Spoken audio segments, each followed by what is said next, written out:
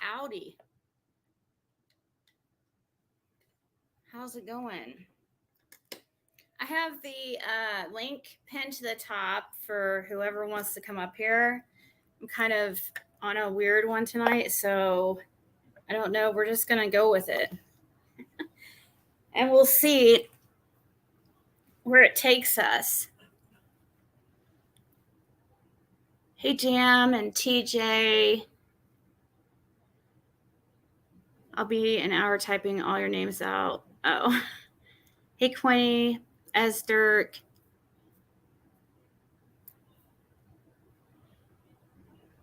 You know how to go on panels now. Awesome. Perfect timing.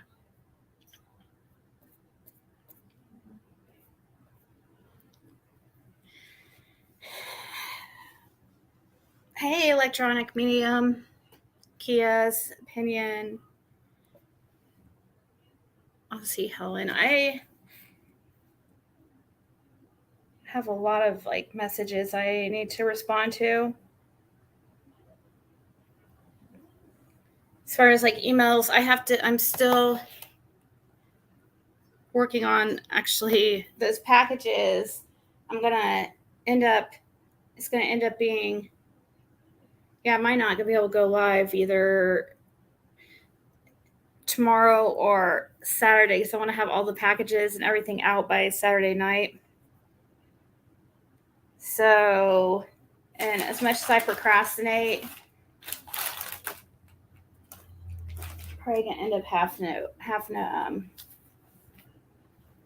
take one night completely off from just anything else besides getting packages ready.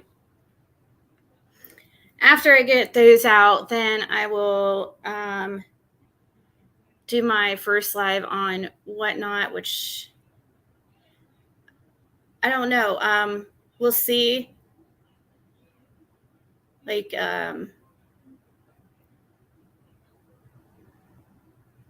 It just depends what days. I don't know when I'm gonna hang out with my little boy toy again. So we'll work around that.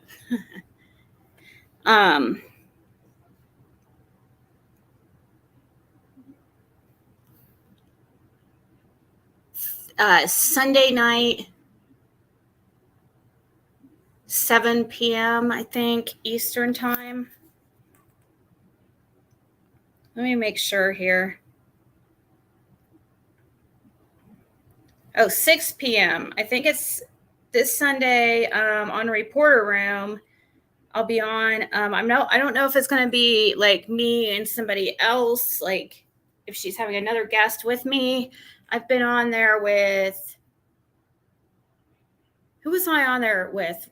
I mean, I know I was on there with Justin one time, and it was I think that was my very first time on that channel. Then the next time, I believe I was on with Benny, right? But usually it's only an hour long, so she really tries to sit right at an hour or so.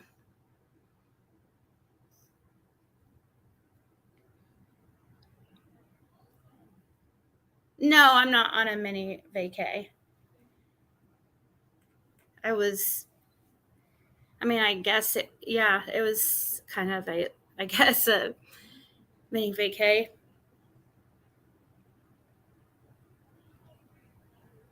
But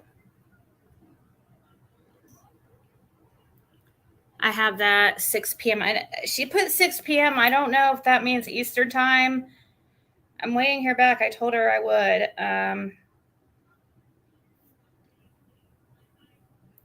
So Sunday, look for me there, I guess.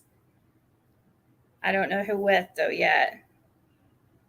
Here, let me ask her.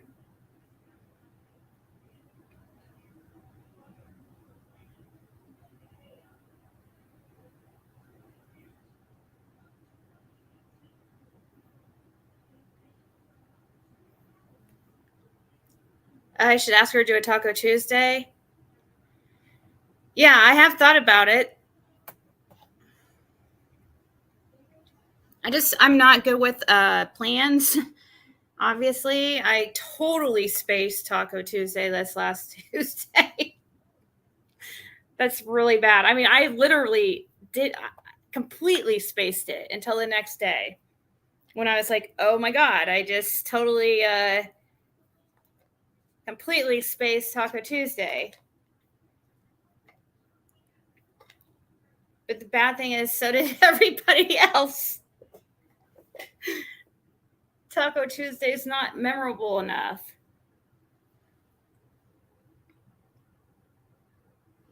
Hey, certified Tanya. There's Georgette. So the link is pinned to the top. I'm kind of like feeling a little bit of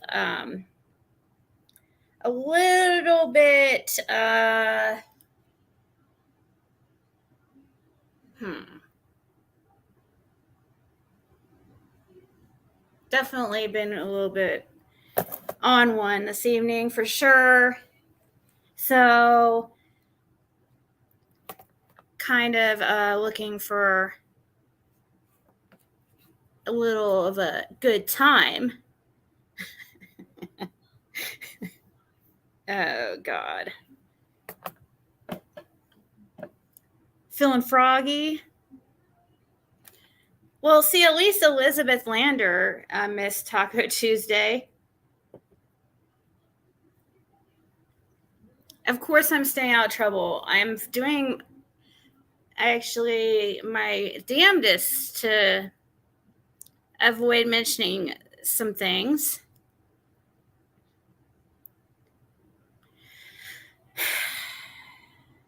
Because, you know, people test your limits and then they do it because they know, like, that I'll eventually respond.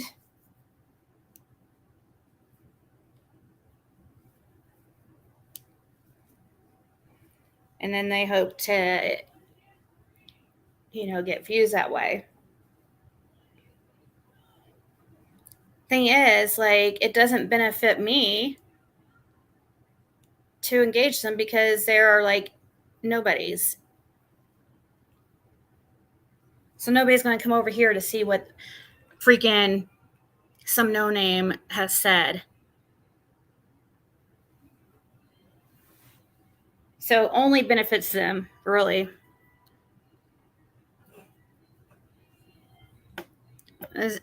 Yeah. Anyways.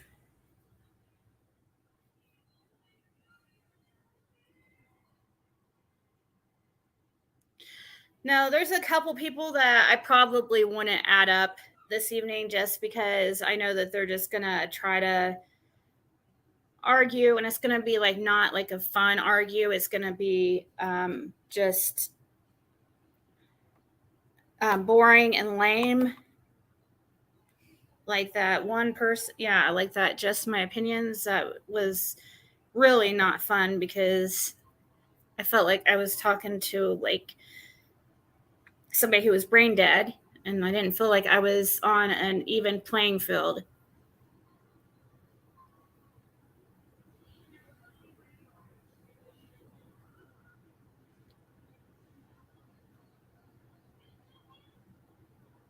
You're on one detail.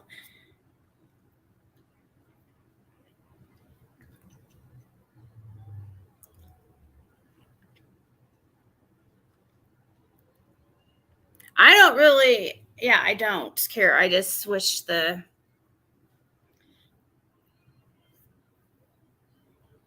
just makes me like a thing is I honestly forget about them. And then they'll do something, you know, really to try to get my attention.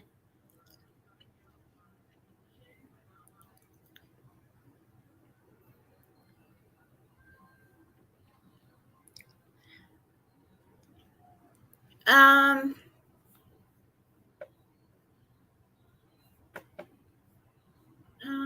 oh shit.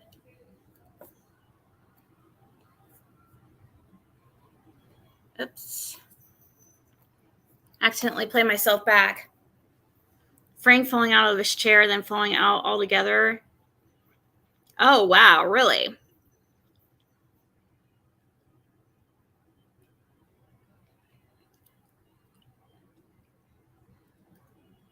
To the lake in the local park and pick up a fight with a goose just for the LOLs.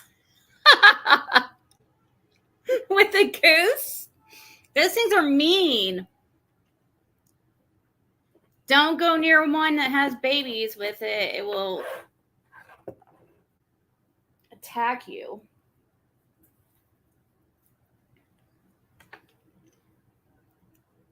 Hey, Julie.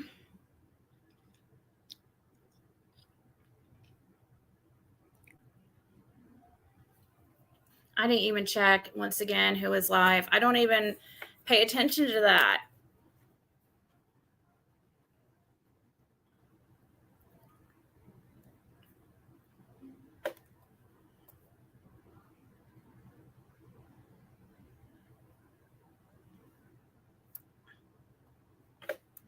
Let's see.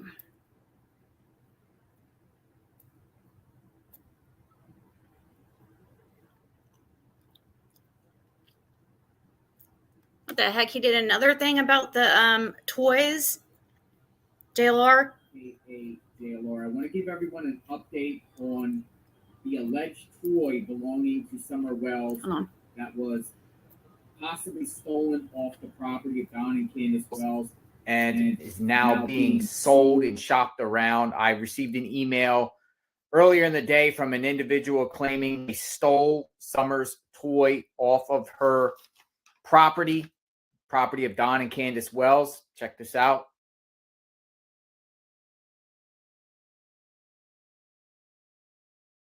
So a concerned citizen sent me a picture, a photograph of that same toy with Summer next to that toy. Check this out.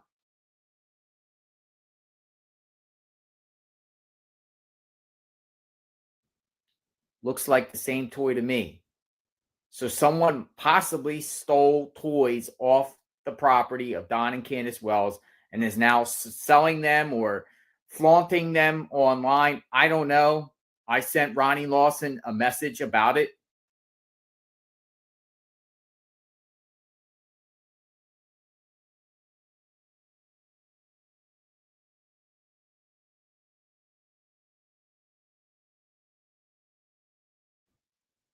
That's sad. I mean, I don't support anyone stealing property off.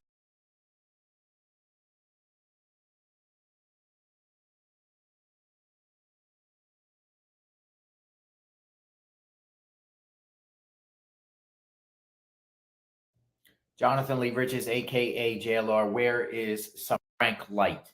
We've heard a lot about Frank Light. I want to share some new information about Frank Light, who is in total violation of Facebook policies and procedure. Frank Light, check this out. Put Frank Light, Rogersville, Tennessee in the Google search, and he comes up. He is a registered sex offender. He was indicted back in 2016 for sexual exploitation of a minor. He was convicted. He is now a registered sex offender living on the next street over from Don and Candace Wells. He's a registered sex offender. I'm going to show you Facebook's policy regarding sex offenders. Take a look. Convicted sex offenders are prohibited from using Facebook. Facebook has a help center which shows you how to use Facebook. And yes, Frank Light is on Facebook. And here is Frank Light's Facebook profile. In total violation of Facebook's policies, convicted sex offenders are not allowed to use Facebook. Here he is. Scroll down his profile. He hasn't posted anything since 2018.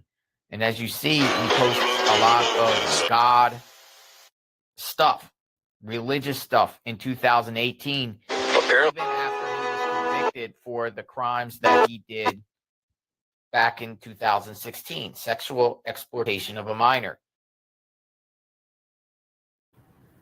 Yeah, well, there's a lot of people besides that I can think of off the top of my head, like probably even just related to the Summer Wells case, that are on Facebook that it shouldn't be, just because of their SO status. And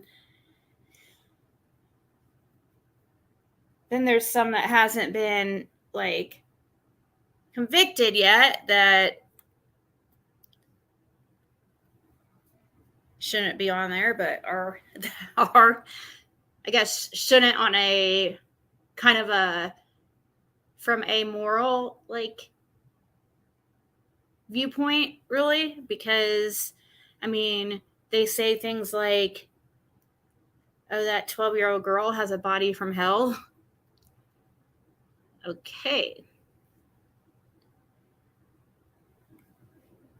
And they say it and they think it's normal too.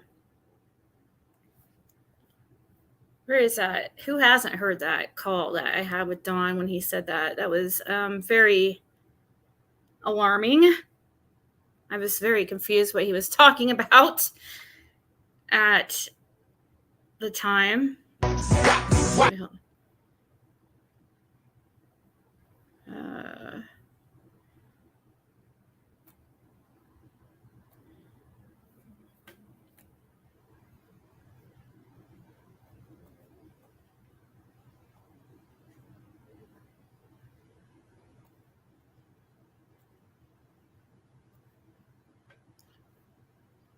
Trying to pull up that video I had with just Dawn. Here. I know, that's a funny song. The mental health social worker for over 3 decades. Another lady fell out too.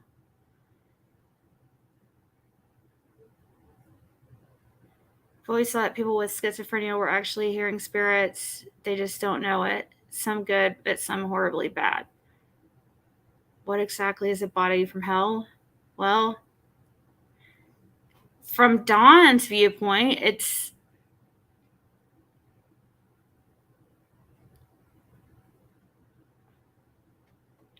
I knew what he meant from that. I knew he meant it in like a sexual way.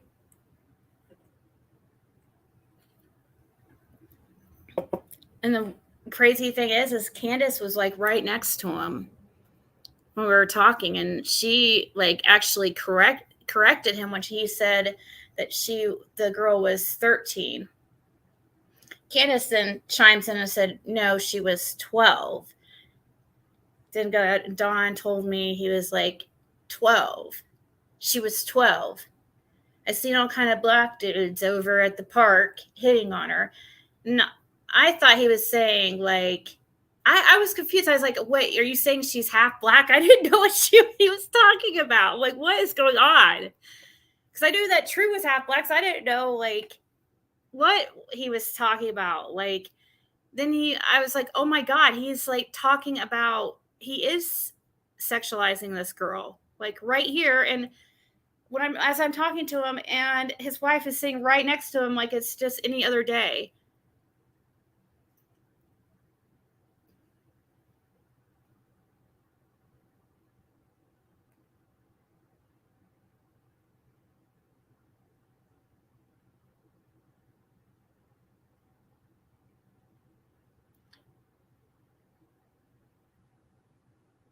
Yeah, that she would attract male attention.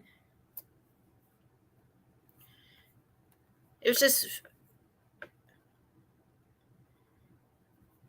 yeah, that's somebody who probably should not have an account on Facebook or any social media, because it's just like normal everyday life over on Ben Hill Road. Oh, here's the call right here. Found it. 1 second.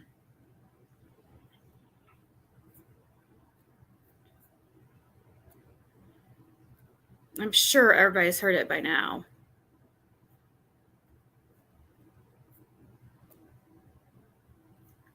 This was... I was in this house, so I think this was... Yeah, this was December. So this is probably like... This is right before his crack binge. He probably was on crack here too, but...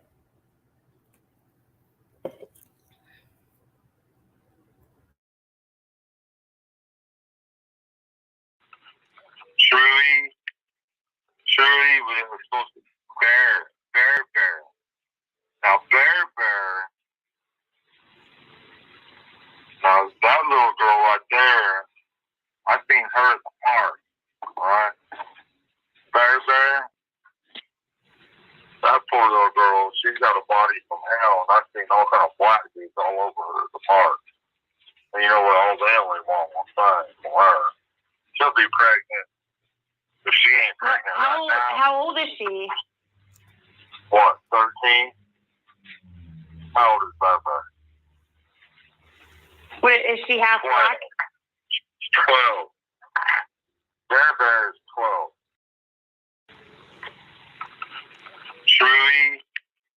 Shirley was supposed to bear. Now, bear. Now, that little girl right there, I seen her at the park, alright? Bear. That poor little girl, she's got a body from hell, and I've seen all kind of black dudes all over her at the park. And you know what? All they only want one thing from her. She'll be pregnant. If she ain't pregnant How old is she? What, 13? How old is Bear? What, is she half black? 12. Bear is 12.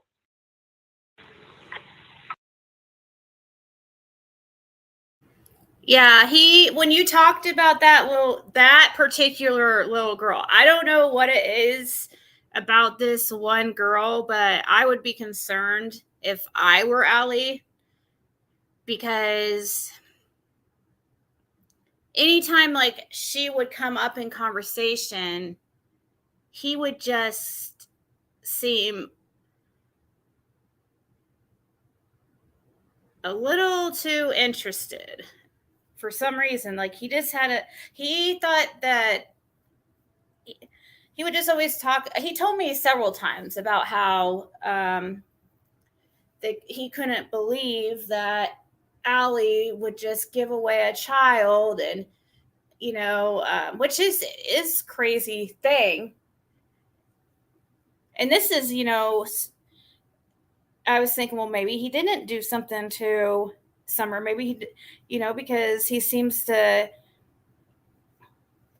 be so worried about this little girl that was supposedly given over to a state agency or something. I think she had behavioral issues. I don't know exactly what the real story is, but he would always tell me the story. That was not the first time that he had told me about this little girl of Allie's who he just thought was so beautiful. Like he always talked about her being beautiful. That's one of the words that he would use to describe her.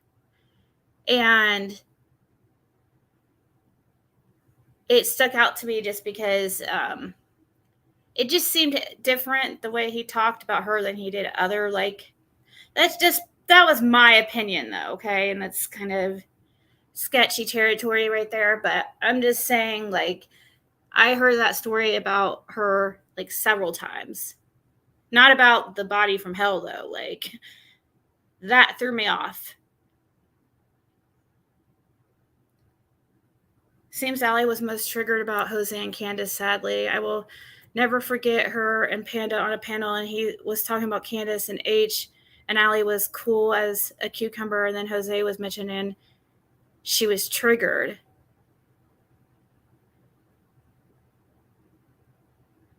Yeah. Which, do you know where that's at, Lana? Like a link in about when in the video, because I would like to play that. Oh, we're just currently talking about when Dawn said in that phone call with me that Allie's daughter, who goes by Bear, has a body from hell. And she was 12 years old, and she definitely looks 12 years old. She definitely looks like a kid. And a young one at that.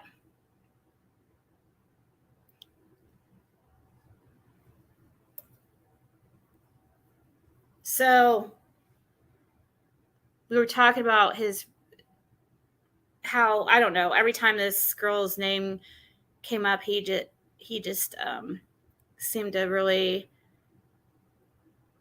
like her. True H and Bear. Is that all there is? This is 3? Because I always see other little girls and kids around, but in those pictures, but I just don't know who is who. Thank you, Ziggy. That was twisted when he said that. It gave me bad vibes, right? Oh, was he finally able to be laid to rest? Glitter on Horses. Have you ever talked to Penny about True and Bear staying at Leslie's? No, I tried to get Penny to come up on panel, but she's like, guys, I know how it is. Like, I understand, but she just gets anxiety sometimes.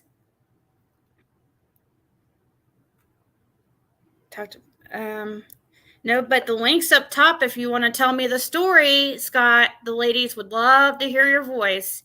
I'm sure.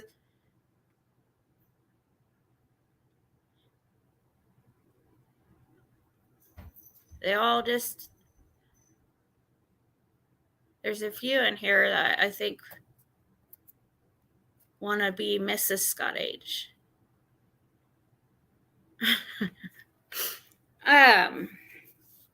Andrew mentioned Ollie has a daughter with the same age as Summer, and she was in... Andrew mentioned Ollie has a daughter the same age as Summer, and she said she was in...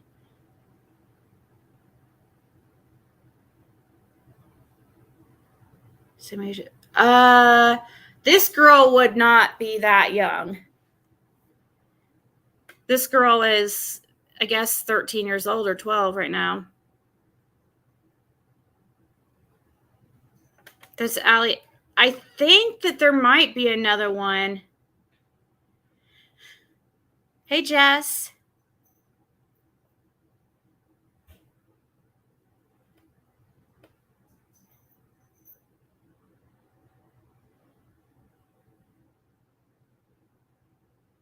Electronic medium. No dating stories on him, and obituaries were expensive, and he passed very far away from family. I'm friends with a family member on Facebook. I donated a while back. She was Summer's age when Allie gave her up. Yeah, that's true. That is true.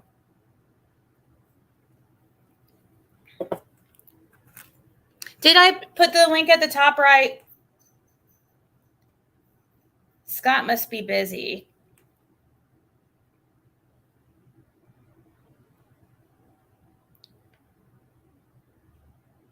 Let's see here. Let me pull up my chat. Okay, yeah, it's...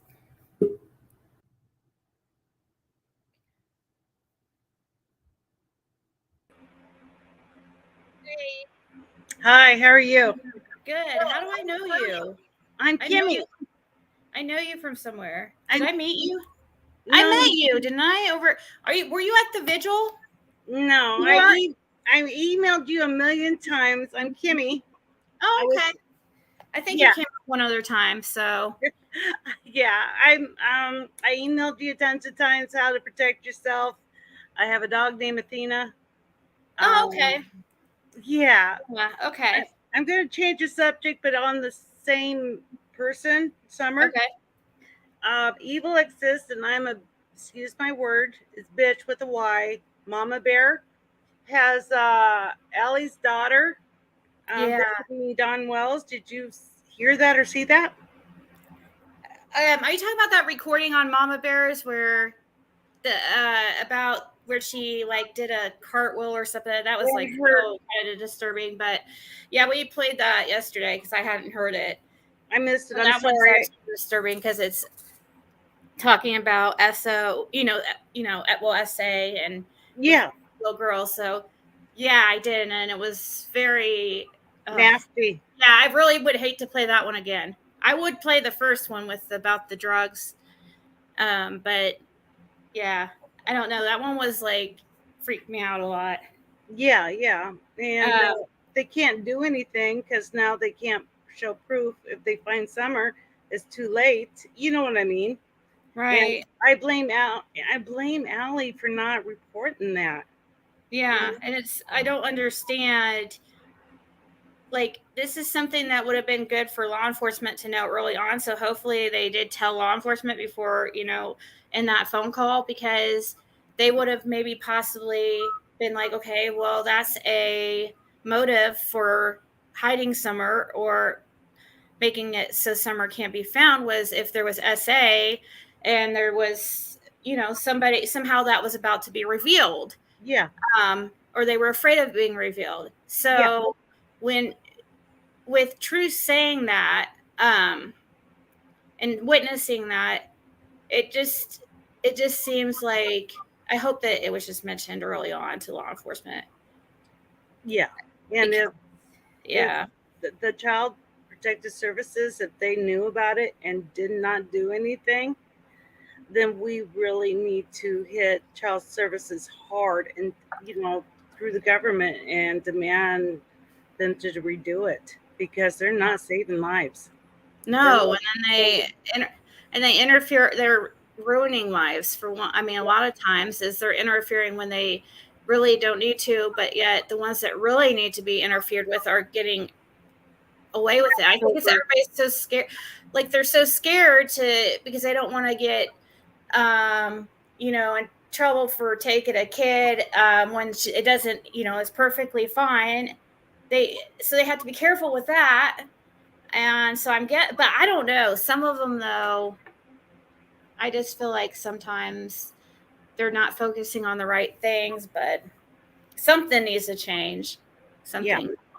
Yeah, we need to start writing our government and demanding change and all that. But I pray they find Summer soon and bring her home. But that's all I want to say. I missed yesterday. I got you live. I was laying there watching you, and the next thing I know, I fell asleep and I woke up the next morning. So I'm sorry. Oh no, you're good. Hey, sometimes we can be on here for, I mean, I've been on here.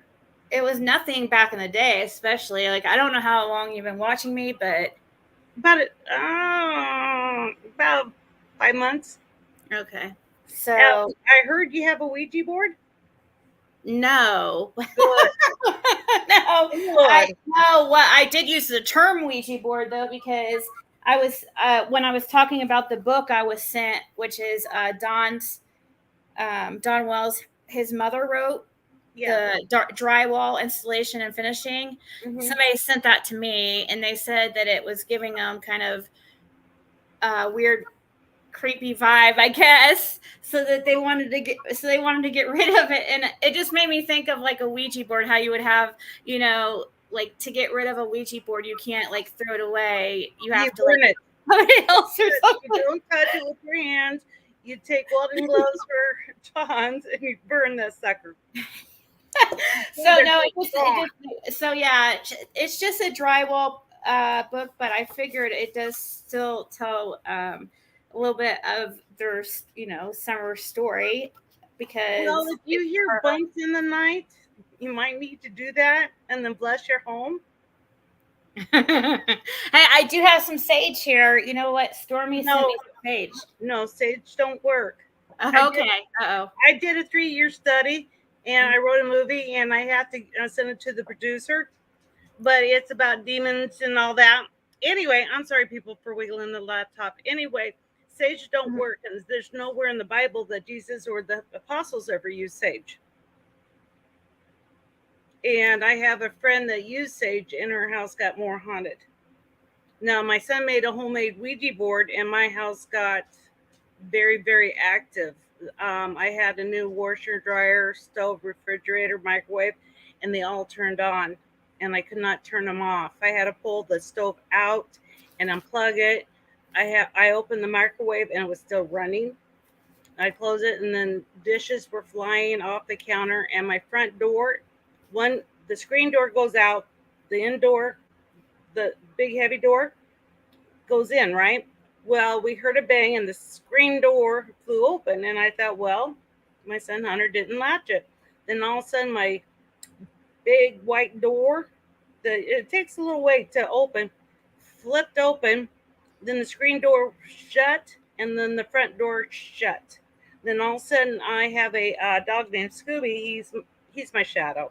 He's part pit, chow, and German Shepherd. And he got between me and whatever it was, and his hair, his fur his skin just rolled down his back, and then all of a sudden his fur sticked up, and he was teeth growling at something we cannot see, and it moved to the kitchen and stayed there. I used to be into all that stuff, but I don't like mess around with it anymore because it freaks me out. Because I don't mess with it anymore. But I used to do stuff. I used to have all kinds of like equipment and I burned it. I burned the homemade keyboard. I cleansed my house with holy water, prayed over water. It wasn't holy, but it was prayed over water, and anointed oil. And I was walking through the house, spraying the water and saying prayers. You know what I mean? And so far, nothing. But it did some damage to my house, and I'm only down to 2 plates now in the bowls. And oh my gosh, it broke a lot of stuff. But that sounds dangerous. Was it dangerous? What the heck? It was tossing stuff off the counter, right and left. Oh my God! But like, if something could actually move stuff like that, I don't know. It just really freaked me out. Jesus Christ said, "Do not fear. They feed on fear." Yeah, that's true. And so I started rebuking it, and then I got the water and the anointed oil, and I started doing research and all the stuff. You know what I mean? Mm-hmm. And I went through the house. So it's been quiet, knock on wood, since then. But my son, I think he learned a lesson not to make Ouija boards anymore. Yeah. But anyway, I just wanted to see if you heard about summer and the news thing they're saying. But yeah, I did. I did hear about that, and it was very disturbing. So, all right, I'll pop down to chat. All right, thank you so much for coming up here. Bye. Bye. I appreciated her coming up because that broke the ice. Maybe some other people might want to like join her and come up. We were going to do a little bit of old Ziggy Springer show, but not like no screaming today. Like, can't do the screaming. Please. Saying something when they know they are noticed, they kick up a notch. I grew up in a haunted house. Used to sleep under a duvet as a kid. Wow. Do you have to get boosted out to get a serious? You are not too shy for panels. Is that a joke? No, we're not doing a seance. I don't like talking about that stuff too much. It kind of like, I don't know. I have talked about it on this channel. But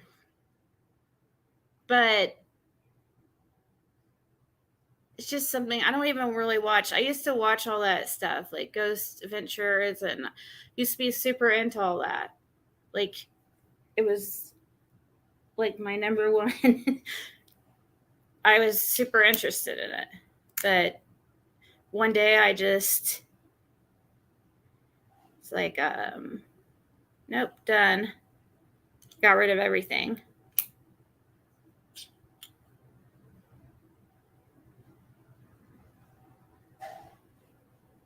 Fine sucker.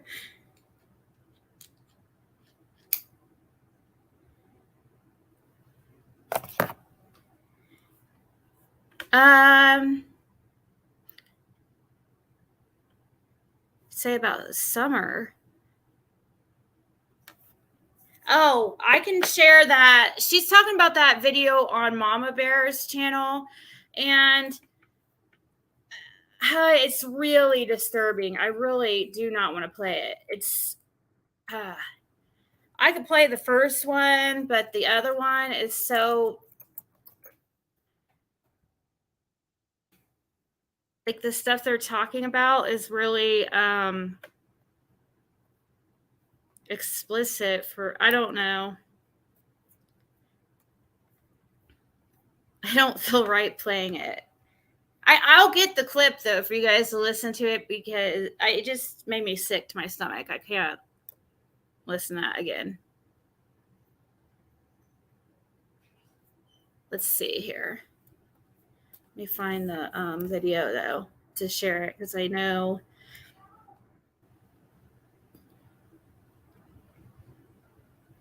we did watch it once, but let's see. I'm trying to find the channel, because when I typed in the channel name, it didn't show.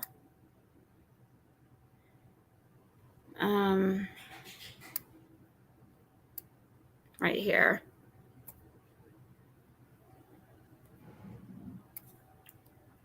So this is the video that she was talking about, and it talks about basically something that True witnessed with Summer when she was like over at Donna Candace's, I guess. And after she noticed that, she asked, Summer, hey, do you want to stay at my house tonight or whatever, I guess. And they tried to figure out if something was going on, like with Summer, as far as, things happening to her.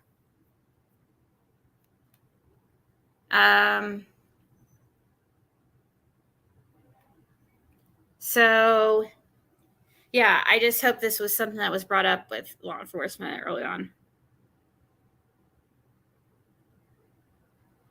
Yeah, why did she do laundry? And that's the laundry thing, that didn't happen. She's saying that to make it seem normal that laundry was not of a freaking priority for her. I'd actually probably be more willing to bet that she never did laundry. I mean, that it was probably something that just rarely happened. I don't think laundry was ever on her list of to-dos. Okay. It's just odd that the day Summer goes missing, laundry. 2 things that we know that bitch never did. 3 things come up that we know she's never done in her life. Plant flowers, go for a walk or /run,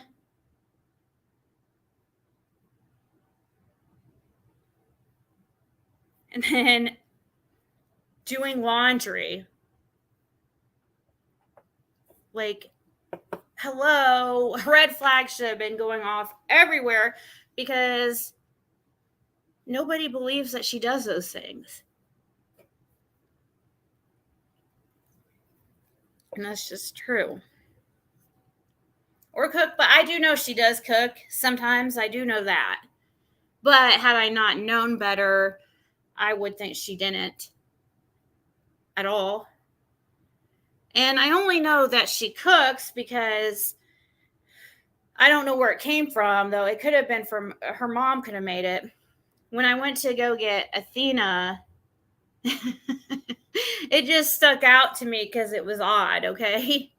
You would think like chili is something that you don't really give a dog because like they're gassy, and you would think like something like chili would make them have diarrhea, and you don't give it to them.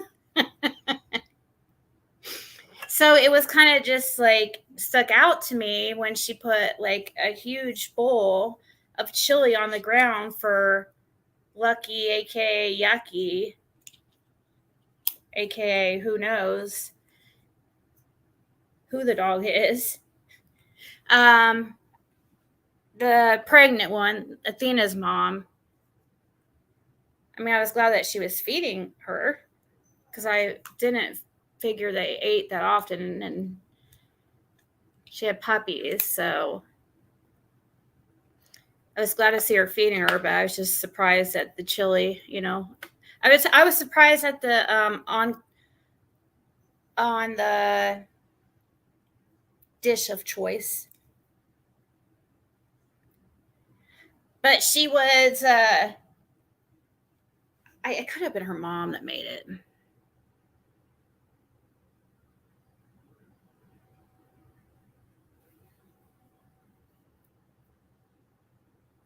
Yeah, that's why she was trying to get rid of evidence. I'm saying, like, if she did laundry, it was probably, you know, I'm seriously, I bet she didn't do laundry over once a month. Like,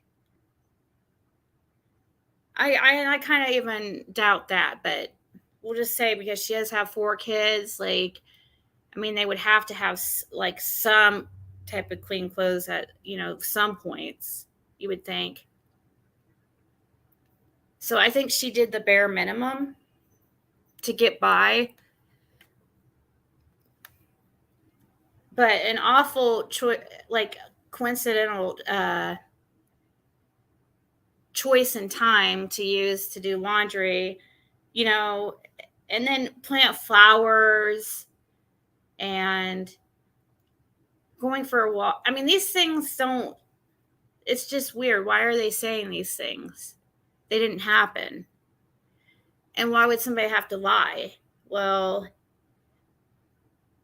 you would think the only thing I can think of out of two reasons of, like, I feel like they're a compulsive liar. They would have to be either a compulsive liar who lies about everything, just to lies to lie, you know, lies to lie, or either that, or they are hiding something. It has to be one of those two. Like, is this the normal for these parents to just lie to lie? Like, is that kind of their baseline? Kind of like how we hear about on behavior panels, you know, them looking at their baseline of how they talk and their movements and stuff. But is this something that's, you know, lying is just, I know you guys have met one of those before. They just like lie because that's just the normal for them. And so it comes naturally. Well, I would say it'd have to be that, or that they're covering something. Look what Candace did to Mary. Yeah. I mean, that's true, but that's not like a normal, that wouldn't be good to use for like a baseline. But we'd have to get that information off of somebody that is like kind of a neutral party who has known Candace and Dawn in the past, but yet will be honest about what, you know, how they are, but and not be biased. So we can know if it's that like normal for them just to lie. Or I don't know. Sorry, I'm thinking way too deep into it. That's how I always do, though. Like, I have to. It's like a puzzle I have to solve in my head. And I always have to talk it out, too.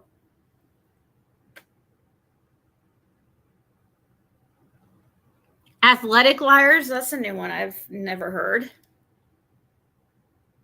The link is pinned to the top. If the mods don't mind like sharing it every once in a while so people remember, because sometimes I haven't been doing very many open panels lately, so people aren't really used to it. But it was something we used to do all the time here. It was fun, but it definitely takes its toll after a while. Oh, Candace for sure needs something. Is grandma mentally challenged also? When you say also, what do you mean? Are you saying that we don't know if any of them are mentally challenged for sure? We wouldn't be, we don't have any type of proof of that. We can only go by speculations.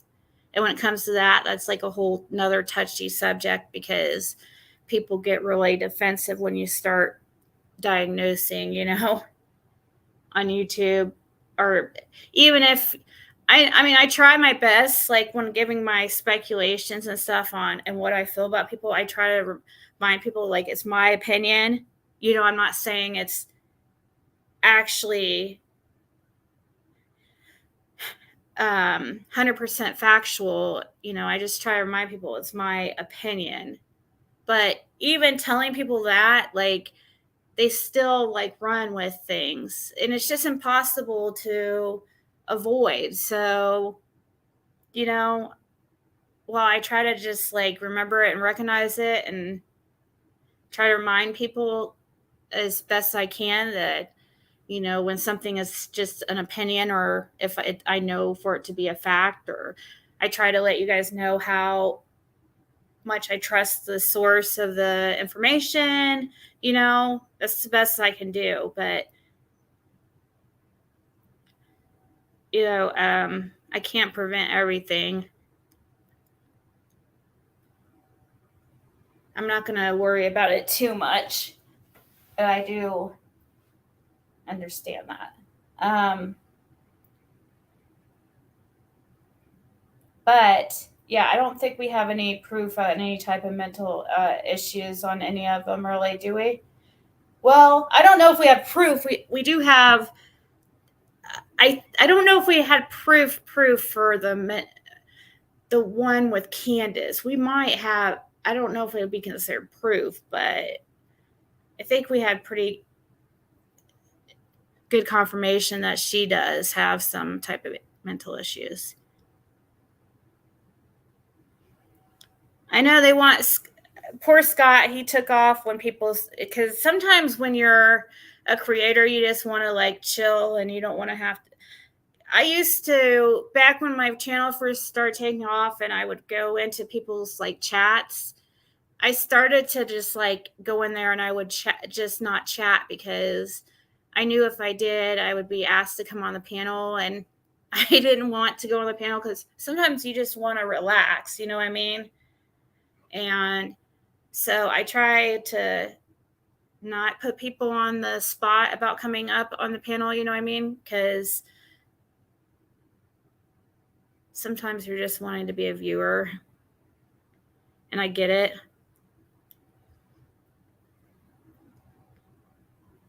You're good. Mama T, I just saw your email about the payment. That's totally fine. It was you're totally good. Appreciate it.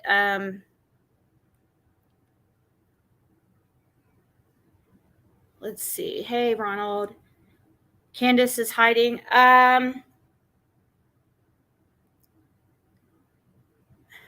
That would also, I don't know for a fact, but I have heard rumors, of course. And I have like people that are really, I've talked to people who are really close to Grandis, or I try not to call her Grandis because I know it is kind of disrespectful. She is my elder. I feel kind of bad, so but that's how everybody recognizes her, by calling her Grandis, because her name's Candace, and so is Candace Wells. So there's Candace Hare, Candace Wells. Just so many similar names. Confusing. So people gave her the name Grandis. But I talked to somebody who is really close to Grandis, and where she believes Candace is, but I don't know for a fact. I mean, at first I was hearing that she was staying with Ernie's girlfriend in Georgia or something.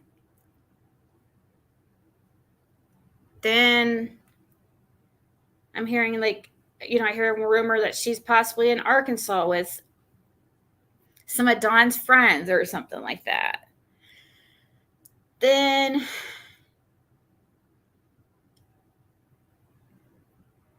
what was some others? We saw her leave with some boat. Oh, did she just put up a 10-monther? Did I miss it? Hold on, I'm scrolling back.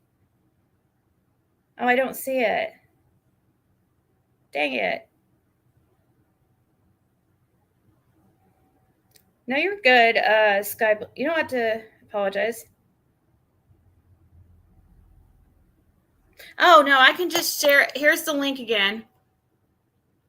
Yeah, I don't want to play it again. It's really, okay, we'll listen to it here. We'll put a trigger warning on it.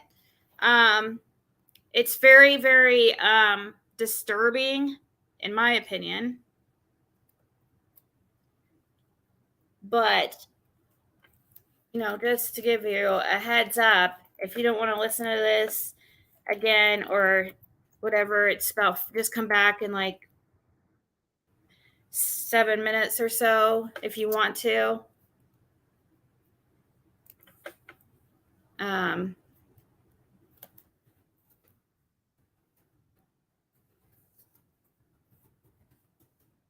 Let's see, how can I put this? Very, very disturbing subject matter. So just in advance, know that this is disturbing, and it has to do with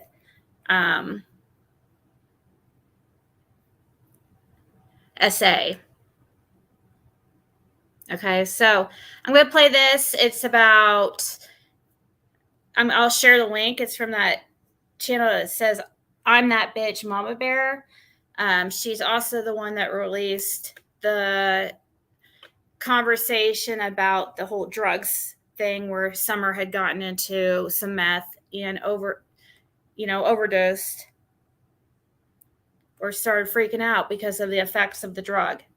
It's probably one of the worst drugs that, it would be scary for a child for sure. And then I guess they were acting like it was funny. All right, let's listen to this. Allison. Honestly, it was a lie that day that they brought H home. I mean, did you see her? Did she look like it? You can call him Hunter. I don't even know why. I can't honestly say because them pictures don't look like it. It looks nothing like she does in them pictures, that True just showed us. That's why I'm asking. I remember that picture that they showed of that day that she was supposedly there, in that truck or whatever they were in. her mama's truck. Yeah, and I mean, Summer had no life to her then. There was no the glow. You know what I mean? The glow. I want to know why Grandis was allowed to leave state after her granddaughter went missing. Exactly. I mean, come on. I don't even know anyone personally who's had somebody missing in their family. They got 2 fucking people. Yeah. Females at that. It's not like it's a male and a male and a female. It's two females.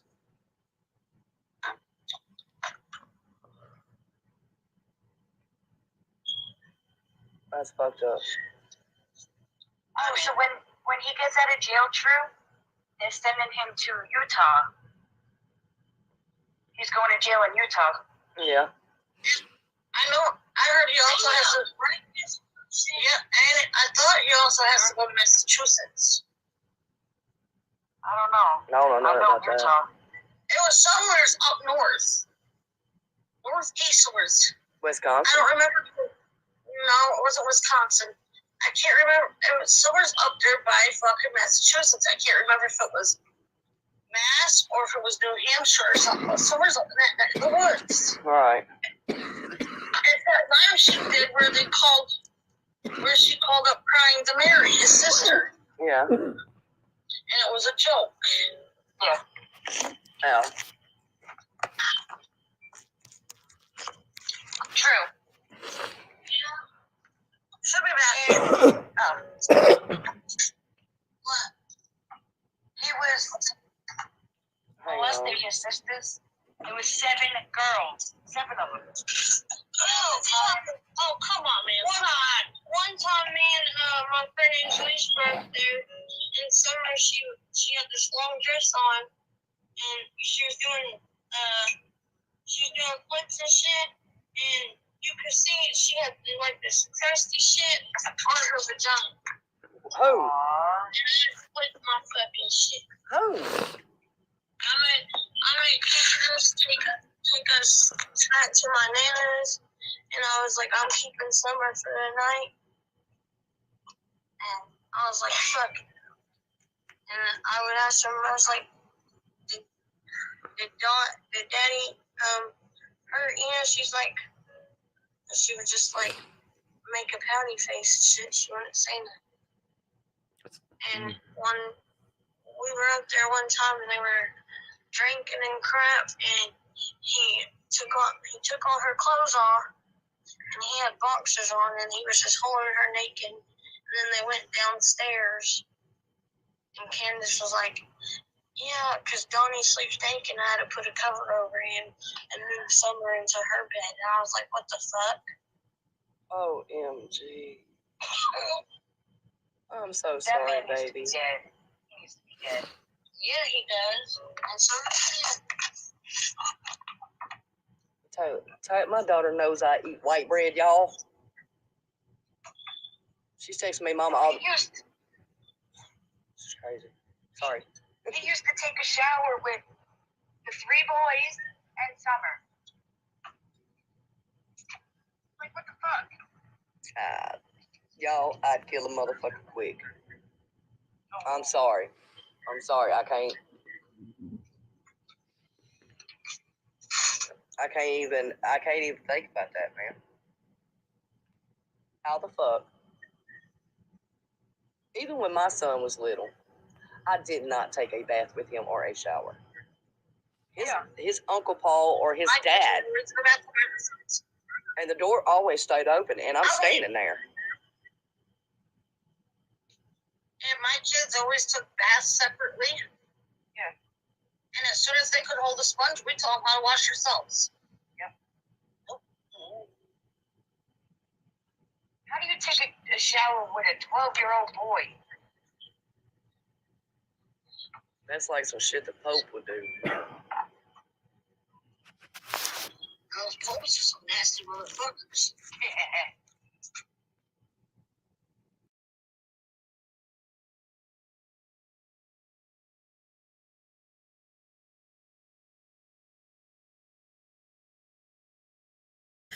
So you see why I found it like, I wanted to hear it for the one time, of course, but I just didn't want to keep hearing that.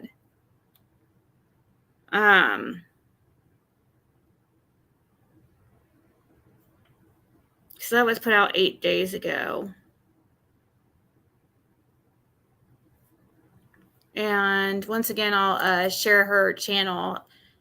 Probably one that, you might want to sub up to.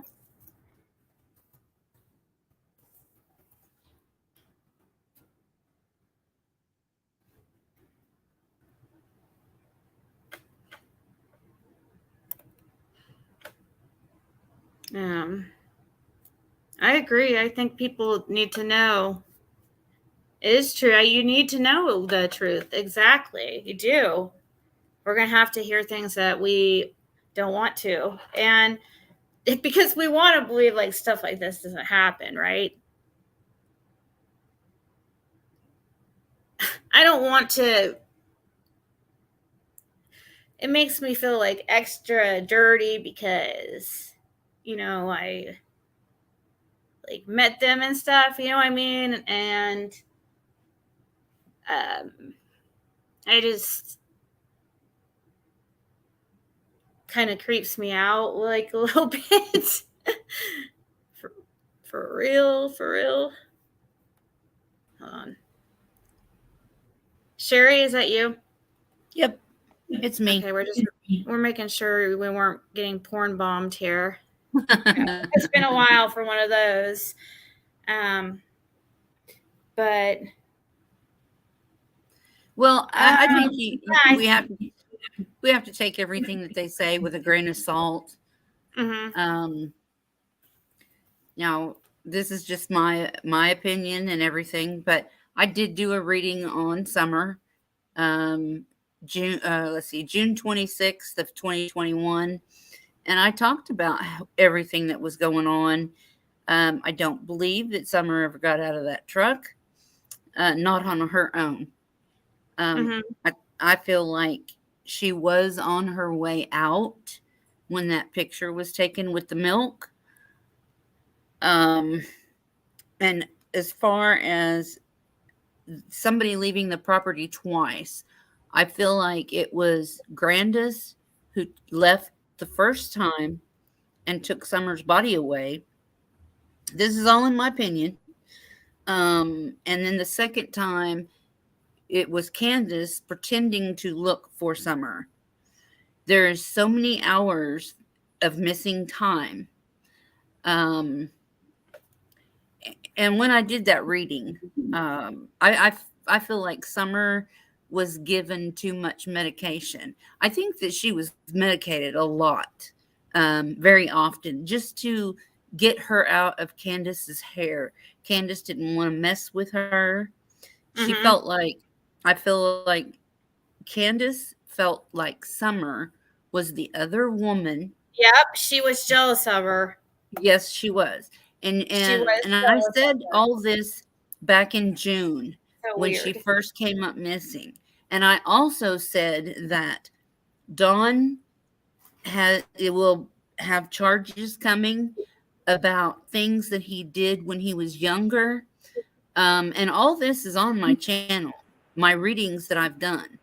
And how I knew these things before they even came out in the news or anything like that, I don't know.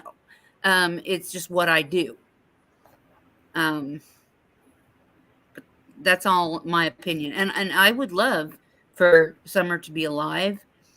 It's just that that's not how I'm seeing it. I feel like Grandis took her away in the beginning because they knew that they would be looking for her close to the home. But I feel like she was brought back to the property.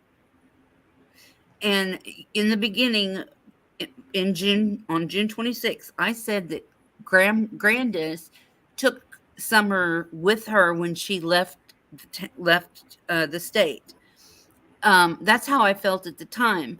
But then I've went back and I've talked to Summer, and she says she's right there on the property. She can see the house from where she is. So take it with a grain of salt. Believe it or not, that's just what I do. Yeah. Well, we know Grandis was faking because have you ever seen Grandis with a knee brace on? I haven't. No, I haven't either. And everything that they've said is a bunch of bullshit. Yeah. Yeah, Grandis just went to the hospital for pills to sell, in my opinion. Well, And I believe that she went to the doctor, and this was said that she went to the doctor because Candace wanted her to. That's because Candace wanted the drugs, right? Yeah. She wanted the pain pills. And when she did the first interview, that was the first time that I ever looked at anything relating to Summer. And then I didn't look at anything else because I wanted to go off of what my guides were telling me. Well, if you look at Summer on the milk jugs, and this is my opinion of a nurse for 19, 20 years, her earlobe is against the milk is black. Right. And her nail beds are blue. Well, I didn't see that her nail beds were blue because that's the first thing I look at. I have seen people die. You know, I mean, I know what to look for. And your nails start out and they get white and it moves up your hand, up your arm, and it does the same thing with your legs as you die. Now, Summer was alive, but she was on her way out. And I want to know where the Sonic cup is. I don't see a Sonic cup. No. I don't see evidence that she even drank a blue or purple drink. No, it's not around her mouth. It would have been on her lips. It would have been on her chin. It would have been on her clothing. Yeah. She's 5 years old. She would have made a mess. There's no evidence of a Sonic cup. Yeah. You've been to but Tennessee. I feel like sorry, Sherry. she was I feel like she was over medicated. Yeah. For sure. Ziggy, you've been to Tennessee a year later. Yeah. Can you imagine sitting in a truck with the windows down for a half an hour to an hour in that pantsuit? Oh, you mean with the windows like up? No, remember Candace and Grandis went to the grocery store? Yeah. Hunter and Summer alone in the truck? Yeah, it's going to be hot as hell in here. You've been to Tennessee. You know the heat. There is no way in that pantsuit a little kid. Yeah, it doesn't make sense. Why would she do that? She went to sleep because of the medication that she was given. This is what I think. And this is just my theory. I feel like once they got home, Candace did not want to wake her up and mess with her. She left her in that damn truck, in my opinion. And several hours later, went out to check. Do you think it's possible, Sherry? What do you get though? What is your feelings, or both you ladies? What's your feelings on Jody Sue's? Like, do you think that Jody Sue possibly was the one that supplied the, drugs? Oh, yeah. Yes. That's why she's kind of like sus. Oh yeah, that's why she's talking out of her behind. That's what I feel like it is. Like, I really truly believe that. I think that she's scared that she gave her drugs that have something to do with what happened to Summer. Yeah, and Sherry, I think so. Sherry, I don't want to debate with you, and I don't want to disagree with you, but when somebody dies, and I worked in a nursing home a lot, it does start with the toes and the feet, and it turns purple as it's modeling up the body. Yeah. And that's how, you know what I mean? And then into the hands, it's the lack of oxygen, it's the lack of the blood flow. Right. And have you ever thought that Don, if he did touch Summer, he's been with prostitutes. He's been with many, many women. Who says he didn't give Summer anything? Well, I don't think that Dawn had anything to do with Summer's death. He could have got her sick, like with STDs, and that's right. And that's the very abscess true. On her tooth, that broken tooth that was abscess. That infection could go into the bloodstream and kill a person. Oh yeah, I know a guy who had an infected tooth and would not go to the doctor because he didn't have insurance. What happened to him was that infection went into his brain and he died. Well, I had an infected tooth, and I'm just disabled because I was a nurse and worked for a very selfish company that would not pay for a Hoyer lift. And I like to Oh, help boy. out and lift people, and she was dead weight at 240, and Oh. I had to within an 8-hour day of me moving her back and forth every 45 minutes to her demand and her way of lifting, I broke my back in 2 places and blew out my knee. And this is why, That's Candace, ridiculous. I feel that don't wear a leg brace, because I blew out my knee. I had to, or my knee, I couldn't. Right. My knee was And we can gone. go back to the water hole. Grandma did not go to the water She hole. could have walked there, and even My to the grocery mom store. My mom has knee problems. She wouldn't have done it. She would have No. sat in the car. But I don't think Grandma was even there. I don't No, I think don't either. I don't think that they were watching her, which is No. normal for them. Right. No, they don't watch her. And if you looked at Summer's pictures, she became looking more thin and sickly before she went missing. Yep. And I'm thinking it's because maybe she had, this is my opinion only. Allegedly, I think she had STDs and an infection in her mouth with that broken tooth, and it was getting into her bloodstream. I had an infected tooth.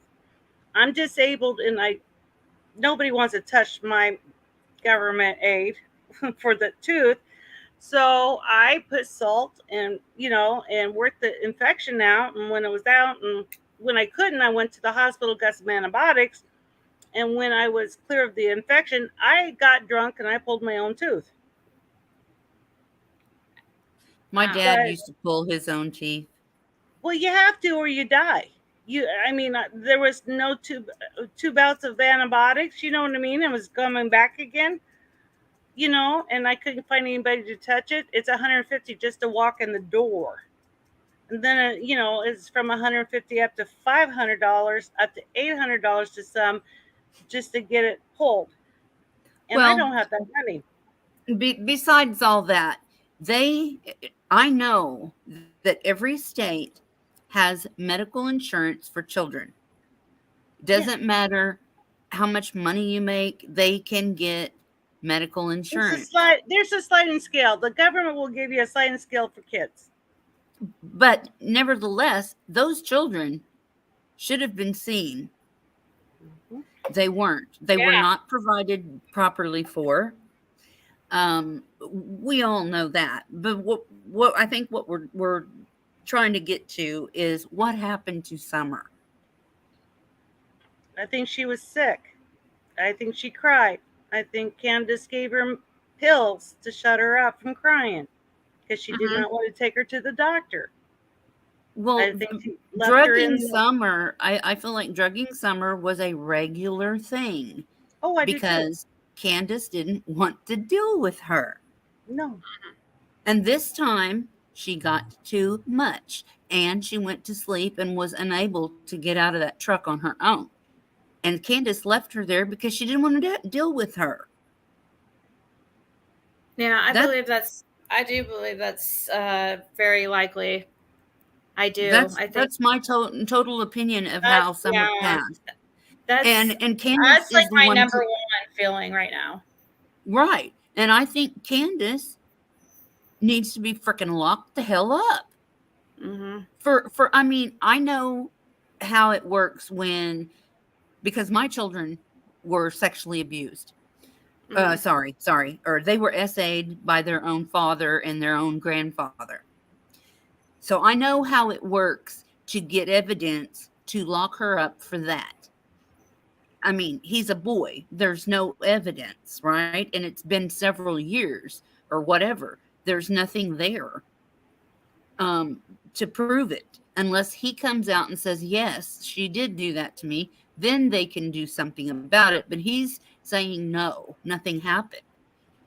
So what do? They can't do anything without evidence. Well, there's that picture. I want to say people mentioned that picture of her at the dentist. That that's mentioned a lot. Like, I see people using that as a way to say, "Oh, she did go to the doctor. She did have dentist." You know, She was but actually, if forced to people do know that. the story behind those pictures, huh? She was forced to do that. Right. Forced She to was take forced Summer. to do that. That's why they're at the dentist and stuff, those in those pictures, because she was being forced to by CPS. That's Right. that's from pretty good source, but you know, it obviously we don't know for fact, you know, so I'm telling you, I trust the person who told me that though. And it seems very plausible to me because just, I mean, look at their living conditions. I don't think that medical care was really top priority. No. No, it And wasn't. Her drinking and her drugs were her main priority in life. yeah. And especially in that time, something was happening. Like, I feel like with it, the last year or two, Summer's life, I do notice that He was like being it seems like groomed. a decline. Just like, yeah, in the pictures and stuff, things just look something, you know, I don't know. I know that's kind of a little She bit looked conspiracy theory, but sad. She looked unhealthy. She looked sad. And when you see her pictures, she always had her hands by her private area. Right, because it was hurting. And see, I, as a parent that's been through this, now I see the signs. But at the time it was happening to my children, what would you, how would you look at your husband and think he would do that to his own children? You know what? mm-hmm. I had a friend at work, and she caught her husband cheating with an adult woman. And she super glued his to his belly. Oh, I think you told this story before. I I've woke heard up my this. husband, Father's Day, I woke up my husband with a loaded weapon Oh my God. on his forehead. What is going on right now? No, Yeah. you didn't. No, you didn't. It was not pretty. But oh, is that because of SA? That was because of SA, wasn't it? yes. Okay, that's okay. And I can told him, understand I that. said, Okay, I get thought it was your other cheating. effing, I'm like, whoa, I said, let's. get your effing But in that butt case, I can up understand. and go get on the couch. And he got on the couch and I faced him with it. And I called the police and I had the gun pointed at him the whole time.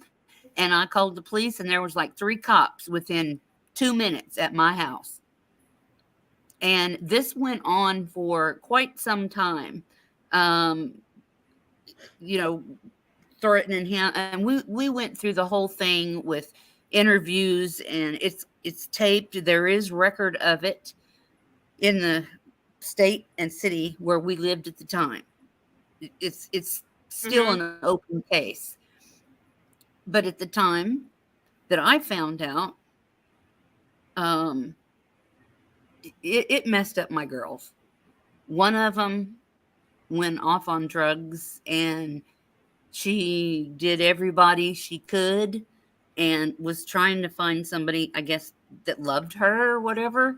And then I had the other daughter stayed in her room and thought she was fat and ugly and nobody would ever love her. And she got where she was cutting herself. And I told her, I said, you cut yourself one more time, I'm taking you to the hospital and I'm leaving you there. Well, I ended up having to do that and it killed me. But she told me years later that was the best thing that I could have done for her. It was. My oldest daughter is still having issues. Wow. No, I divorced my husband. I had back surgery and I could barely walk. And I had cancer surgery. And I had so many surgeries, I had to figure out which one. You know, I'm sorry. I had my ovaries. I had cancer in my ovaries. And I heard my son screaming. He was 8, and my husband was choking him. Oh my gosh. And God gave me the strength. I pulled him because I had back surgery and I was very, I'm very weak. I can't lift more than 5 pounds. I pulled him off of my son and kicked his ass out, right? I don't put up with that shit. Anyway, a friend came over and was getting on his computer and found out he was texting some 12-year-olds and 13-year-olds about sex, and sound like he met one when he was military. Met one in Florida when he was out in Florida. And so I started the divorce, you know what I mean? And I called CPS and they told me I'm an angry going to be ex-wife. I called the cops and I heard the same thing. I'm going to be I'm just an angry ex-wife, going to be ex-wife. Oh, that you were just trying to get back at him? Is what they were thinking? He broke into my house, stole the computer. I said, I got evidence. And they must have warned him because I had to go to a shower and it was only an hour and I got back because I can't stay out long. You know what I mean? Because I had my back broken and I can't stay up that long. Anyway, my window was broken out and there was a stool in front of my window and my laptop was gone. Cops wouldn't even come out to do a check, receipt, nothing. Saying I was broken in. So, CPS was worthless. The cops was worthless. You know what I mean? Even I told my doctor, and my doctor tried to get him, and I seen on Facebook he was with a woman with 3 little kids. So I told her. And, I said, beware. And she says, well, it must have been you because he hasn't touched my girls yet. What? Oh my gosh. Wow. I said, you've been warned. Is he a narcissist or something? Like, is he like somebody who's able to, wear a mask and himself? Yeah. Like, as some, because I've known those type, like they're able to, I dealt with one for very many years. They're able to like, convince other people that he's a good guy. Yeah. But behind closed door, I got a hole in my bathroom door because we were arguing and he punched the door and I flinched and then he really got mad. How dare I flinched? Don't I trust him? I said, not when your fist is coming at me. Wow. So he's my ex. I've been single or divorced for 15 years, not looking for another one. Yeah. Had my fill. But there's a lot of creeps out there. But I think Summer was sick. And I do believe, in my opinion, that she was sick from her mouth. Oops, sorry. My computer. She was sick from the infection, and then maybe, who knows, the crest might have been a UTI. Because if the man don't clean himself, they can give a woman a UTI. And I know a lady died from a UTI. If not STDs, or maybe both. Yeah, but I don't even like to that whole thing like freaks me out. That what they talked about, and I don't know. It just was gross. I was gonna play this video because I thought it was really good, and somebody was mentioning it earlier. It's on Lip's channel where Lips did say I could play this on my channel, so I talked to her about that, but she kind of like put together parts of my interview with Fred Hill, and then she put her interview with Marlena Crawford, who is a girl that lived with Summer, or lived with Candace in Summer, and obviously up till like a few days before Summer went missing. And her father is Ricky Crawford, who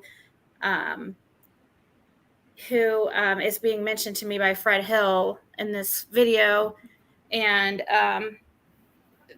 so it's just interesting how Lips put these together. And I wanted to play it real quick, if that's okay. And I just needed a break real quick, too. So it gives me 6 minutes.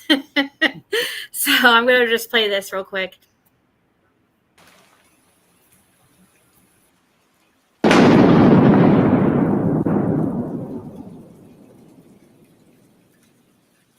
maybe my kids are looking at it like, well, maybe God will bring her back, or I don't know. But statistically speaking, I mean, there's a good chance she's already dead if you look at it statistically. And I hate to think that. I love her with all my heart, but only God, you know, if nothing else, you know, I'll see her in the resurrection. As long as I keep the commandments and I do what I'm supposed to do, I'll see her in the commandments, if that's the case.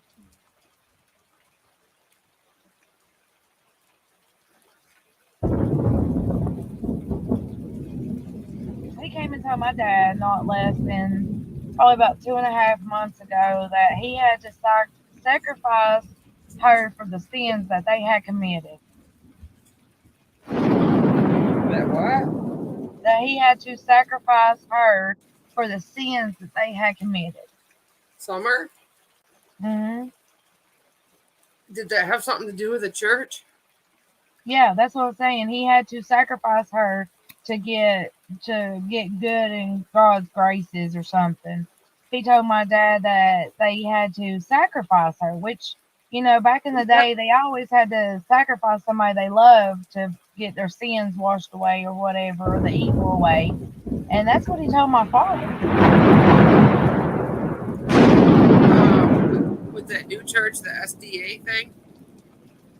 Whatever church they were going to at that time. I think it's that woman, but then again, at Christmas time, I swear to God, I thought I seen Summer. I could still see her, that little girl, to this day. In a cold parking lot, and nobody's ever when they looked for her. Yeah. When they made sacrifice, like, did they have to give her to the church, or did they have to, like?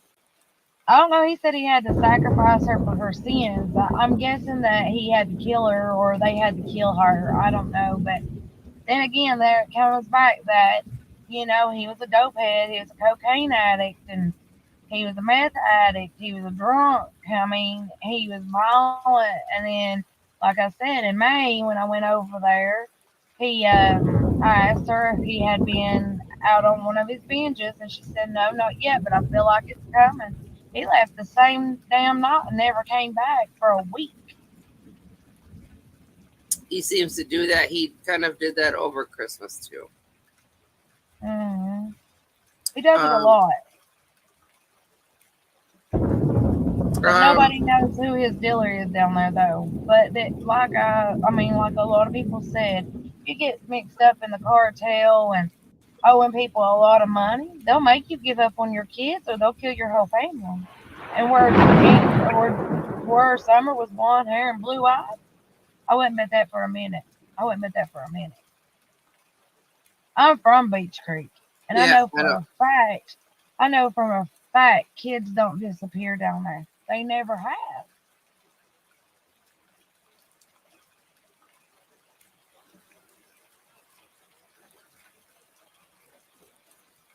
Marlena, her father, Don, supposedly, this is coming from Marlena's father. Marlena's father was telling me that Don had come to him and was talking about they had sacrificed Summer to do away with her sins and stuff. I got another one. But anyway, see, he passed away now. I mean, so nobody can question him about it, you see. When did he pass away? Huh? When did He had a massive heart attack back,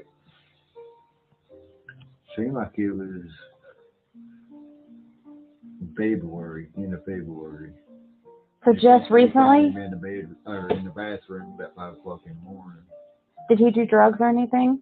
Coke? He used to years ago, but he got in church and stuff and straightened his life out and stuff. He was battling cancer and first one thing and others, but he just went in remission, I reckon, and stuff. He still had a lot of health issues and stuff. What's his name? Rick Crawford was his name. And he told you, like, he was talking about that Donna had come up there. They used to paint and stuff together, work together and stuff. and probably run coke and everything back in the day. Way I was taking.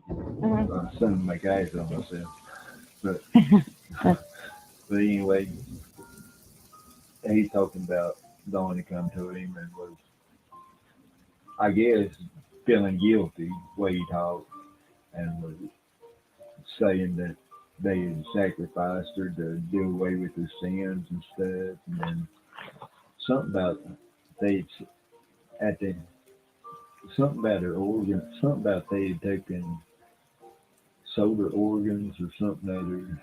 That was how they had the extra money and stuff around down there at the time. Talking about they wish they hadn't done it and stuff now, then and stuff. But that's just what I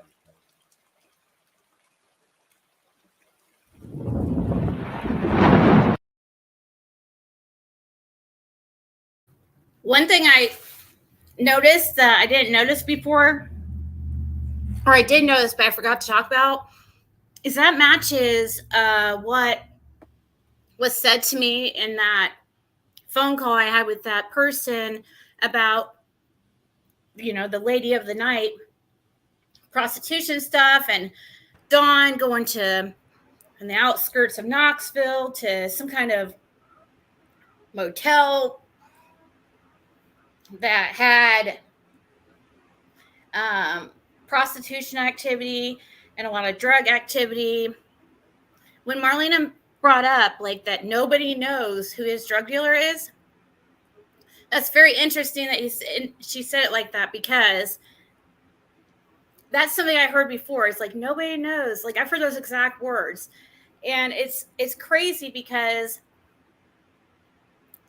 when I talked to that lady on the phone, she was telling me how Dawn would get all kinds of drugs fronted to him by this guy. She explained, who this guy was and his name. I played that phone call, and I heard Marlena say, like, I heard her start to say a black guy. I don't know if you guys heard that part cut off. Like, she started to mention, like, and then just got distracted and didn't continue with what she was going to say. But I'm super curious to hear what she was going to say. And like what all she knows and who this guy she's talking about is, because that matches the story that I was told by that lady on that phone call. So I want to know, like, you say that nobody knows this guy, but how do you know it's a black guy, and like, what more do you know? Or is this just something you've heard? Because yeah, that it just sounds like Marlena, she probably has a lot of information for sure. I guess was staying there for some time. I guess at least some weeks. Or summer. Yeah. Or summer. She was doing drugs with them. Yeah, probably. Well, the one thing that recently came out about her getting into something when she was 3 years old, Mm-hmm. I think that either Dawn or Candace took it, whatever it was, meth or whatever, and just assumed that they forgot that they took it and thought that Summer took it. I don't know. There's a lot of stuff out there that I don't believe in. I don't think she was sacrificed. I don't think her organs were sold. I don't think so. No. That just at all. No. And I don't feel like Dawn had anything to do with her death, because Dawn loved Summer. That was his play toy. He wasn't going to get rid of her. And it was also his cash cow, because Ziggy, remember that one time you said there was a board with different sexual acts with different amount of money? Yeah. That's what Fred claimed. Yeah. But I do think that Jody Sue knows more. I think Jody Sue was the dealer. And I think she's doing a lot of this stuff just to get attention. Oh, she just wants the money. Well, She just wants the money. She was going from creator to creator to creator begging for money. You Yeah, know. I do think it's an attention thing though too. I do Yes. think that she's addicted to attention because that is things that people over on Ben Hill say. Yeah. They say that she is a attention seeker. Like she loves, like, you know, those kind of Yeah. people who will make up things like to try to get attention. Uh-huh. And sometimes it's not even, it could be bad things. They I don't think care as long as she's bitter because Andrew left her. So she's trying to, throw him under the bus, which I think the only thing that Andy is really guilty of is selling marijuana up there. Don't underestimate Andy. I mean, he was married to her for a while. Yeah. Yeah. I don't know. I think that Andy has a little bit more I don't feel that confident about Andy not being. I don't see him wearing a halo. But no, I'm not. No, and I'm not saying that he is, and Dawn isn't either. Oh, Dawn, no. Dawn has plenty. I think the grooming of Summer, he started on her when she was 3 years old. I think it was before that. But Go ahead. I go by what my guides tell me. So that's just my opinion. Mm-hmm. It's sad, and it's real sad. But I agree with you with Candace.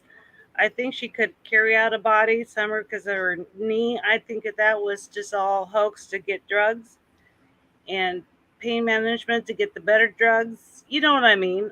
Yeah. And I hope they red flag her and don't give her anymore. I hope they see this. You know what I mean?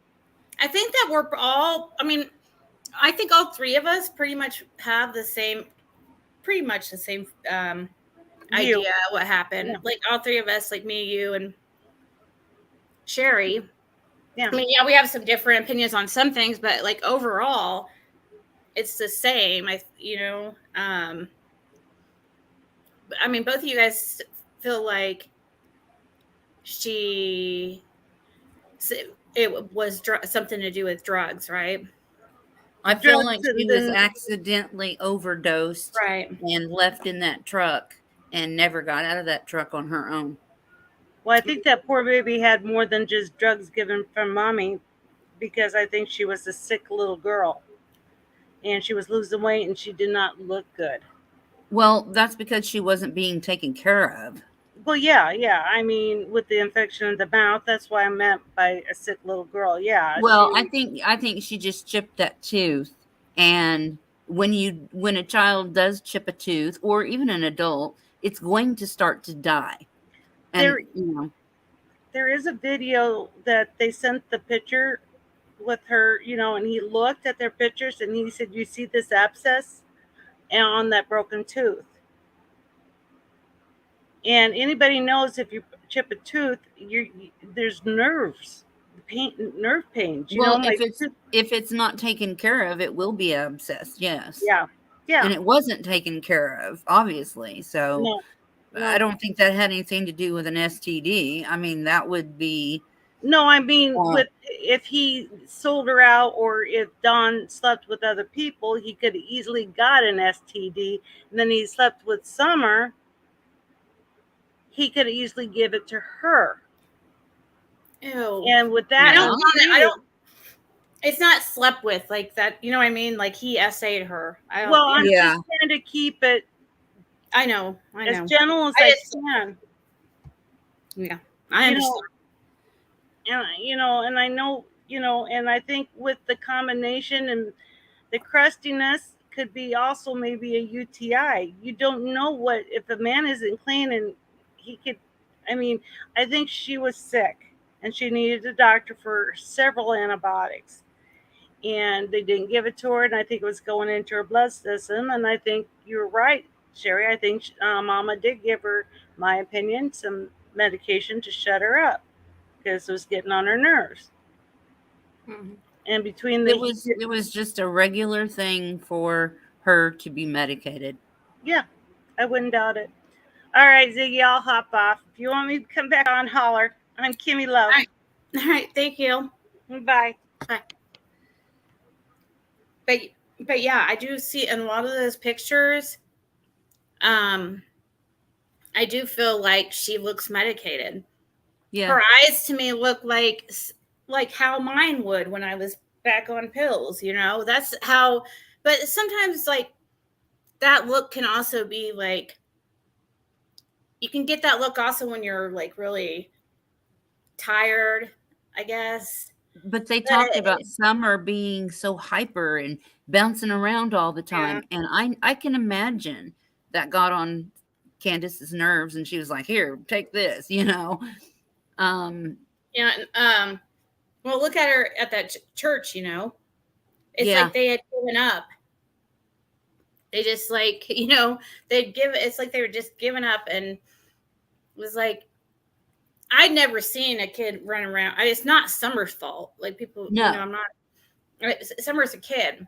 Yeah. So I'm not talking like down on They her at had. all. I'm glad they don't have any of their kids because they don't need kids. They really didn't. And I'm glad that Summer opened people's eyes to what was going on at home. Mm-hmm. I mean, it's like my oldest daughter, when she came out and told what was going on, she stopped this. And I think Summer is just like that. Summer put a stop to this. And it may have sacrificed her life, but it was for a purpose, and we can't let it go just in vain, you know? Right. There's got to be a law for her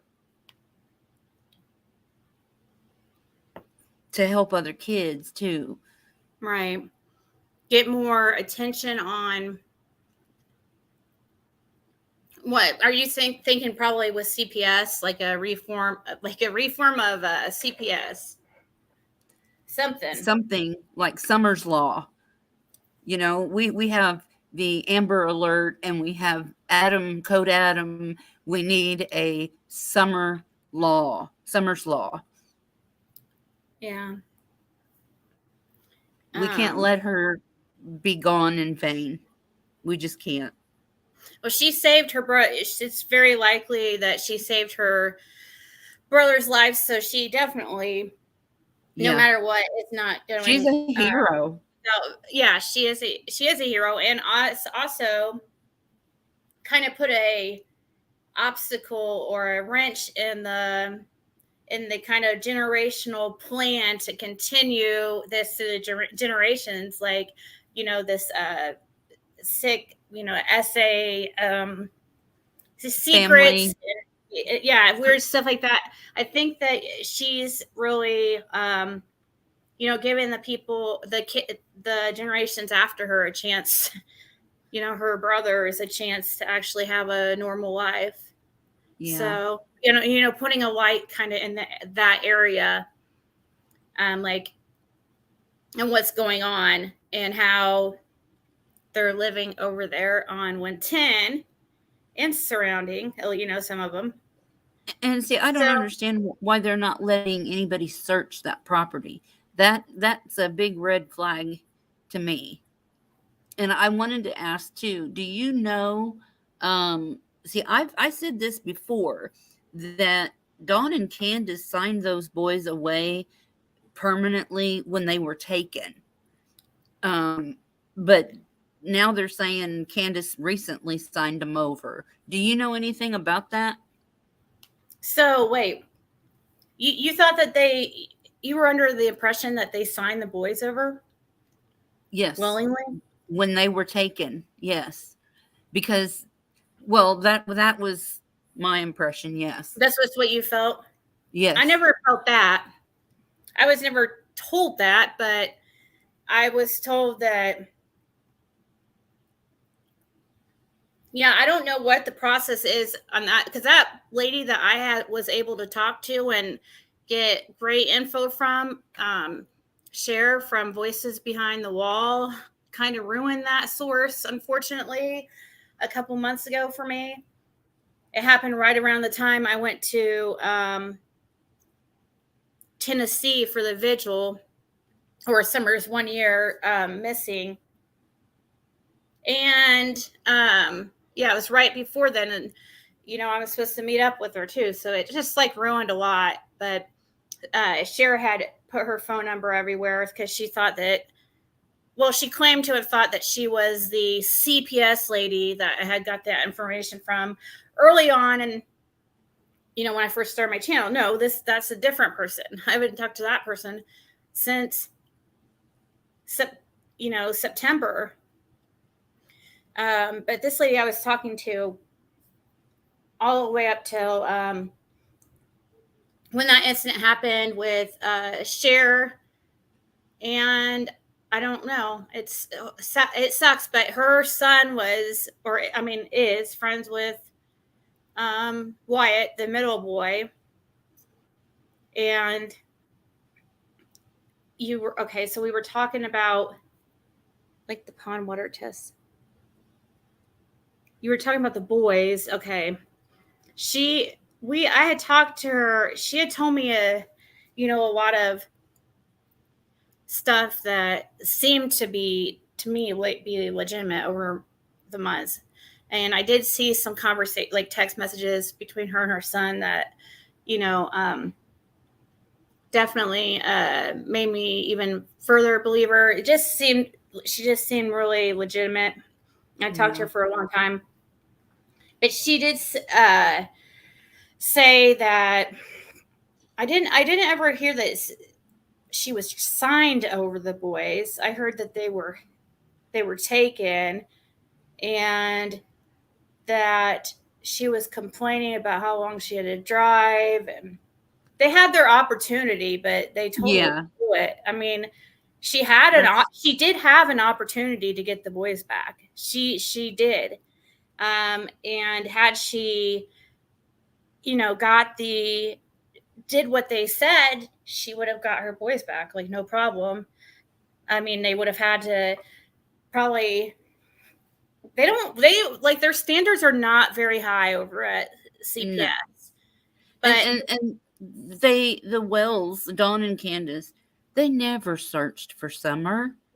No. Are you kidding me? They say they have, and nobody's helping them and everything else. That's a bunch of crap. They never tried because they knew where she was. Exactly.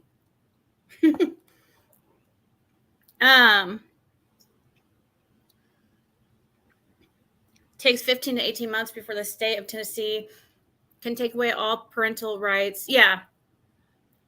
I know it takes definitely over a year. Unless they signed them over. That's, right. I didn't know if you knew anything about that. No, I didn't hear anything about. I did, but I actually, now that you mention it, I guess I do remember there being like some kind of rumor like that. Yeah. But she didn't say that to me. That was never my impression that they were signed over ever. But does anybody know? What have they heard? But I did hear, I heard more about like, the how they're, doing, and like how they're adjusting. The ones that, were having, there's one of them that was having more trouble than the others, but but it seemed like, overall for the other two, it seemed definitely like it was going to be a definitely positive change in their lives that happened because of, What bothers me the most is just as an example, if Summer is found on the property, by the time she's found, evidence is going to be lost. Yep. And that bothers me.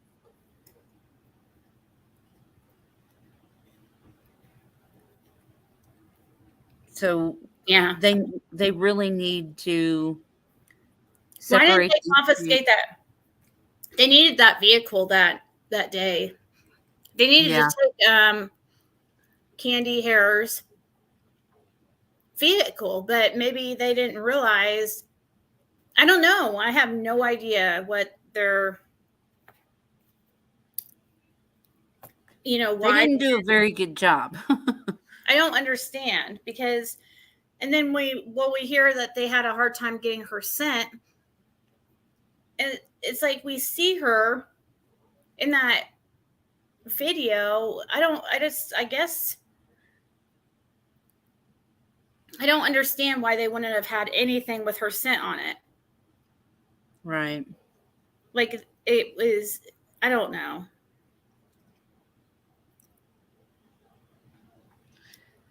Candy, the guy, was young too. The guy.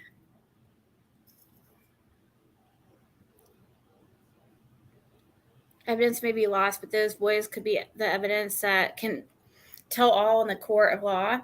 Oh yeah, I agree with that. Because back when she first came up missing, I said the boys will talk, and I don't know if they have yet or not, but I believe the boys will talk. I think that I feel like Dawn is going to cut a deal and tell where Summer is and throw Candace under the bus.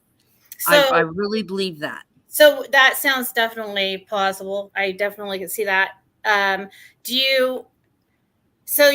earlier you said you don't feel like Dawn was involved. So what do you think that he knew though?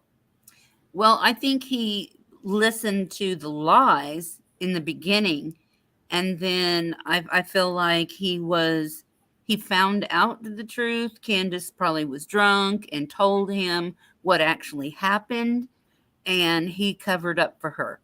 He wasn't letting her speak because he knew she would say something wrong. Mm-hmm. He's a master manipulator, so he knows how to talk to people. He was the one that always had to get things done because he wasn't even there. Right. Well, no, he was supposedly at work, but he was the one, like how she called him the day Summer went missing. Instead of calling 911, she calls Dawn. I think she's just, out of the two, like, I guess he's the more intelligent one, or the one that had a more, would be more, better at decision making, I guess, if you're going to choose one of them. So that's why I don't know. I don't. So you think that possibly he found out? What point do you think he found out? Like, did you say that? Yeah, I'm not sure exactly, but I don't think he believed the lie for very long. I feel like she ended up telling him what actually happened. But I really don't think Dawn was involved in what happened to Summer. I think he was an after effect. What do you call that? Accessory, or like a after the fact? Yeah. But he did that to protect his own self because he didn't want to go to prison. But he's facing prison anyway, in Utah. But I think he's going to cut some kind of a deal and tell where Summer is and throw Candace under the bus and her mother. Because I think her mom, Grandis, I don't care if she likes being called Grandis or not. I call her Grandis. She has no rights to not be called whatever you want to call her, in my opinion. She was a big part in this. She's not even supposed to be around children. And I want to know why. Wow. Do we know why she's not allowed to be around any of No, her I thought it grandkids? was just I didn't know she wasn't actually allowed to by law. I thought it was just her The parents. daughter didn't. Yeah, the parents didn't want her around, which is bad Wonder too. why? Yeah, why is that? I mean, that's Yeah. bad enough. Right. Is there no deal to be made for information? There's no. Do not make deals for information before charges are filed. So he would just be hoping for leniency in the. Really? Well, because I could totally. I mean, I could totally see Dawn doing that. There's one other thing. When the lady from the TBI was doing like a news brief, and there was a horse running down the road, that was an omen. That meant something. I don't know what, but it meant something. And I've got chills, so I know I'm right. And that's just what happens to me when I'm right. The spirits give me the chills. But that horse meant something, and I don't know what it is. Yeah. It might. I mean, maybe someday we'll know. I hope, and I pray that this will just see. My thing was, and in the beginning I said in August she'll be found in August, and that's 14 because I kept getting 14. The number 14 kept coming into my head, and it wasn't the 14th day or the 14th year or whatever. It was the 14th month that she went missing. So the 14th month is this August. And I feel like if hopefully I'm right, but I don't know. It's just my spirit's telling me that she will be found in August, and she will be found near the property, and it'll be Dawn that shows 2 officers where she is, because I can see him standing there with 2 officers, like detectives. They're detectives. They're not like dressed in police uniforms. They have suits on. Wow. So that would be crazy. It's going to be extra crazy if she really is on that property, because they're going to have a lot of questions coming their way, like how. Well, see, Dawn knows that property better than anybody. In my opinion, Dawn he knows all the little places on that property, and I kept saying she was under a house or a shed or something with boards and all kinds of junk on top. So I'll go with that. And who was that guy? Do you remember that guy that Fred mentioned that was his like best friend who was found on his own property like a year after he died? So yeah, that was crazy. Penny did a story on True Crime Commentary before even Fred mentioned anything, very early on about this guy, because it's one of the, things like with Hawkins County, this seems to keep happening. I mean, I don't know. I hope that my thing, I don't trust that, what is his name? The sheriff there? Ronnie Lawson? Lawson. Yeah, I don't trust him. He seems like he doesn't care. He's nonchalant and not really doing it. I feel like he's not doing anything. He looks like one that would like hardly ever laugh. He looks like, I don't know. He looks like a strange character for sure. And somebody said, yeah, I did say she's in a well or a septic or something. I know she's under the ground there. But yeah, I did say that in the beginning too. Well, I subject don't know thing if the horse was pulling something. you're cutting out, but I know that septic, that will be crazy because, and that is something that has came up a lot during this case about, Dawn and septic tanks. And then, that story with that lady that called, that I talked to on the phone about that motel and the prostitutes. It just seems, like a lot of references to septic tanks and sewage tanks. Well, I have to say my second ex-husband, he had a septic business, and he says that the decomp would not be picked up by dogs if she was put in a septic tank because of all of the sewage. And they wouldn't be able to detect her. So I don't see her there, but Right. that red shed gives me the heebie-jeebies every time I see it. Which red shed do you mean? The one that Don went to before he went home. It's like, are you talking about that house? Well, yeah. Where supposedly where Fred was saying they had some kind of like prostitution ring.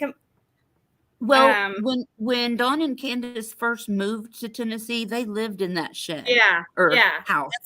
That's supposedly where they lived. Well, supposedly, so we're talking about the same thing. Yeah. Chris McDonough made a video of that shed. I don't know if you've seen it, but inside of it? No, he drove past it and took a Okay. video of it. But I heard, I don't know if this is right, but I heard that there is a hole in the floor that they used to work on cars or something and get underneath cars that way. Okay. I don't know. But that red shed gives me the heebie-jeebies. Huh. Yeah, it's I don't know. That's been bugging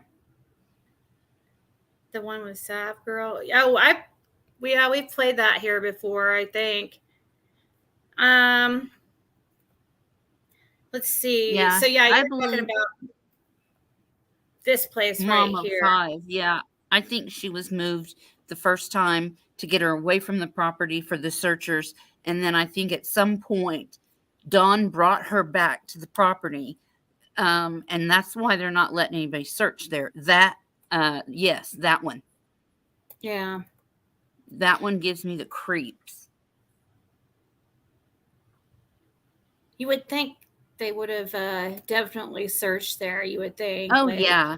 I mean, that would have been my first go-to. I think they did search it, didn't they? I'm sure they did. I don't know. It's an evil. It has an evil vibe I don't like. Before I forget to tell everybody, so tomorrow night at I think 10 p.m. Eastern time, I'm going to be on Cracking Cases. So everybody be sure to watch that over on Cracking Cases tomorrow at 10 p.m. Eastern time. Just watch for their post just to make sure, but I think it's going to be 10 p.m. And then Sunday night at 6 p.m. Eastern, I'm going to be on the Reporter Room. And that should only be an hour because she usually likes to keep it at about an hour. And I'm going to be on there with Justin from Justice for All. Oh, I love him. So just let you guys know, it would probably be pretty good. someone is staying at 110 Ben Hill right now.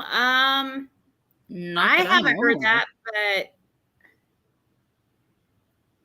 I always have great talks when I talk with Cam and Allie, so I always look forward to it. And that one's tomorrow night? Yeah. And I mean, I feel like I was like, well, do you want to do on your, I asked them if they want to do it on their channel because they always come on mine, you know what I mean? And yeah, because I was asking them, like what were they doing tonight? And I asked them and I asked Penny because both people I like having conversations with, and I was wanting to have like panel or something, so that's why I ended up doing the open panel. But oh, thank you, Wendy. But yeah, they said, well, Kraken Cases got back with me and said, yeah, we could do that tomorrow night. And I said, well, do you want to do it on yours instead? Because I mean, I feel bad, like always doing it on mine, But you mod for the reporter room? My father-in-law had an open septic tank pool. The lid was off of it for a long time until their dog fell in it, and he had such a hard time getting them out. Maybe 5 foot in diameter. Wow.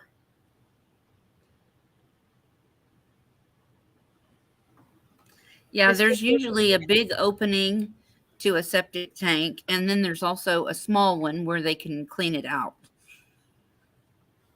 This picture right here is actually 2013. So yeah, this view right here is from 2013. So I guess that's the latest viewpoint they have, but this does look very similar to how it looks now. It's probably a little bit more torn down, but when you go this way, I think this is the right way.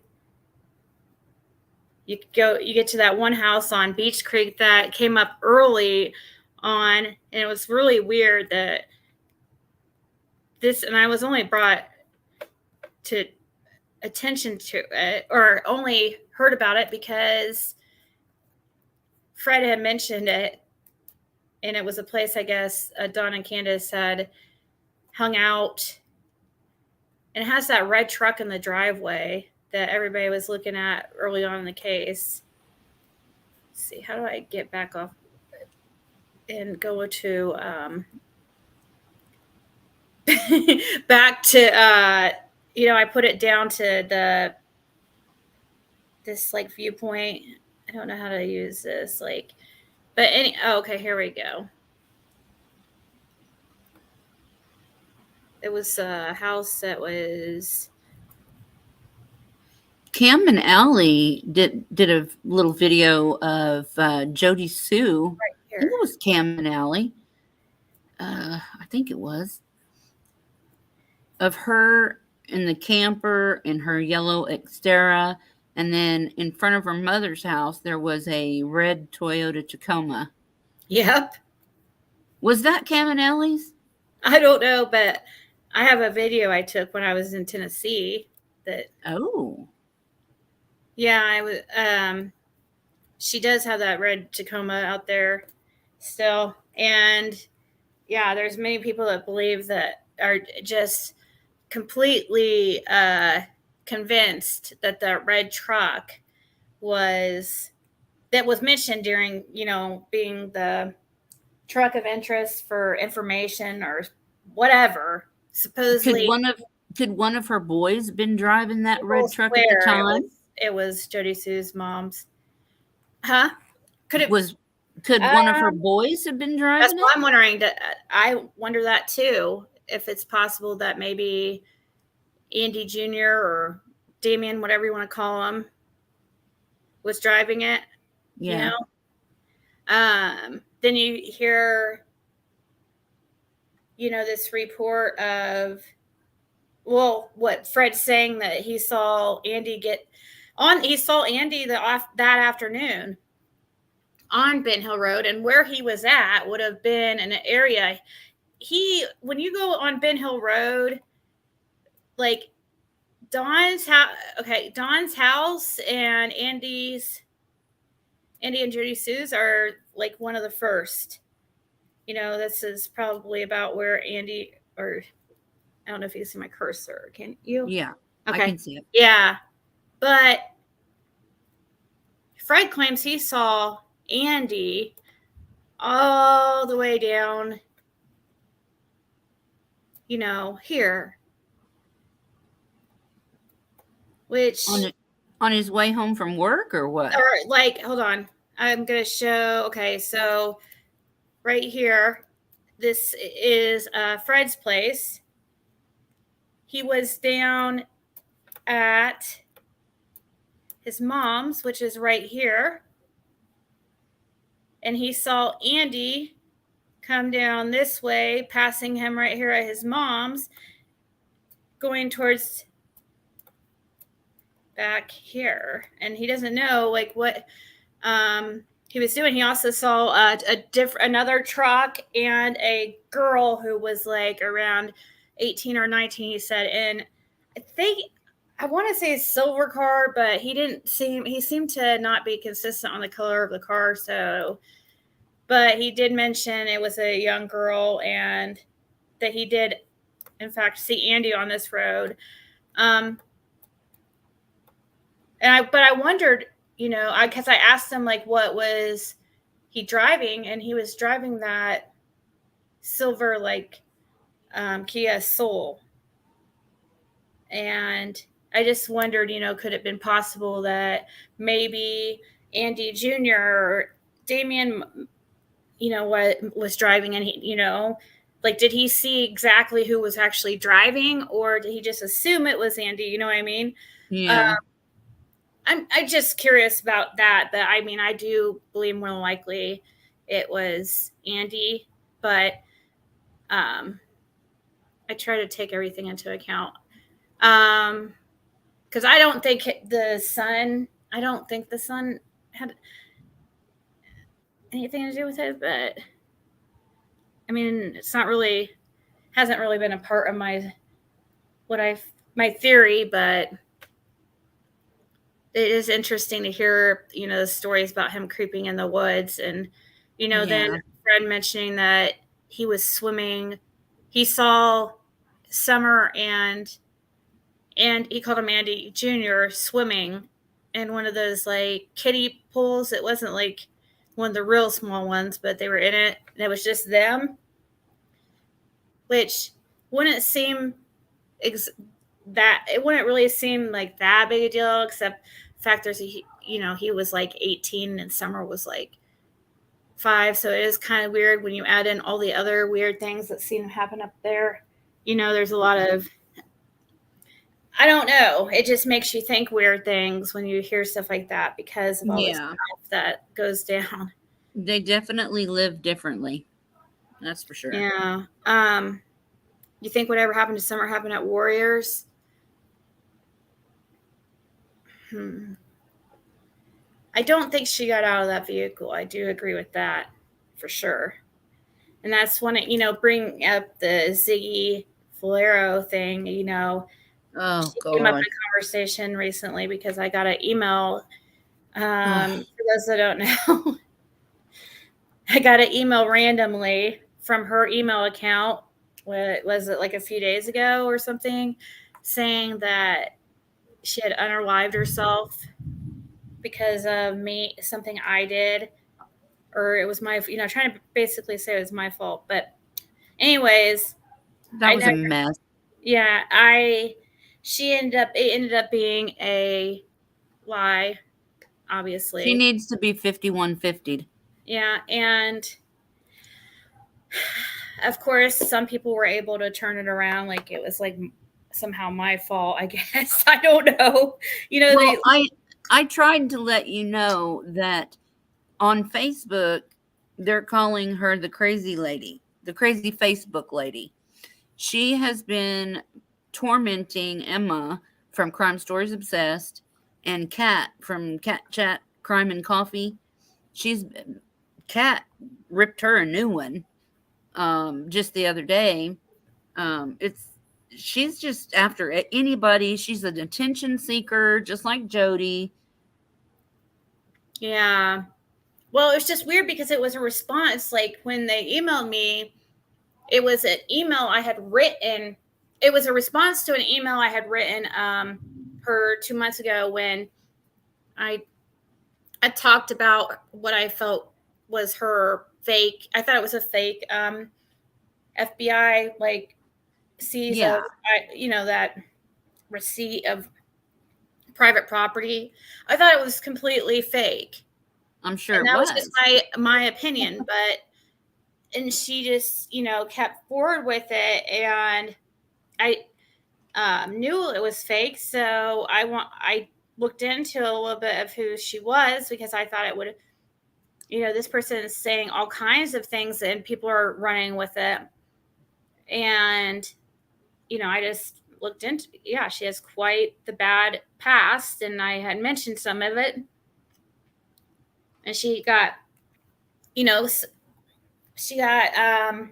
some people got like saying I was a bully or whatever, and she was saying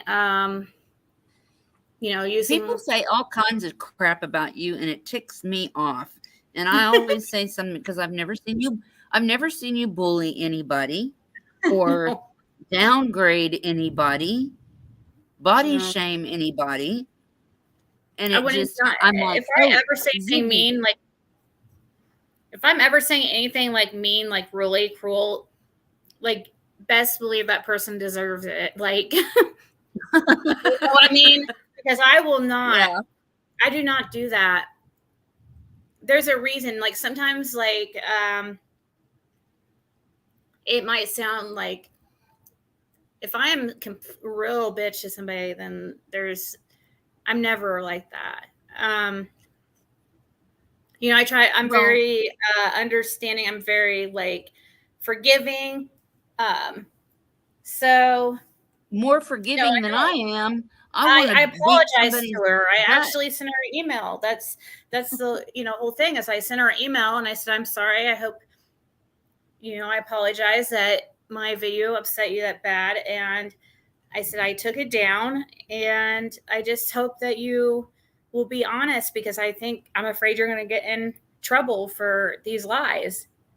And I think you should just come clean. And that was my email. She never responded until, a few days ago when I got a response to my email saying they were her family and her family all hated me and that they're going to, basically destroy me if it's the last thing they have to do. I mean, it was just odd. Stop talking about her. I was not focusing on that FBI list, or that FBI paperwork. Like I was determined to. I knew it was fake and I was going to prove it. I was determined, but I kind of just stopped when that whole talk came up, the whole unaliving stuff threat started happening. I'm like, I'm not the first time with that. Yeah. When she was threatening it, like, yeah. Well, she's not homeless. Right. That girl is a mess. But I do believe like that first interview she had on Critical K is like, I do think a lot of what she was saying is, possible. I mean, it seems to fit. But what I was just trying to say is that there's no way she knows any of this other stuff that she's been putting out there. Like there's only so much you can talk about a 12-minute call you had with somebody.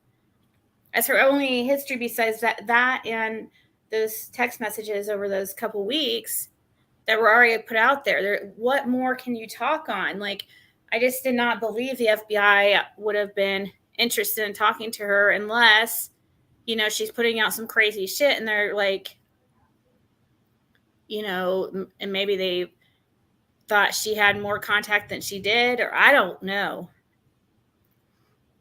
He wrote another letter. This one's typed out about reward money. I just seen that. Really? I'd like to see that. Let's see. Let's look it up. So I'm guessing I wonder if Don is even aware of these letters. Wouldn't that be crazy? Let's see. Summer. Let's see. What's the channel called? Family of or Summer Wells official YouTube. Is that what it's called or something like that? Don Wells Family Official. Okay. Thank you to the donors of the reward fund. What is this? This is some type of freaking damage control. That's immediately what I think. It's some PR. Tim Mullins crap. Yes. Some damage control. All right, let's. I don't know. Am I gonna have to read it or is it? Let's listen here.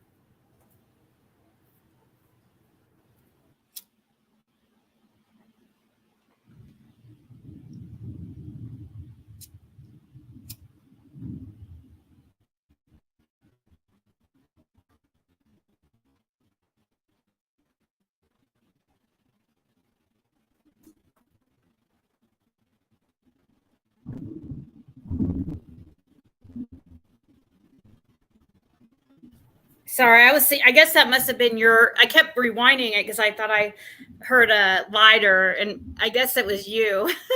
I was like, oh, is somebody I'm sorry. there, I'm sorry. Poking on over on whoever made this video, like. No, it was me. I'm sorry. You probably hear thunder too. I'll mute. Oh no, you're good. It says if you look at Evil Exists channel, the original written one is on there. Oh really? Okay, I'll look that. And Brown Skittle, I went over some stuff that you talked about or that you sent in an email that was actually interesting listening to. It was from that. I don't know if you heard. Did you hear my video from yesterday where I spoke about that? What's his name? Gray Hughes. Yeah, that Gray Hughes link you sent. Went a little bit over that, how they mentioned the father stated that Candace went on a walk. So it sounds like Dawn was the first one to call, but here, let's go to Will Exist real quick and see if that letter's.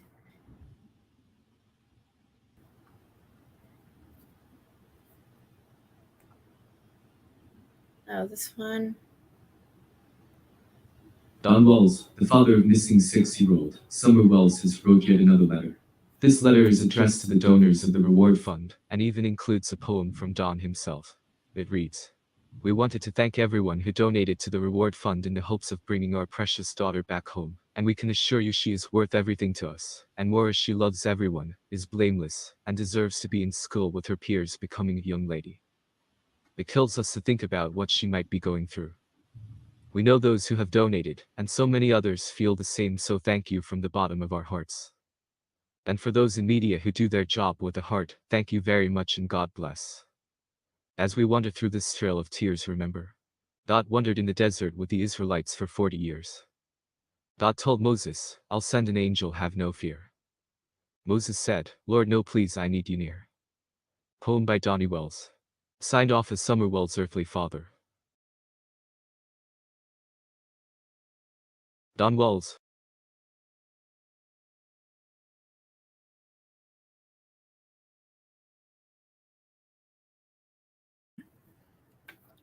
I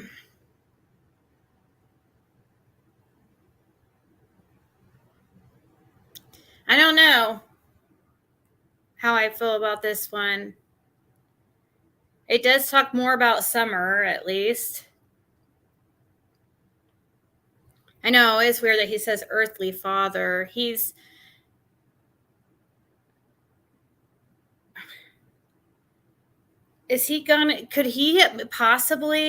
it be possible that he went through some kind of psychological, like, or mental break or something, and he suddenly, went a little crazy and possibly got into some weird religion stuff. And could what happened to Summer have to do with like something religious? I don't know. Sometimes like I wonder, but like I don't believe that that's what happened. I really truly believe it's like what we were stating earlier, basically what Sherry said. That's more what I really believe. But sometimes, man, his like amount of mentioning like quotes from the Bible and just it seems like really putting on thick. It just, I don't know. It seems it's either fake to me or it just doesn't seem right. Like it's out of place. It doesn't seem natural. So it's either fake or he's like crazy. He had some type of, and maybe he really believes it will save him. I have no idea because he get just like how he was mentioned about the resurrection so early on, and that's even what Fred mentioned. It's like oh well, at the very least, I'll see her in the resurrection. Fred said she was saying that the same night that she went missing. Was that the same night or 3 days later? Like, oh my god! No, the same night. Saying like at the very least. Who says that? I know the night of your, child goes missing. You say within hours, like and down over at Fred's. Oh, that's sick. And what a lot of people do, a lot of people, they will hide behind the Bible. Preachers do that too. Yeah. I know that's why it sometimes makes me wonder, like, could he possibly have got like, just how these people get into these cults and stuff and they suddenly do crazy things like, that they would have normally done. They're totally like under some type of mind control or just been mind. I don't know. It happens. And a lot of times there is substances involved and stuff too. So, I don't know. It makes me wonder sometimes, but I do feel like the more likely probability is, or possibility, and it's most probable is the drugs situation. And I just feel like that to me seems like the most, it's just what makes sense the most to me. It seems to line up and would explain a lot. If it was something like religious, if it was like a sacrifice or something like that, some things wouldn't really line up. Like we'd have to know also why Wouldn't there be evidence?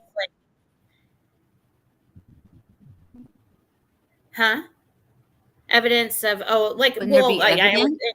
it matters wherever it went down. I don't know. Like you would think, but like why would Jody Sue be suspect in that scenario? How would you know what I mean? Because she is suspect. Right. She just seems to know something. So how the drug thing just seems to make the most sense to me. But sometimes I just. Well, we know, I think, just out of being logical people, that Jody Sue was selling her drugs, to Candace.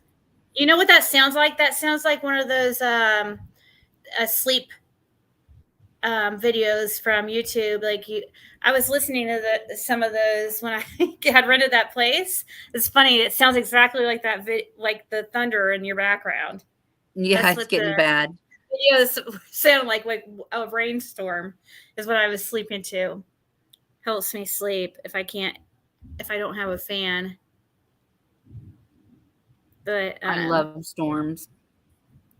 Yeah, the sudden focus on education. I agree though. Oh really? Yeah, I do agree that Ava that this sudden focus on education is weird. the young lady comment, we've heard that before, but most people would refer to her as their baby. We've heard that. Oh, the young lady thing. I know, right? They would refer. You're right. I believe they would refer to her as their baby too, because like, even if she was older, like I would be calling my daughter's 14. If she went missing, yeah, suddenly she would like be that baby again in my mind, and Yeah.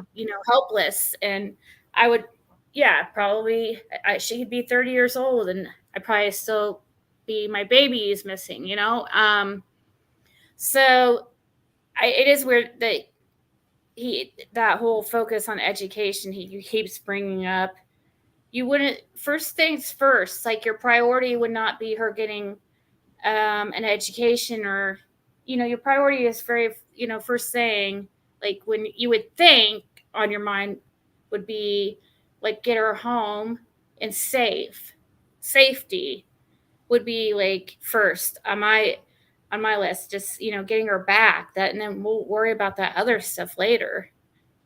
Worry about the education, all that stuff, that stuff can wait. Well, right now this is something we need Summer home. So yeah, he says some things to me that don't seem, but that doesn't mean like anything, because we all react differently to things, I guess, and there are some people that seem to react very differently than most. It's hard. It's tough to try to put myself in the mindset of somebody else, but try. We need her home. Please return her. We can't live without her. Please make sure she has a teddy bear she likes to eat. Exactly. They didn't know anything. You guys remember early on? They didn't even know her birthday. I know.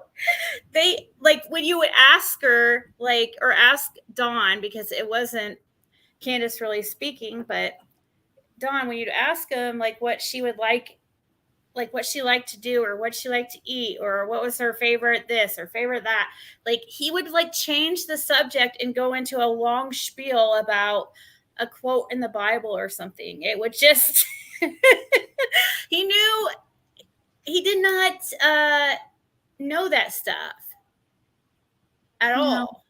No. Yeah, JC called her a brat, or at least 6 times that I heard. When someone is missing, in danger, or dead, normal people can't say negative things like that. Never heard Don call her. No, he didn't. Actually, for some reason, he did it the opposite. Like, it was like he was trying to, and I think it was a way to distance himself from Summer. Like, I think he's doing it because he knows something, and so his brain is automatically trying to distance her in a way that he won't feel so much guilt and shame. Like when he's saying, "Oh, I love everybody," like my love. When he would say that he loves Summer, he would always have to include, "But I love everybody," or "I love everybody." He'd be like, "I love Summer. I love everybody." It's like, okay. And I went into a conversation with him about, I'm like, your love for your child is different though, right? Like, he's like, "No." And I'm like, "You don't think so?" Like, yeah. And I think he's doing that. I was trying to be like, put that, be like, hey, your love for a child is actually, you owe them they depend on you, it's just different, and you have a duty to make sure that they reach it to 18, and you teach them, how to live life, whatever, just what you feel are important life lessons. And then they get released out of the nest and go off on their own. But it's different type of love. He was trying to distance himself, I feel like, by saying no, it's the same, because he doesn't want to. He does have some type of emotions. Like, he can feel guilt and shame. He's not completely, there are people that don't feel that, but I do feel like Don feels guilt. And I think that's why he's separating, because he knows something. I don't know if he was really originally involved, but and I do believe, like, too, sometimes I've been like, because I've heard people say, well, if Don knew, he would have, like, hurt Candace, or he would have done, hurt Candace really bad, or killed her. I hate to even use that word, but that's what they said. People were saying it, and I can believe that too, but I just Well, more he has been pretty mean to her since then that we've seen. Yeah, but thank you so much, Aisha. I don't know why it's not coming up right, but they changed the shape of it. But oh well. Thank you so much. Yeah, I felt like that's what I feel like. That's what makes sense to me when he says, I don't know how many times, like, he would say that I heard it several times. He would say that he loved Summer, and then he'd move on and say, well, he loves everybody. Like, he always had to say that. He couldn't just say he loves Summer, like, No way. When it comes to my kids, they come first, and I love them more than anybody else in this world. Yeah. There's 333 in chat. Woohoo! My number is 1111. That's a good one too. I see that a lot. Do you? I always see 333, and I noticed it used to drive me crazy. It got to a point, it was like, wow, like, okay, it started freaking me out. So I looked it up. I'm like, I hope this is not a bad thing, but it makes sense for why what period in life I started seeing it. But what's the story about that? I want to know. Like, just like my life was changing around, and I had been turning my life around as far as stopping the drugs and the partying. I started back to school. I tried to focus on helping others. I had to start my business, and got me license situation. Changed my whole life around. And that's when I started seeing it. Did it say what the numbers meant? Yeah, it means like you're on the right path. Keep doing what you're doing is what I got from it when I looked it up. Now, some people would, but to me, it made complete sense, because anytime I see 333, I take that as like a confirmation that whatever I'm saying at that time or doing at that moment is correct. Keep doing that. That's how I take that, as like a move forward. You're, something like that. That's how I feel. Okay. I believe that. At the same time, though, like, I'm not super, like, I am a spiritual person, but I'm not like over the, I don't get so out there that I can't see realistically. I always try to look for the realistic answer first before anything. Before I never go to, that's just how my mind works. But I do think that there's a possibility of, other, dimensions, and I do believe that there's more. That's because you have abilities. I've been telling you this forever. I always tell you, listen to your gut. And you get chills too sometimes, don't you? Yeah. Okay. Yeah. That means you're on the right path. Yeah, I do.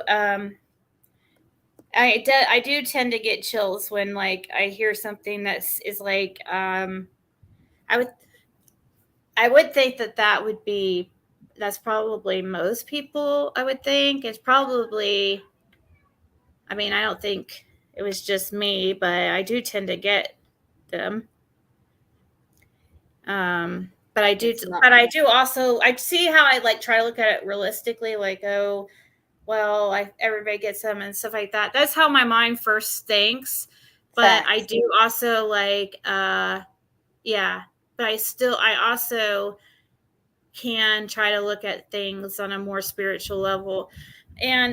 But yeah, I try to go first on what's more probable. But I do with the 333 thing, it just seems to be like it's just weird. And I remember I thought, well, I think I like kind of tricked my brain or something where it just is automatically noticing when a 333, it just No.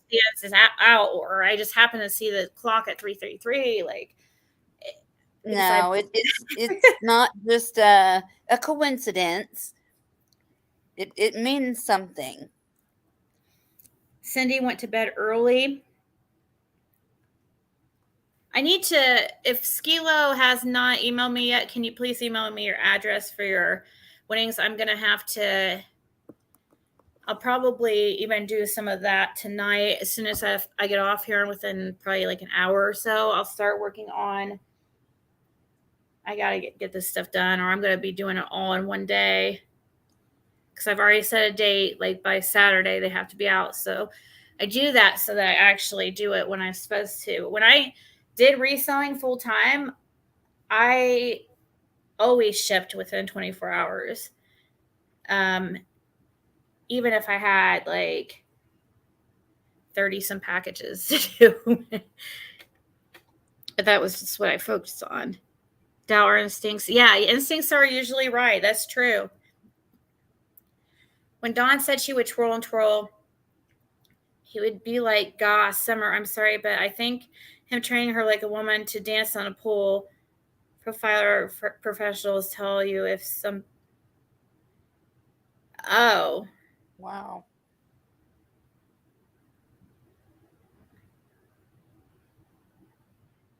I don't know. It was an odd thing for him to say.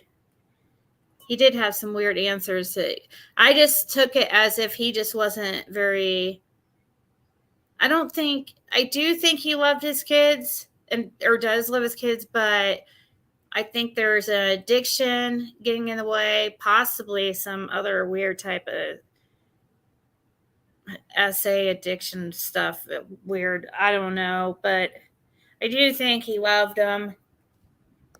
But he's just got some demons. Yeah. And those demons, like, kind of, I have played a part into what happened to Summer, I think, because I don't feel so much it was Dawn, but I don't know though at the same time, because then I remember, like, I do feel for a fact he was going to pick up a large amount of drugs. I do believe the whole prostitution thing. I just 100% believe that. With him and Andy. But could it be all completely separate from Summer? I mean, could be. Might be why he kind of let certain things go with whatever was. I don't know if he knew of stuff that was happening that shouldn't have been happening that Candace was doing. I don't know. I'm just processing. What's your gut tell you, Ziggy? The gut, first and foremost, tells me, like, as far as what happened to her, for sure, like, the drug thing. I think that she did somehow either was given a substance or accidentally got into a substance, and it was too much, because I really feel like that drink that was in the back seat might have had something on it.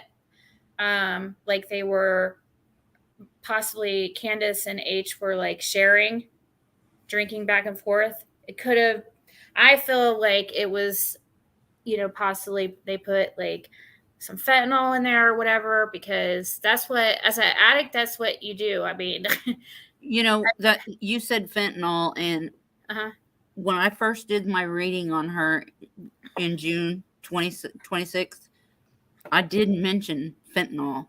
And I don't know why. I don't remember what I was saying. I had to go back and watch Yeah, my I video. really believe fentanyl, but that's just I don't have any type of knowledge of real it. Yeah. reason to believe besides the fact that that's just what my guts tell me. And also I do know, fentanyl is something that's strong enough that, would, completely not, it would make her go to sleep like that and possibly not wake up.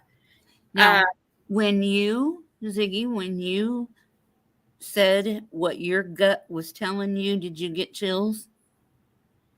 I mean, I had when this first came up, yeah, I did, but I mean, not so right now because I've said it a million times. But the first second I thought about it, it was really felt like a light bulb going off. Like I was like, that is what happened. I just knew it. Yeah. I just knew it. I'm like, oh my God, this is what happened. That explains everything. Jody, I felt like Jody Sue had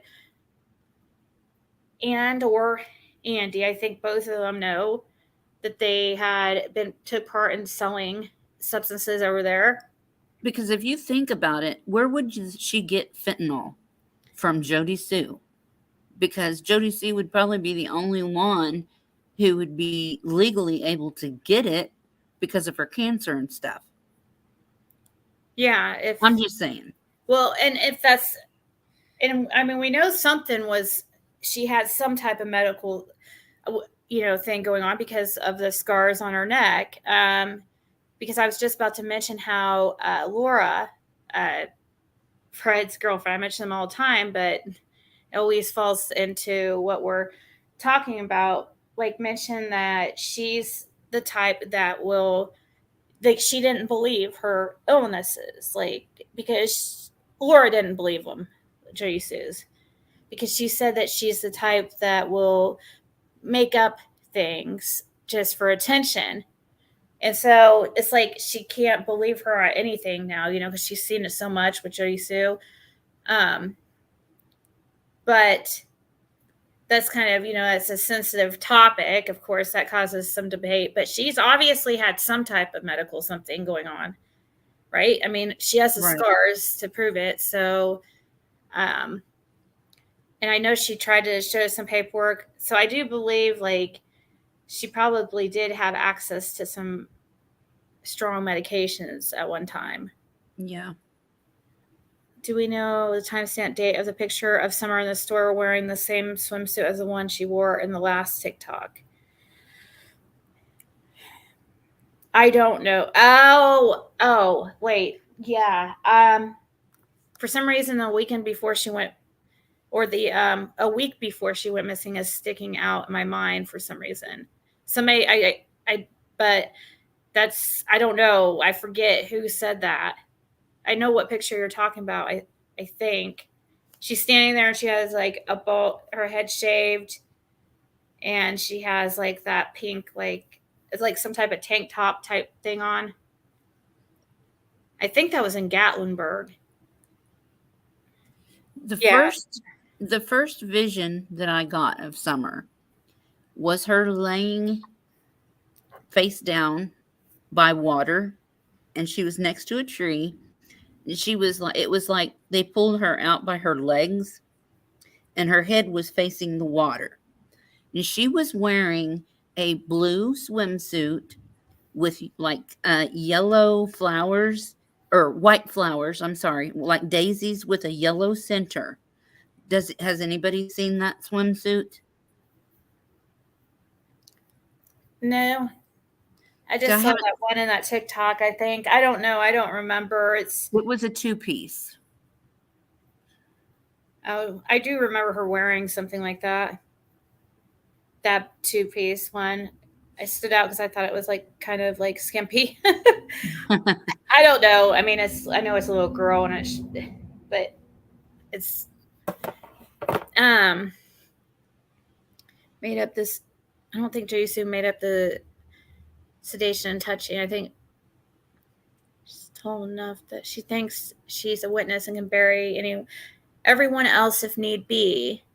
That's the picture I'm thinking of. I can't remember where I saw that picture. Yeah, I've brought it on here before. I pulled it up, but I couldn't remember or tell you at all, like when or where to find it. You never have been given pain medication? Oh, except oxycodone or hydrocodone after surgery for a short time, and that's all in the past 10 years.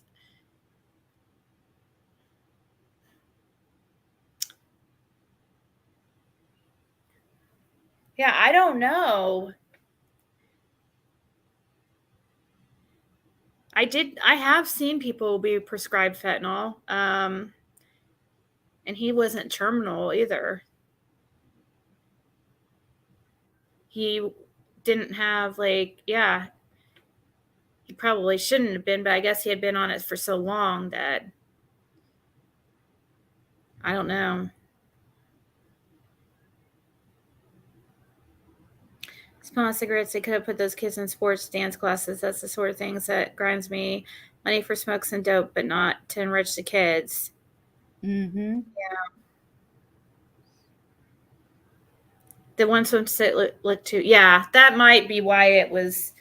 It looked. It was. I think you're right. It actually was too big on her, and because of it being too big, it kind of made it look like it was falling down, and that's what made it look, I think, skimpier than it really was. But it's just a child's bathing suit. It shouldn't be a big deal, really. But now I think of those things because of all the stuff I've heard on this on YouTube. You know, like it's shown me that there's like way more horrible people in this world than and people that do things to kids than I would have ever imagined. Yeah. Did Lip Lock no more fall asleep? I don't know. Don made good money, but it didn't seem to go towards the kids. His bad habits. Yep. Used to be prescribed. Yeah, I remember I've had those. Like, it was harder to get. Like, usually, I mean, it was harder to get. You know, but I mean, I guess once you find the right person, yeah, you could probably get them consistently, but I don't know how some people, like I've seen people who totally shouldn't be prescribed certain, ridiculous amount of narcotics. And then I've seen people who are like, they're actually really suffering with something pretty severe and they're having to make do on hydrocodone. Yeah. And it's because of it's just, I don't know. There's such something needs to change. I just don't know what or how they can fix that because, they're trying to regulate the amount of people who are abusing opiates, with no real reasoning besides addictions. They don't, they want to lower that, but yet, the people that actually need the prescriptions aren't getting them because doctors are so worried about getting in trouble. It's kind of a catch-22 type situation. Like, oh, but you are so sweet, Aisha. She said, I'd love to give you a bigger super chat sticker. If I'm broke, I just want you to know I support you. Well, I really appreciate that. And I do recognize that. And I do. And I think it's really sweet, and it's just, it really is the thought that counts. You know what I mean? Like $5 to me is sometimes a lot of money. Just matters where I'm at in life at the time. The most I've ever been prescribed was Tylenol 3 after C-section with some teeth. Yeah, I think I've been prescribed. The most I've been prescribed is a Percocet 10s. Or no, I think they were Percocet 10s, and that's when that was interesting. I think I've been prescribed about everything there is. Some of it all at once. Yeah. Lady trying to change this has a Facebook group called Don't Punish Pain Rally. Sounds like CA is making some changes. Lady trying to change this. Wait, about the trying to change the about the yeah, I don't know what they can do, but I don't know. I don't have the solution. I wish I did. Addiction's like it's a tough one, baffling disease for sure. There's no easy answers, and I know what like worked for me, but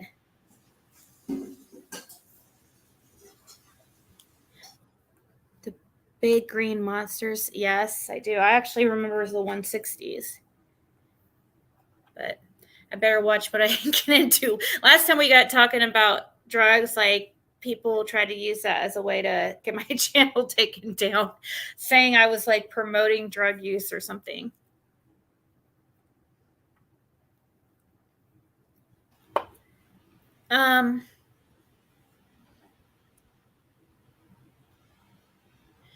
Would they take into account USPS drug record? What's USPS? USPS.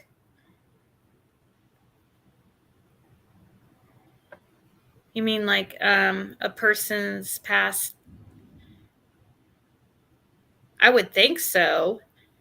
They should have to look at your, because fentanyl is something that is not supposed to be prescribed unless it says specifically on the medication paperwork or whatever. It says it's not even supposed to be given to anybody who is not already, been on opiates before and for a long period of time.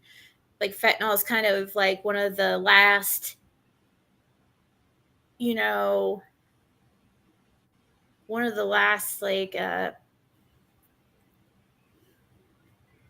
last, how would you put it? Oh, Judy Sue Brown. They're taking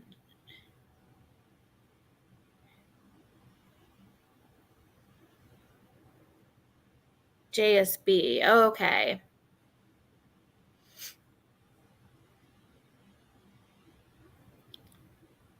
Yeah, it would be like the last resort is what I was looking for. Fentanyl's supposed to be a last resort, but I've seen people get prescribed it before too. But this is I'm talking though, it's been almost 10 years, almost 10 years since I last was really around people like that. So a lot can change in 10 years. I don't know. I mean, a lot has changed in 10 years with doctors and stuff like that too, and the opiate epidemic. So, I'm not really the most knowledgeable on what's going on in as far as like what doctors are prescribing and what they're not, and their protocols, because I haven't had to worry about that. Well, I know from when I was living in Kansas, it was pretty easy to get pretty much anything there. But Oklahoma, it's hard. You can't hardly get nothing in Oklahoma. Oh, to prescribe to you? Right. Yeah. Oklahoma is pretty bad. And I mean, gosh, I lived there for a year, and it is like the area I was at, it reminded me a lot of like West Virginia. In West Virginia, the area that I lived in there was supposed to be like one of the worst areas in the world or in the United States for the opiate epidemic, which is near what's that town in West Virginia? I wasn't in that particular town, but I was pretty close to it. I was in Parkersburg, and that's pretty bad too. But there's one area, and I'm sure somebody will say it in the comments. I think it starts with an H. I'll remember it, but it's like the top for the opiate epidemic. As far as overdoses, I think. I don't think they should make people that need it suffer, though. Right. But that's what's happening. So. Yeah. And it's tough though to figure out like a conclusion or like what to do. And doctors, they have rules they have to follow. So, I mean, I got to understand that. What's that, Punisher? Wait. Dawn's new letter. Yeah, we were. Huntington. There you go, Huntington. But yes, you would think that they would check Jody Sue's. I don't know though. Do they? Hey, Lady CG, do you know if they flag like people for like if you get in trouble for a narcotic, like selling a narcotic, do they flag people so that when they're at the like hospital or whatever, it will come up that they're, an addict? I mean, are they able to do that legally? I wouldn't think so. I do know they are able to flag people as far as if they notice that somebody's coming in a lot. But I wondered if they were able to flag somebody even before they have been a problem. Like, let's say somebody gets arrested for dealing, and they've never. I know they will. They will flag you if you doctor hop. Well, that's like, yeah. I mean, but that's if you doctor hop. I'm just wondering if they it's like an automatic thing when somebody gets arrested for anything to do with like selling. Yeah, or possibly in possession of, maybe, I don't know. Like, is it somewhere on their, I don't know how, I guess their license, maybe like some kind of database showing the hospital or doctors who has these drug charges, so they know. I don't know. I just wondering if that was, it doesn't sound legal to me, but I'm just wondering. Each state has its own database. If they're in the same state, then yes, but you can hop states to circumvent the system. So their charges from that state will come up. They check those, even if the person hasn't been a problem.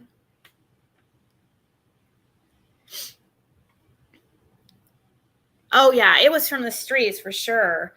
But I'm saying it could have been something that was something that originally came from a prescription, but it wasn't a prescription to Candace, or no, it was somebody's prescription. They, sold their pills.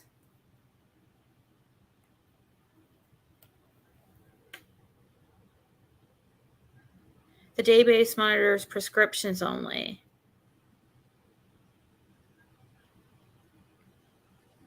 Docs can't check your criminal records. They need to. It would be a game changer if you have a record for selling drugs. Wow. You get a red flag. They check database now. Someone does have her and she is alive. She prays every day that God will find her, and not knowing is so hard. I don't think they can check the prescription drug database for criminal charges. Okay, so there is a database so that they check to see when the last time you were prescribed. I do know that, yeah. That is definitely done. I only know that because of I got almost in freaking trouble for something like that back when my I didn't get any charges or anything. I could have, but I was had gone to a few hospitals too, soon after each other because for looking for pills. So I do know that stuff does happen. And that's why when people say like, oh, everybody knows the hospital doesn't prescribe anything good. Well, I've seen people all the time, but this was like, going to be 10 plus years ago.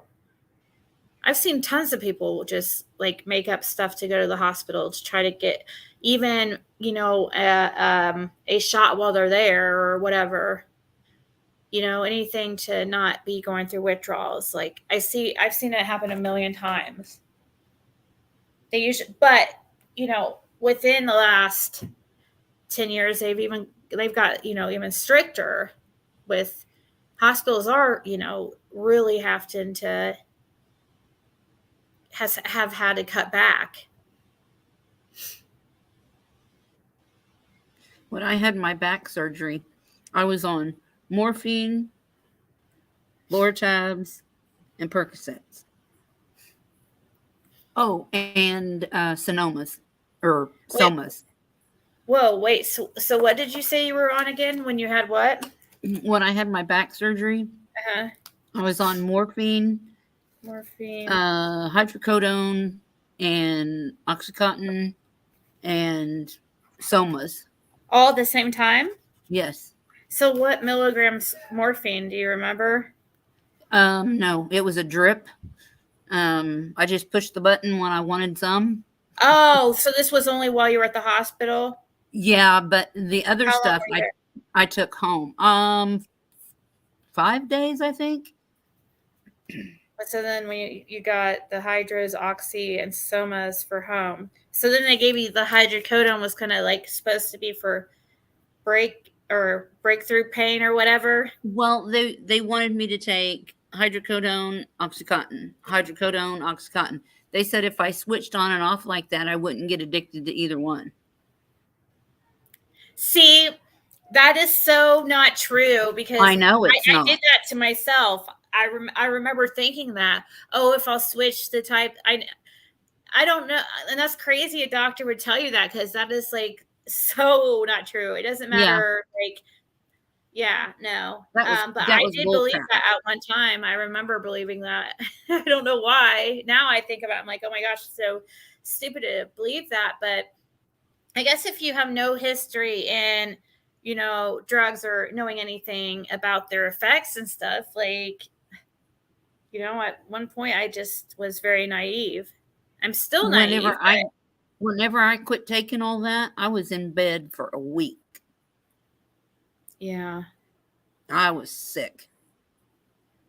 The dentist won't give a lot if they do just for a few days. Yeah, I think the max that they give now is like 3 days from any place. They only give me Tylenol 3 when I went to the dentist. Yeah. Tylenol 3 is nothing. Especially when you have been on morphine and well, yeah, I was on morphine. It was 15 milligrams. Somas make you, Somas, I hated Somas, but gosh, I can't even tell you, like, oh my God, it's been like at least 10 years 15 years since I had Soma. But yeah, those things will make you feel like you're super drunk. But yeah, I didn't like them by themselves, but yeah. No, but if you take them with a Percocet, it's good. To yourself. It'll make you talk to yourself.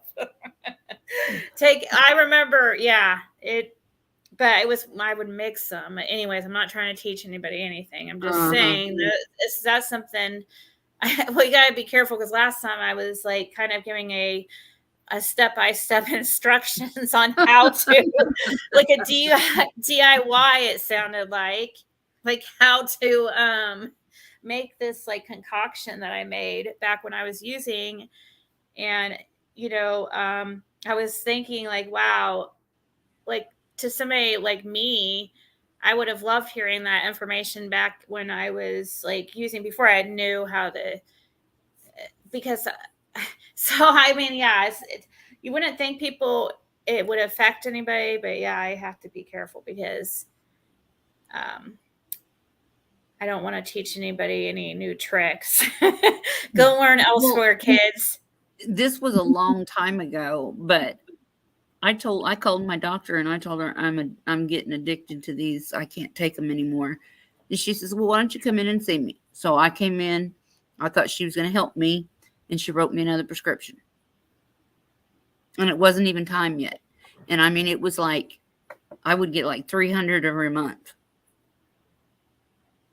Wow. So that's kind of like when I went into like the first time I was ever on antidepressants. I was on the antidepressant or on them one other time besides this time. So like, I don't know, 5 years ago or something. And I remember I was so scared because I was afraid of getting addicted because I had heard of people stopping antidepressants, like they couldn't stop them because if they did, it would like make them kind of feel really, really depressed and just kind of have withdrawals. It's like a withdrawal, but it's like more like a mental withdrawal. And it sounds not fun.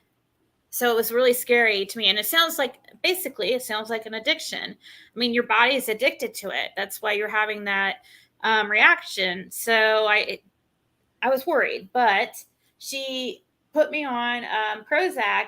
And I remember I went in for my follow-up because you have to go in pretty often, as for a follow-up to see how the medicine's doing and stuff very, early on. And I told her, like how happy. I'm like, oh my God, is this stuff addicting? Because I feel like so happy, like happy, happy, happy. I've never felt this happy in my life. Like I was trying to tell her, like, I feel like I'm on ecstasy. Like back when I used to roll on ecstasy. That's exactly how I felt. It was an awesome feeling, but it felt like I was on a drug, and it kind of scared me because that's the feeling I didn't want. I was like, anything that makes you feel good like that usually has like a withdrawal, and it's horrible. Like you pay for that good buzz you're having right there, especially if you're, doing it regularly. But yeah, like I told her everything was working great. I feel overly happy. And she said, she told me, well, that you just didn't realize how depressed you were. And she goes, and she was a nice lady, but I couldn't believe this. I seriously could not believe this. She goes, so let's up your dose and what? Put you on Wellbutrin, and you'll be really, really, really happy. Oh my God. I was like, yes, I swear to God.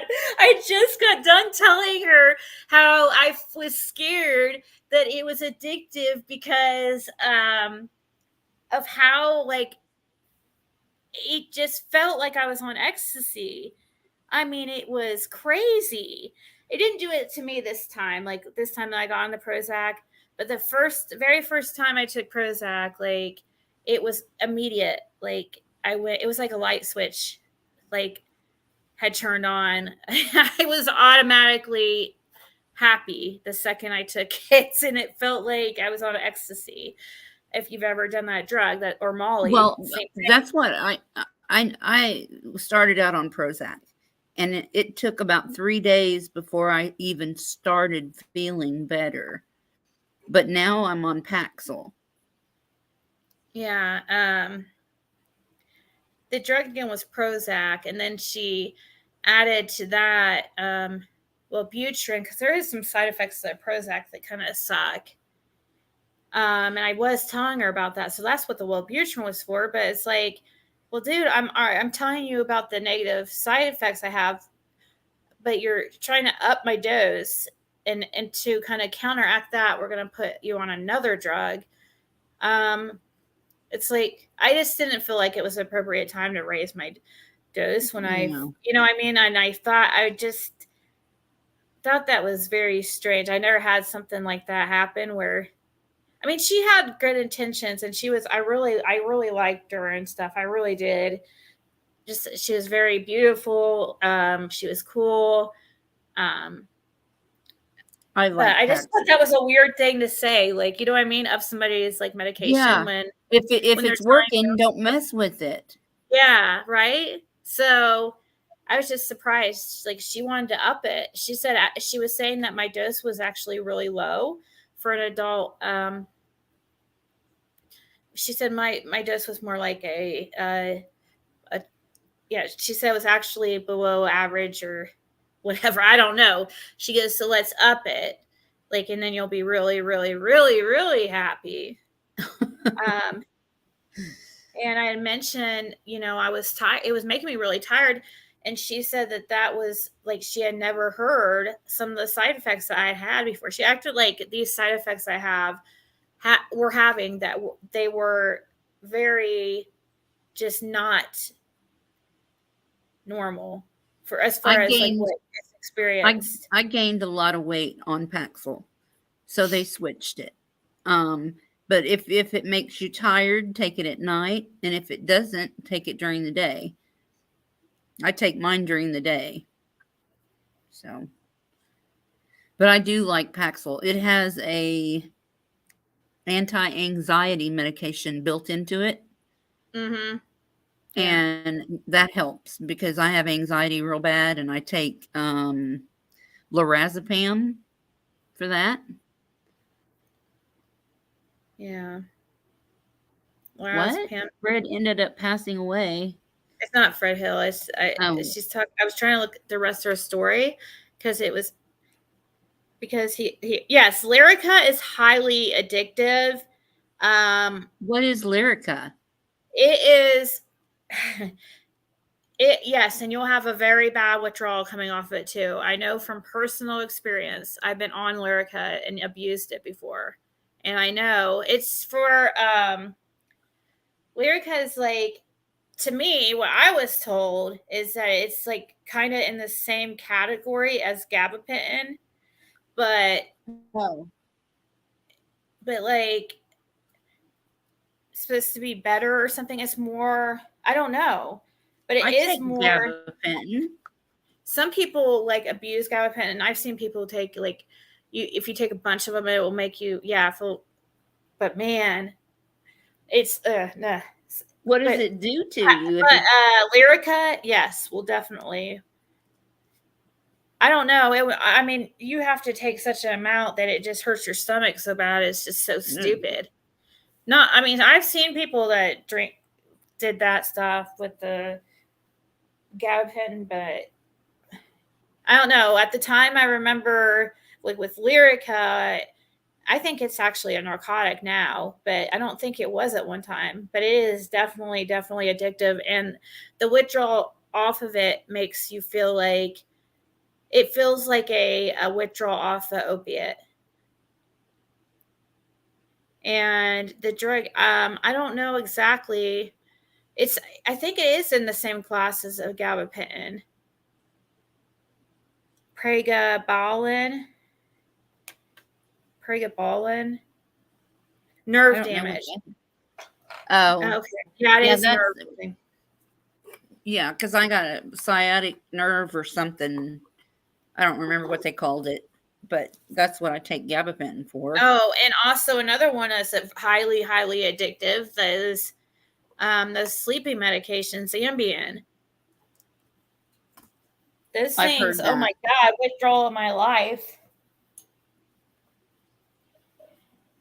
And they've got like a effect to them that they make you like, where people were abusing them for also like the what's that saying, like it gives you kind of like a trip, like kind of like you're on acid or on shrooms, I guess.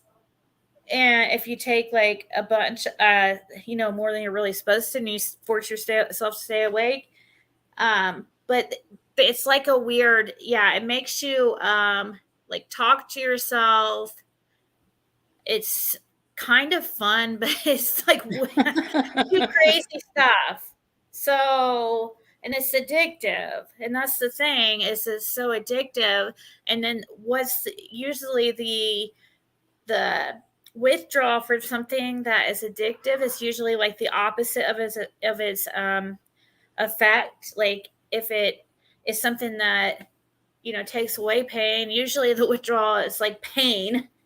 Seems like just like the with sleep, that Ambien, you know, it's supposed to help you sleep. It does got also a like you were saying, like how the medication you're on, this, what is it, Zoloft, or what was it again? Zoloft, or not? Which medication was that, Sherry? You say you're on for antidepressant? Oh, Paxil. Oh, was it Paxil the one that has the? It has an anti-anxiety medication in it. Well, that's how Ambien is, and that's because that's one of the key with sleep. Like one of the most, anxiety is probably one of the top things. I don't know about you guys, but if you've ever had trouble sleeping, anxiety is what, for me, is what kept me from sleeping. Because I can't shut my brain off, and I'm laying there worrying about everything. Yeah. Is that what you do?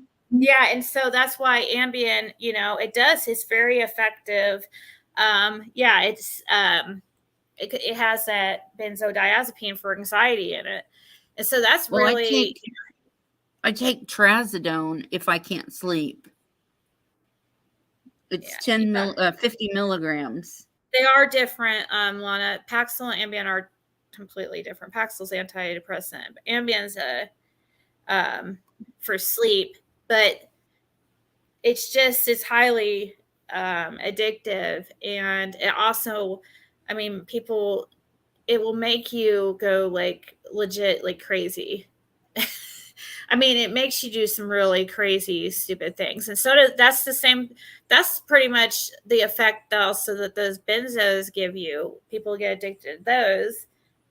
They do some weird things to people. Like I've seen people turn in straight like kleptos on benzos it's the weirdest thing ever. And they won't be like people that are thieves, but they'll get on some Xanax and they'll just go steal everything. Ooh. I do know you all have trouble sleeping. That is true. My husband took him. Ambience also will cause you to steal. It's freaking weird, guys.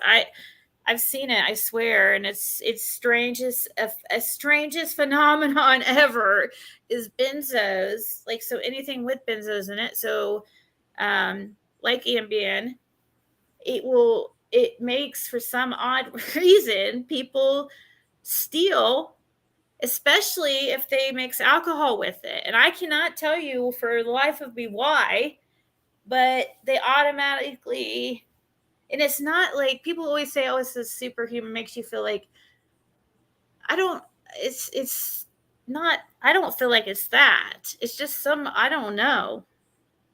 I know back in the day, I would take, now this is a long time ago. I would take, what were they called? There's a little blue pill, Xanax, or no, Valium. Okay. It was Valium, and I would drink. Boy, I would strip, you know. I mean, did some weird stuff. Yeah. Been there. I've done all that. I have like stories for days, but can't talk about it now on here because I don't want certain person hearing it. I don't care. I mean, really, I mean, I'll tell them. It's not a big deal. Yeah, I do have some very crazy stories, and Xanax has a big reason for it, and alcohol. Like, it's just, it was fun, but sure did pay a price. You know what I mean? Yeah. You know that smoking medicine, Chantix, my ex went super crazy on it. No symptoms of depression. 2 weeks later, he was having self-harming thoughts. Yes, I've heard of that too. Jim like my ex, he had that effect too. He's one of those that's always happy. It's kind of annoying, you know, one of those people that are always happy. It's like kind of really annoying because it doesn't seem like possible to be that happy all the time. But he's kind of like that. Like you would never know if something was bothering him. He will not show it. You know what I mean? So I had no idea that he had to stop that medication, that Shantex or whatever, because he was having like, he was getting like super, super depressed. But hell if I knew. I didn't have any idea. So I have heard that. And he's not one that would ever get depressed, like ever. So you would think like that would be happen to somebody who's probably had like depression issues in the past. You would think it would be more common for those type of people, but I don't know if that he's just a different case or if it's just typical.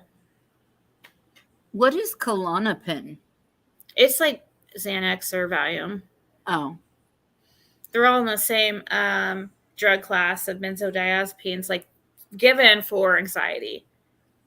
I remember I swear to God, I was so like knowledgeable on pills. Like people would call me and ask me like, what's this pill? I have this pill, what's this number, you know?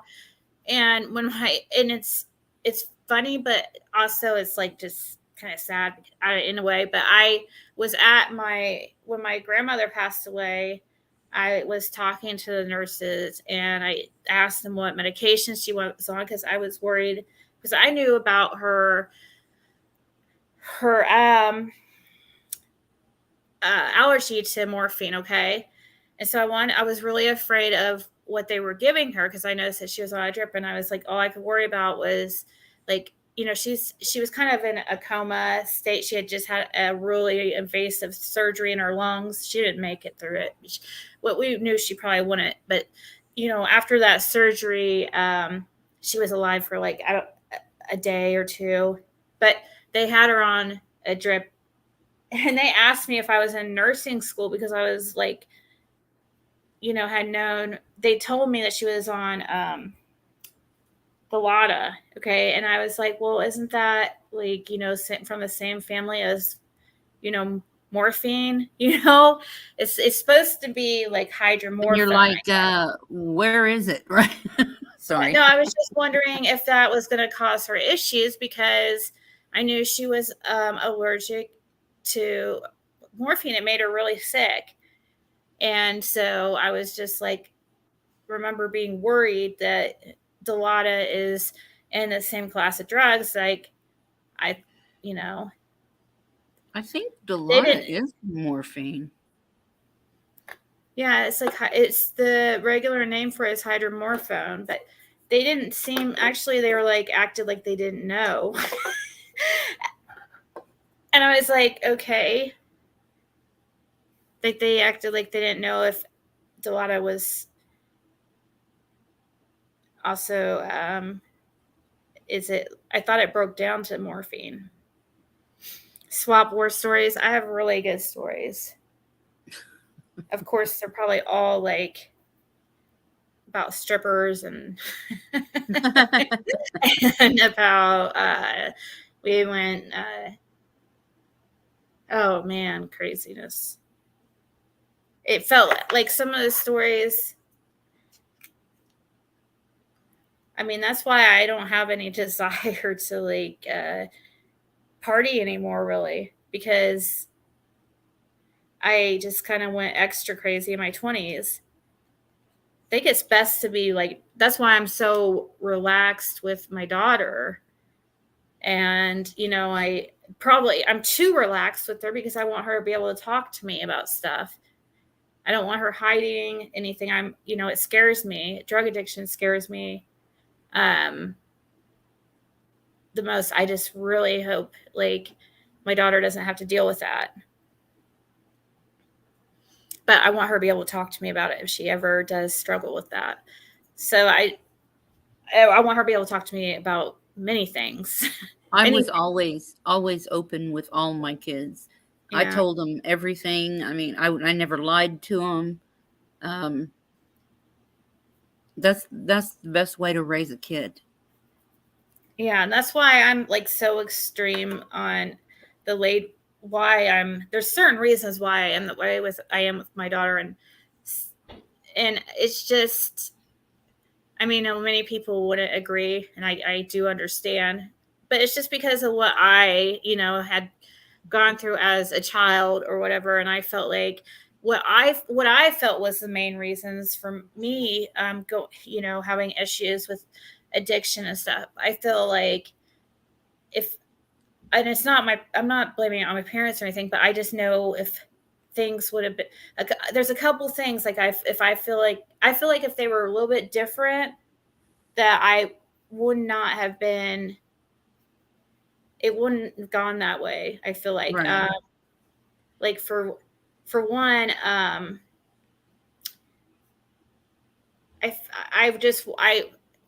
wish like my parents were way too strict.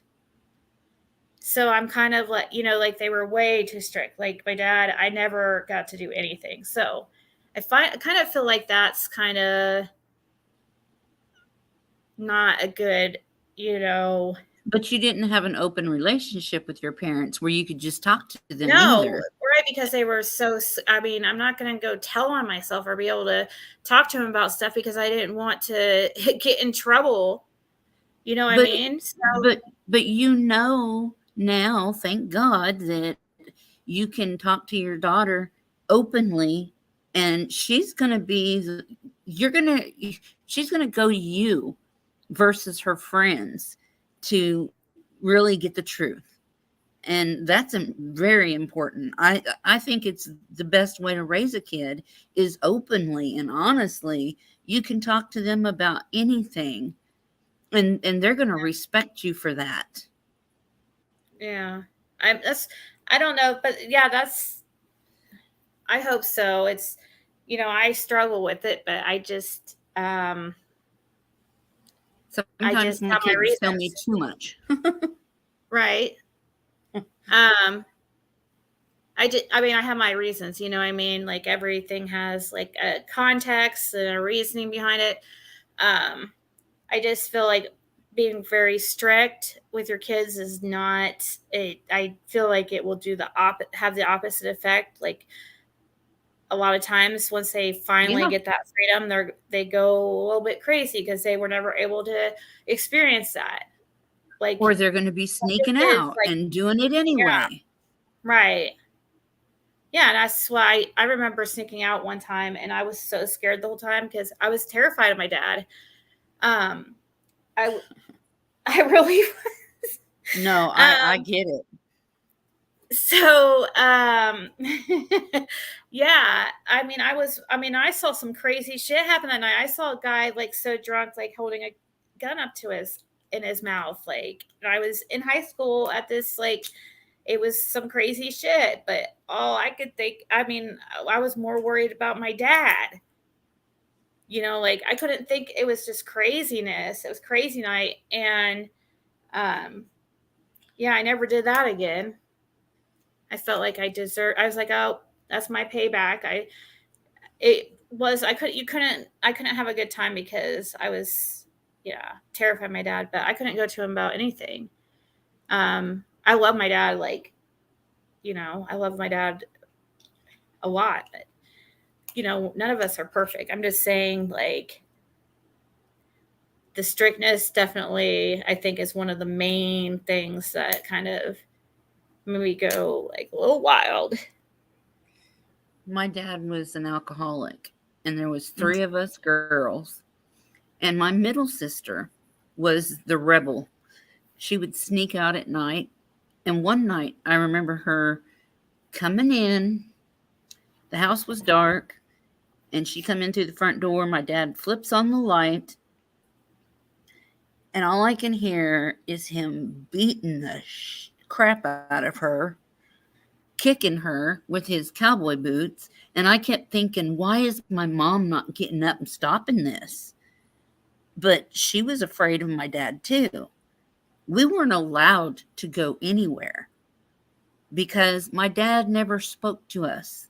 He never told us he loved us, and he called us whores, bitches, and sluts. That's all we were to him. So No, yeah, my dad wasn't like that, but like I understand.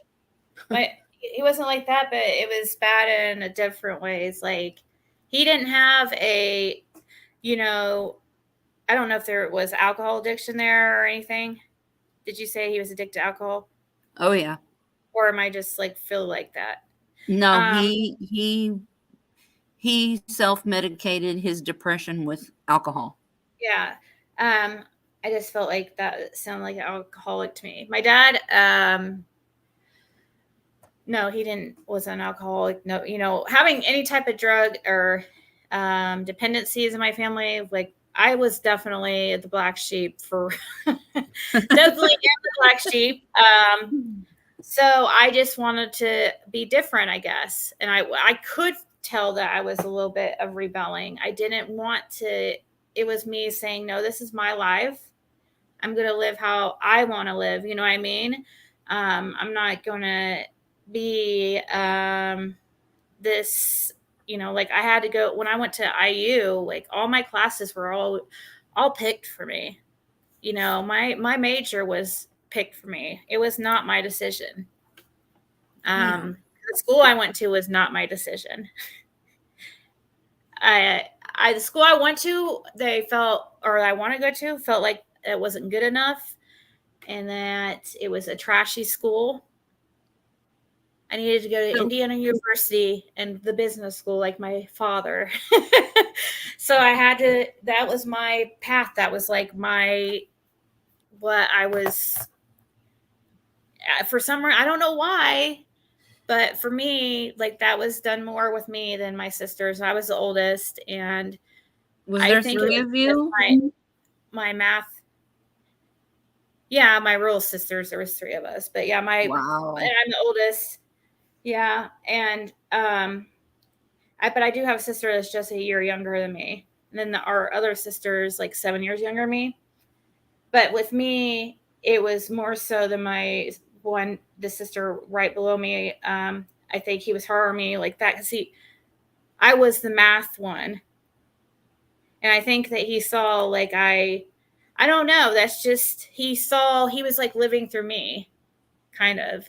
But it was like a repeat of what he did with his life. He knew it worked. And so he wanted me to do the same thing. He knew it worked for him. He was successful. So he figured I do the same thing, I'll be successful. I think that's how he was looking at it. But my dreams did not include really, I mean, I am definitely business minded. But I always wanted to be a teacher, but that was also not good enough. I was like, yeah, I remember him saying, I want to be a math teacher. And which is funny because he's married to a teacher, but he just felt like they didn't make enough money.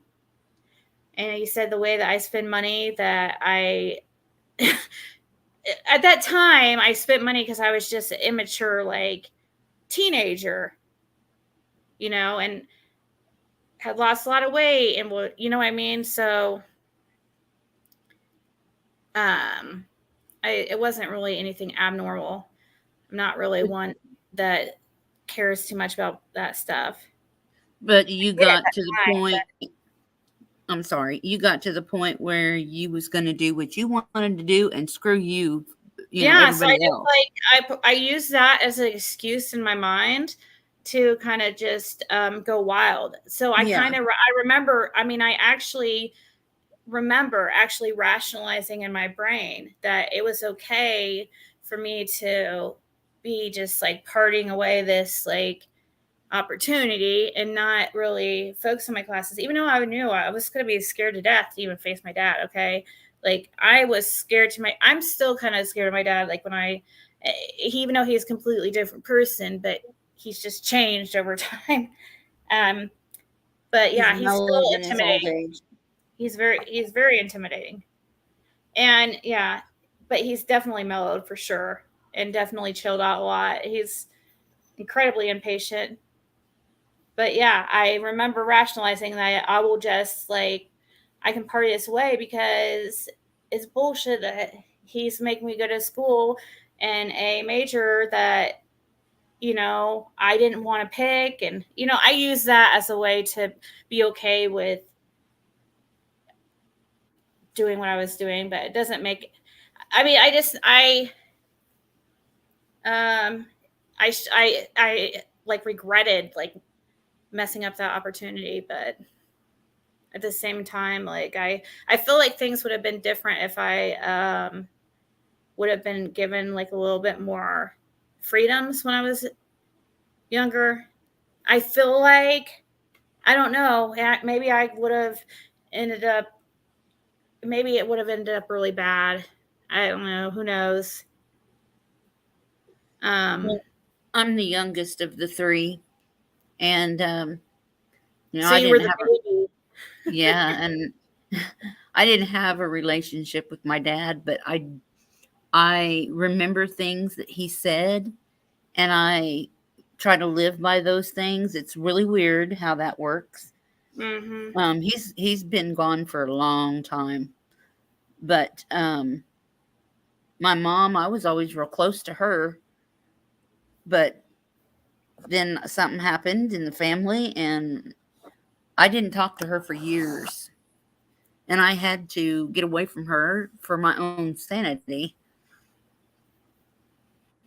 So it's weird how shit works. Yeah.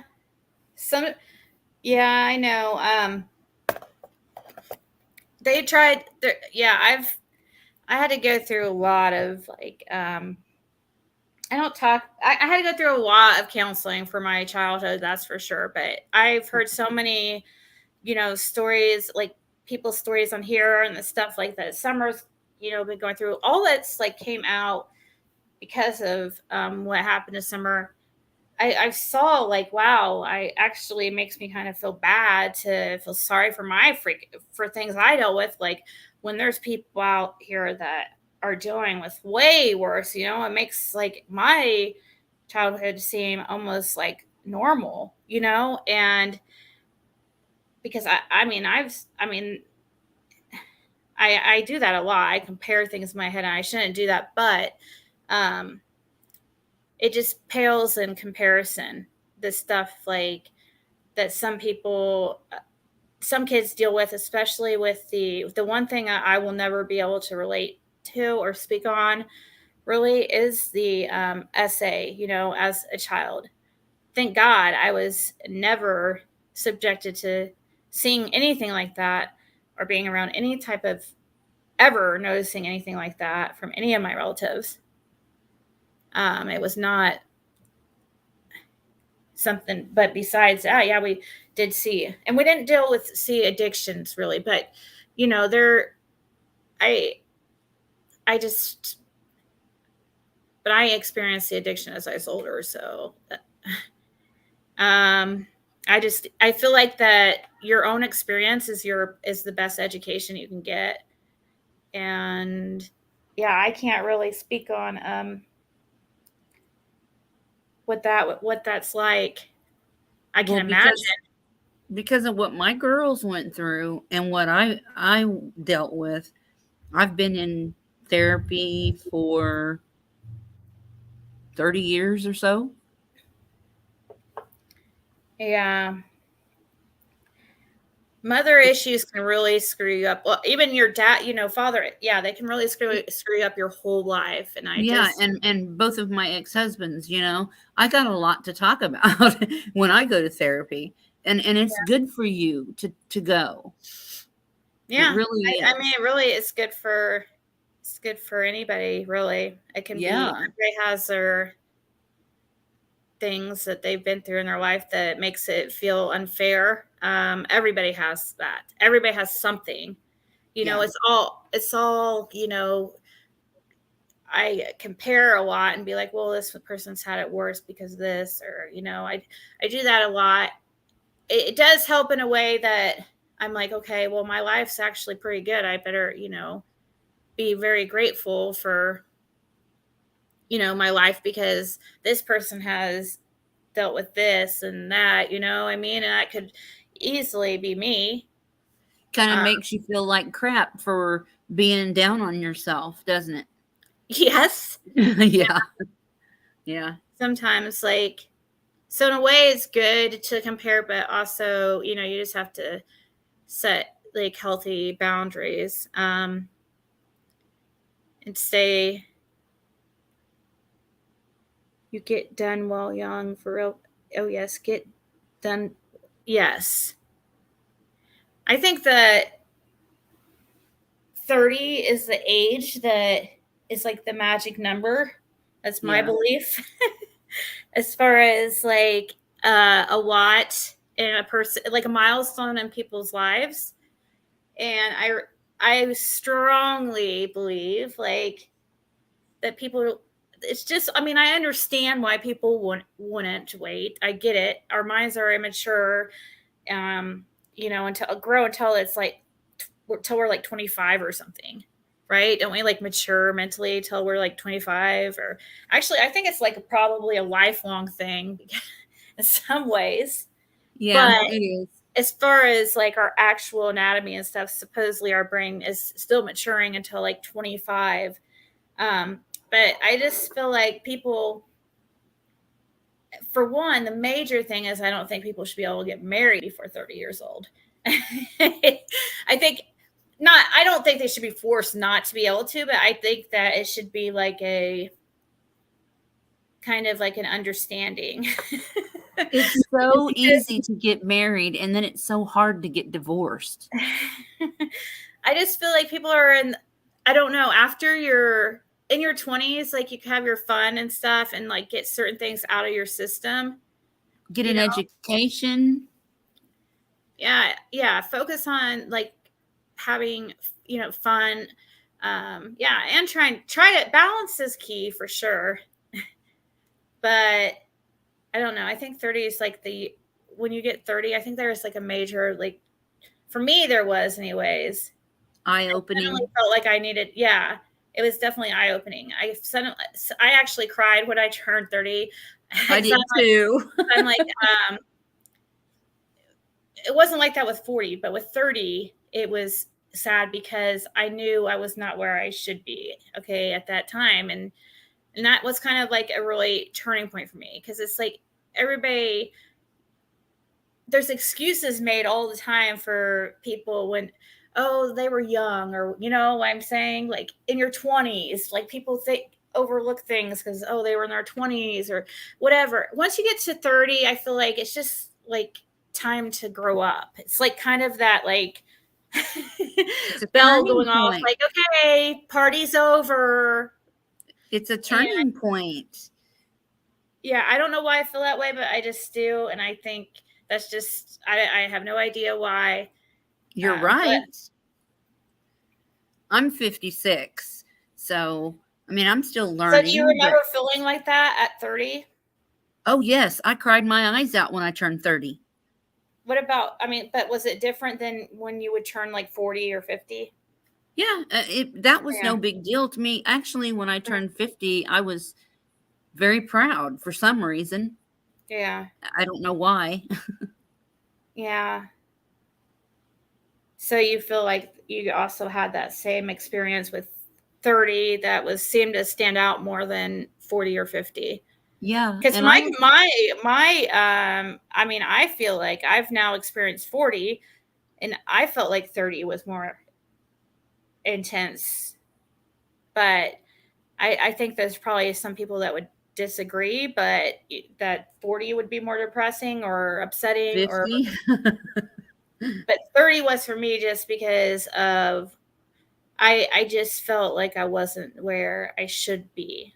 So, but I mean, at least like it was very eye-awake, you know, a kind of like aha moment, and it was very eye-opening for me. And that's when I actually made actual steps towards actually changing my life.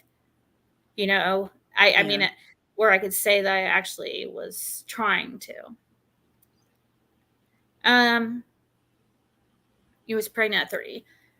Yeah, I didn't have, I got pregnant with my daughter when I was pretty older compared to many. I mean, I was 27, you know, and That's good. but I wasn't any more ready than I was like at 17. Actually, I was probably less ready at 27 than 17. You know, it was definitely it's probably what saved my life, but you know, because you're kind of forced to Stop the drugs. yeah, Yeah. yeah, you're supposed to, you're forced, and you know, it's like if you're wanting a healthy baby, you've got to stop, you got to quit that stuff, and you don't want to ruin somebody else's life, and so you have to come up with some kind of plan. You just had to. You didn't have a choice, really, for me, anyways, and I think that's for most. I got pregnant at 14. And then I had 3 by the time I was 19. Wow. Is that from like a first husband or? Yep. I got married when I was 14. He was 22. Oh my gosh. Yeah. He was the destroyer of everything. Yeah. Wow. So, yeah, I was talking to somebody about something similar, kind of, but actually their situation was even more concerning. They were 15, I think. I'm not going to say who because I don't, and if they wanted to say, they could mention themselves, but it's something similar. Like they were set up like it was an arranged marriage, but it was out of a like regular, like just say, I think, what kind of church was it? Wesleyan? Was it Wesleyan? Why am I thinking Wesleyan? I might be wrong. Might have been, whoever that was, text me what kind of church it was. That was it was something that it was related to the church, but she was set up by her mother to marry this guy who was like 28 years old and she was 15. That's ridiculous. Or 20, he was 27. I think they were like 15 and 27. And then they had to wait to actually get married because she was 15 at the time. And she couldn't get married till she was 16 because a parent couldn't sign for you. Like the soonest was like when you're 16. But really, like, it's like, wow, there needs to be some kind of laws for that like you're a child's brain is not even developed at 16 to be able to make a decision of marriage like that to somebody who is like 12 years older than them. That sounds like a very unbalanced relationship, and alarm bells should have been going off. Like, and that's what we were talking about, is like, she was just like, you know, why didn't anybody do anything? Like, you know, seeing this young girl with a guy who is, you know, so much older, and you have a mom there to sign. It's like, so just because the parent says it's okay that they are, you know, are getting married, does anybody ever think possibly these kids are getting like forced to be married? Like the girl's being forced to marry the guy? That's crazy. But well, I kind of was, because my mom, I was too far along to terminate my pregnancy. And I wasn't going to anyway, because I was 14 and I thought I knew everything. And my mom comes to me and says, well, do you love him enough to marry him? And of course I say yes. Which I didn't know what love was. Come on. A 14-year-old kid does not know what love is. I mean, I grew to love him. I don't think so either, but that's just my opinion. I would never do that. There's probably some cases of people finding their true love at 14, but I feel like I would never do that to my child. I don't feel like you can't. I don't think it's just, usually, unless you're just very, if you're very mature, I don't know. I just think that there should be laws about getting married, you know. there's gotta be something. Like, because how can a parent just like sign for their child to marry somebody who is pretty close to like double their age, and it's legal because the state says it's legal at 16 if the parent consents. But they didn't think to like, they need to talk to those girls, like, you know, pull them aside and talk to them alone. Yeah. But I didn't know that crap was going on, really, until she told me that, and she said I was right, that it is the Wesleyan Methodist Church that did that. They were arranging marriages. It's crazy because when I've heard of arranged marriages, I always think of like the Indian, like the Middle East religions. Yeah. Mm-hmm. But kind of grew up with my children. Way too dang, wow. 18 is a good number for everything. Wesley wasn't always, exactly. That's so true. And that's definitely something that I learned in business ethics. That's the class you have in business. If you're a business major, is about ethics. And when you, you know, there's a difference between what is legal and what is ethical, like, or moral. Yes. Yeah, Very true. So it's like, as a business person, you know, it's really important to you have to think. You can't just go by, okay, just because this is illegal, it's wrong, you know. There's more. You have to look into what's morally correct too, because yeah, just because it's not illegal does not mean it's something that somebody should do, you know. One of the southern states just repealed some law about teenagers getting married. I want to say Virginia or Tennessee.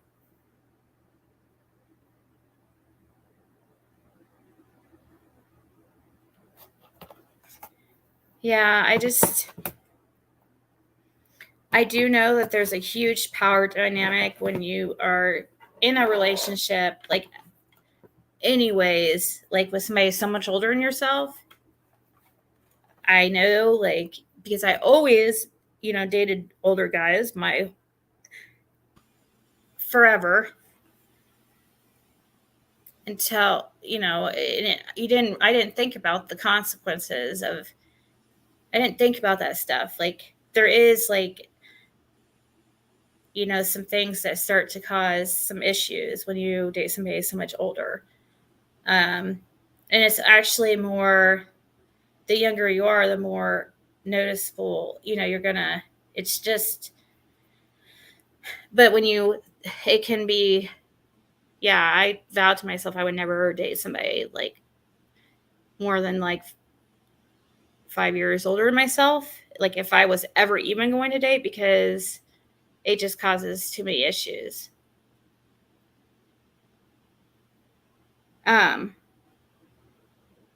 That would eliminate age requirements for marriage. I wish that freaking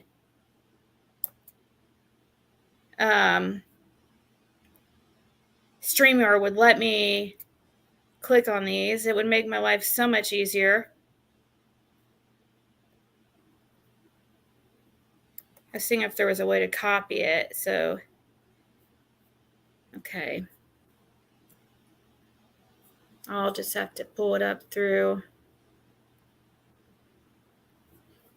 pulling up this live and muting myself on it and going to your link here. And we will open it right here.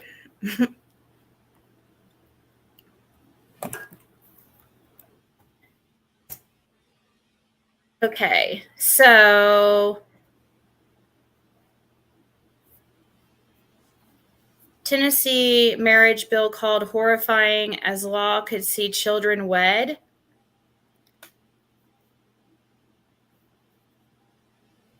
does rewrite the bill.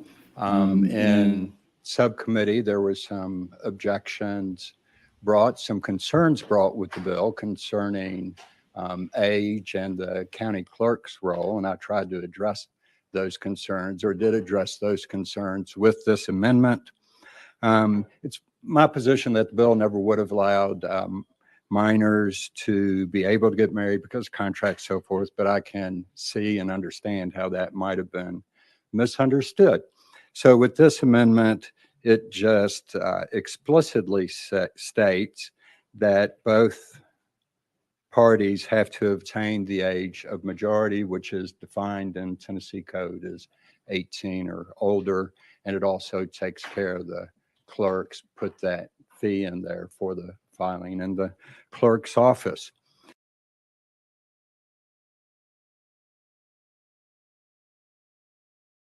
Compound double. So they're changing it. That's a step in the right direction, at least. They're not going to allow. So they're not even going to allow marriages with a parent's signature. Is that what they're saying? Let's see here. Oh, maybe if I look in the article, and this is from April 6th of this year. It says critics have slammed a proposed new law in Tennessee that would eliminate age requirements for marriage in the state. Wow. Claiming the bill would potentially allow children to get married. Social media users harshly criticized the bill HB 233, which is being sponsored by Republican State Representative Tom Leatherwood. The bill has passed the Tennessee House Children and Family Affairs Subcommittee. It's due before the House Civil Justice Committee on Wednesday. Human rights lawyer Qasim Rashid tweeted, Tennessee Republican Tom Leatherwood has passed HB 233 out of committee. Leatherwood acknowledged there's no minimum age requirement on purpose. This is absolutely horrifying and unacceptable. The current minimum age for marrying in Tennessee is 17, and Leatherwood, who has acknowledged that the new bill doesn't contain an age limit, defended the proposal by making reference to religious beliefs. So all this bill does is give an alternative form of marriage for those pastors and other individuals who have a conscientious objection to the current pathway to marriage in our law, Leatherwood said in remarks quoted by WKRN. Democratic State Representative Mike Stewart, who is on the subcommittee, said the bill could be a get-out-of-jail-free card for people who are basically committing statutory rape. Tennessee State Representative Gloria Johnson, a Democrat, took to Twitter on Tuesday and highlighted her appearance on Michelangelo's Signorelli's Sirius XM radio. Just did the MS Signorel show about HB 233 and our background on GOP and their anti-marriage equality zeal. They passed the bill in subcommittee for kiddie marriage. Who's grooming who? Johnson wrote. And SNBC host Joyanne Reed tweeted, your daily reminder that Tennessee Republicans are opening the door to adults marrying children. And not one ranty ex-anon congressperson will even mildly object, just like they have no quarrel with Trump, Jordan, Gates, or Roy Moore, because protecting children is not their goal. I guess I don't need to read anymore, but I thought that was the end of it. Let's see. Yeah. But still, I mean, you guys get the idea on, I guess I don't know. I hadn't heard of this bill, but trying to fight the child marriages, and the other side is fighting them to allow the marriages. So, like, I'm what? confused. So they were going to allow any age to marry? Like, why couldn't? I don't understand why they wouldn't have had That's weird. What was So a that? 12-year-old girl can marry a 25-year-old man, no problem. Right. Like, how would they determine, like, how, exactly. So how would that not, how does that not equal, abuse, like, as far as SA? Yeah. if you had something like that going on. Just like how that the lady that was telling me that, she was forced to marry, and she thought it sounded cool at the time because she wanted to get out of the house. Just like somebody else was saying in the chat, is that, people would purposely get married to get away from the abuse at home. And so thinking that things were going to be better, that's what she did. She was like, oh, well, this is great. She was all for the marriage at the time but she wasn't old enough to make a adult choice because she was 15. And she didn't know she didn't realize really what sex, really, what partners did together. You know what I mean? She's a child. She didn't realize what she was going to have to do as a wife. You know what I mean? Or what wives do and stuff. What was expected of her. You know what I mean? What couples do. And so she was not prepared for all that. Having sex and stuff. It's just, so it's she thought it was going to be a good thing, but it ended up being something completely different than what she envisioned because she was a child and didn't have the life experience to, compare it to. That's why it should be illegal. See, I thought he was saying that they changed it to 18 on both parties. And then you read that, and I'm confused as hell now. Yeah. I know it was, but I think that's actually, I don't think it ended up going through. There's several processes, a bill goes through, it has to be, voted through so many different. So sometimes it gets confusing. You would think a bill is passed, but it's actually not because it still has to go to the Senate or whatever. There's a whole bunch of shit. Well, Ziggy, I'm gonna get down. I didn't mean to stay up here forever, but no, you're good because it's probably perfect timing to probably end it here in a few anyways. So I've been on here for 4 hours, so, and I'm gonna be on, I'm gonna be on tomorrow night for sure on cracking cases. I'm gonna watch it. So thanks for talking to me. All right, thank you so much. Bye. Well, I really appreciate her and the other lady coming up. What's her screen name? I'm having a brain fart. Why can't I think of her name? Help me out. But I appreciated them coming up because we had some interesting talks for sure. Definitely got me thinking on certain things. So I do really appreciate that. Marry his 13-year-old. Yeah, I know. That's crazy. But, at 13, you don't know what you're doing. How would you? I mean, unless, I don't know. I wouldn't have, I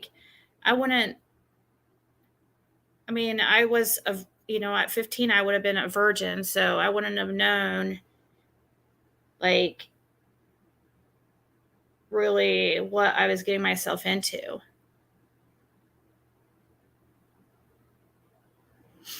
Kim Olsen. Okay.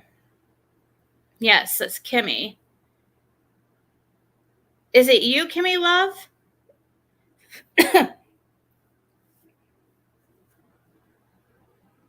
Yeah, 13 is too young. They're trying to remove age requirements and citing religious reasons. Yeah, that sounds to me like a recipe for disaster. And to me, it looks like a loophole for weirdos to use to try to get away with, being in their sick relationships with children because that's their fantasy. So to legally do it, they'll just marry them. They'll pay a parent to let them marry their child. and certain ones with mental health issues or other major issues that affect their mental health would do it for a certain amount of money, and it'd be legal because had parental, permission. Thank you, Believe. I got a job at 15, moved to the beach, moved in with hubby, got married at 21. Was he your age or 7 years older than you? Yeah, that's kind of pushing it, but in my opinion, but that's, if it's different times, that it's just different now. But there is some instances where it ended up working out,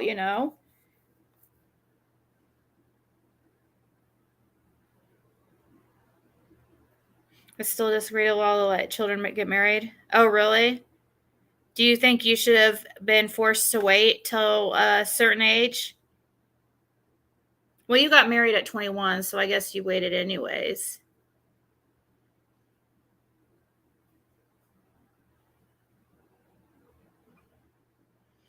Now I've got 3 children, 4 grandchildren, and a widow.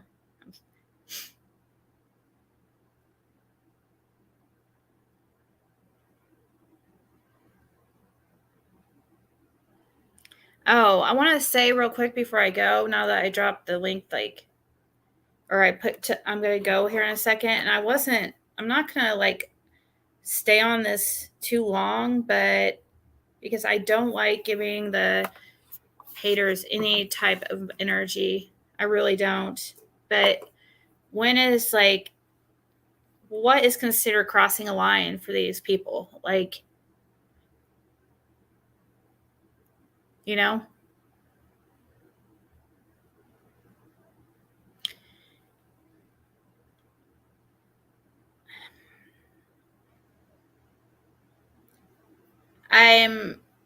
It shouldn't surprise me, but go after me. If you don't like me, that's the goal that you're going for anyways, is to try to hurt me or destroy me in some way. But, what they're doing is interfering in other people's lives too, because in doing so, it will hurt me in some way. But they're also causing issues for others ultimately.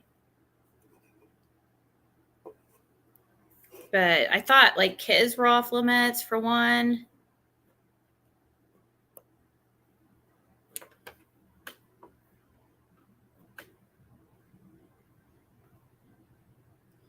It's the same ones that's always been obsessed with me, that I've been in a fight with to get served for months now. It's so weird.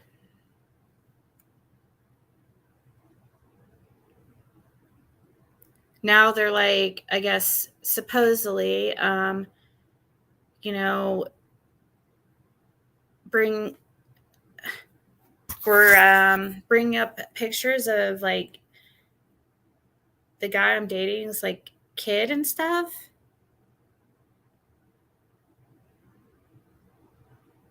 I think that's so beyond anything that's normal. I don't understand, do bells not go off in these people's minds that okay, this is not okay? Do they ever have a conscience?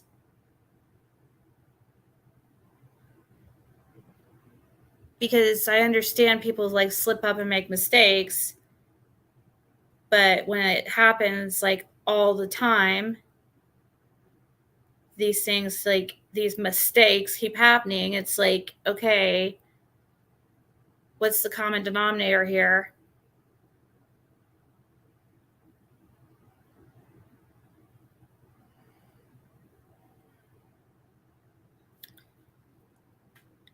Yeah, can you guys imagine if he wasn't like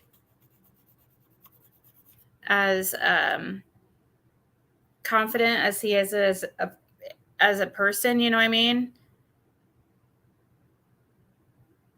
Like if he, I mean, many guys would totally like not deal with anything like that.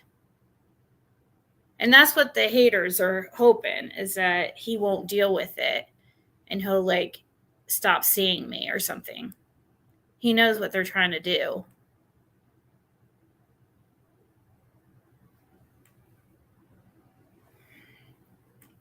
Yeah, but I'm doing much better as far as like not mentioning, them and stuff. Even I don't even honestly even think of them usually, but they do. And that's the thing, is that they'll go more extreme to just catch my attention. So I do, respond. Because I do know like that's ultimately what they're wanting, because that's what their whole channel is about. And what it gets views for, though, is it has to be shocking information, or the more drama the better.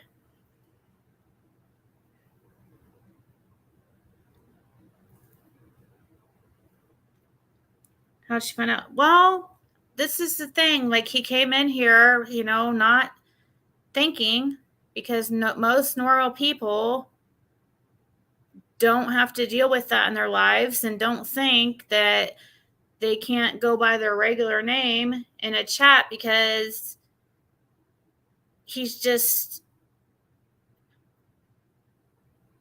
not used to the shit that happens in this community. You know what I mean? In other YouTube communities, he's not used to what I deal with. It's so abnormal to the regular person. Like, so when he didn't think to like change his name, and I forgot to tell him, and he showed up in the chat before I even like was able to warn him, like, hey, you don't want to go by your real name in here, and he just like laughed it off and didn't think it was a big deal, and I'm like, okay, because nobody realizes like how extreme some of these people go, especially certain ones. And it's like, yeah, anybody else would have probably totally not been down that shit would have started happening, and they would have like ran for the hills, not dealing with that psychotic maniac. Holy crap. And I wouldn't blame them. I've lost like pretty much friends because of that shit. You know what I mean? Because people can't deal with, they don't like that. I mean, why would you want to bring into your life an unnecessary like drama where you don't know like what's going to happen next? Because the person's always like, if you're just a subscriber of me, you're suddenly a target. Good night, certified. He's my age. Like I said, he's good. We went to school together. But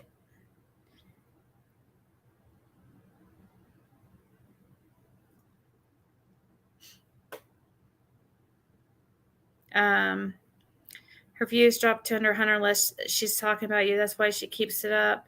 It's so weird though, because I'm not even like really, my talking about me doesn't bring like numbers anymore, really.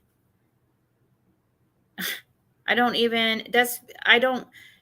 was just like, I don't understand.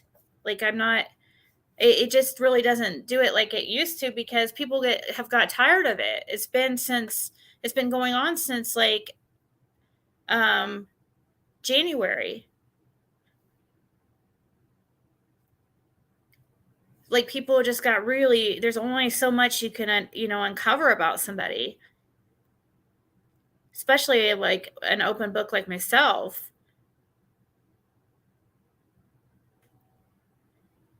So even talking about me now doesn't get the views because, for one, I don't have as crazy of a channel as I used to, where there was drama all the time because I was doing the open panels all the time. So it got a lot more views and brought a lot more negative attention. With with that, you have to deal with that type of stuff.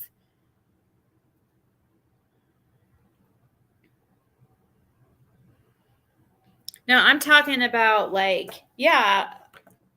mean, they're not like from my real life, no, but I mean, I do know that there's like several people who have had to take time away from hanging out in my chats because of the attacks. Like, they have to first like take care of themselves and their family. They can't put some like YouTuber first in their life just because they enjoy hanging out and talking to them. There's priorities, and YouTube is not most people's priority. It's kind of like, to me, it's a priority, but to most people like that I'll ever meet in my life, YouTube is not on their priority, and many people would not deal with that type of like craziness. Because it seems like all fun and, it doesn't seem like a big deal at first, but people don't realize how crazy like people on YouTube are, some of these wackos.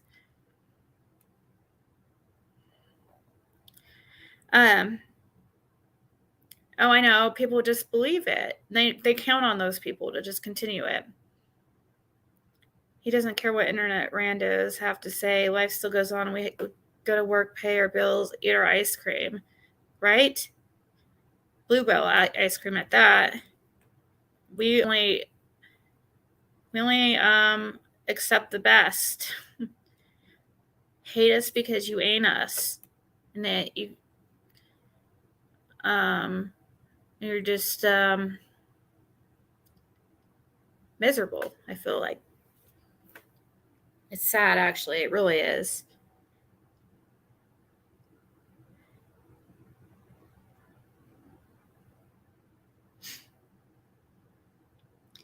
Well, you can only say so much about, one missing child. Like, really, there is a lot that, gets you talking about the Summer Wells case, because with that you have like the interesting people involved, the history, the area, the, generational like curses that seem to be like plagued with the area. There's just so much to talk about and interesting things that it just keeps people talking. But I mean, still, like,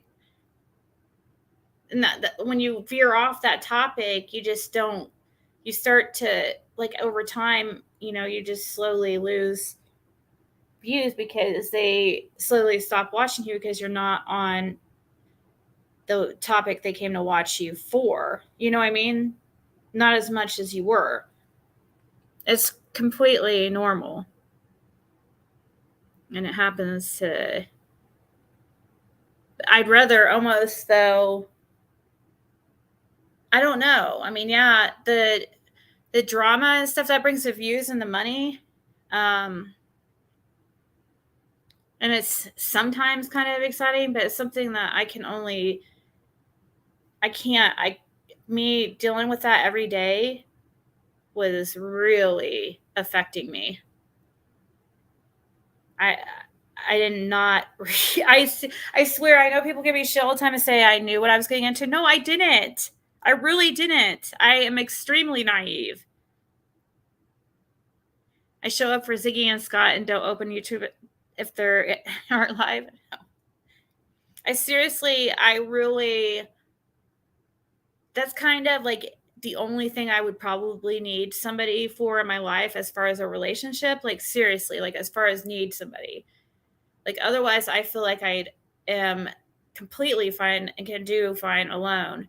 But I'm kind of a horrible decision maker. Like, very bad. That I feel like, even though I feel like my instincts are like pretty spot on, I just don't listen to them. But I still end up making really bad decisions. So I kind of need a decision maker in my life. Because I don't even like to make decisions on like where we're going to eat or where we're going to watch. Like, it's strange, but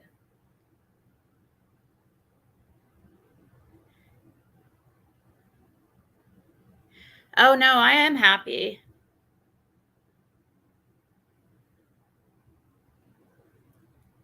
I am a lot happier now. I am.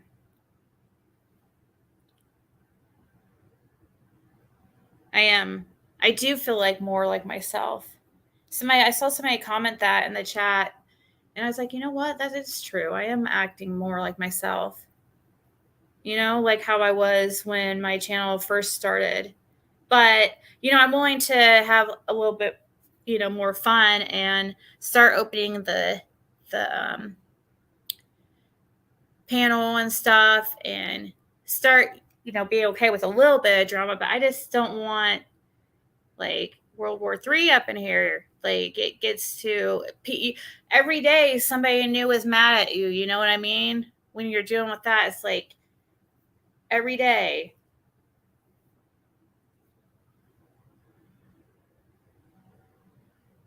It does make you sick and old way too fast.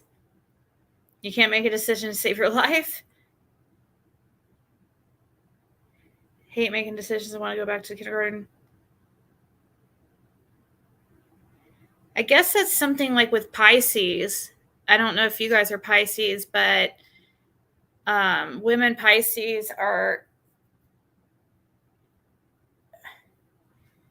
very bad at making decisions. They would rather be in a relationship with somebody who made decisions for them. That's really, they're like very submissive. As long as they trust the person they're with, but a lot of times, like, they crave that. It's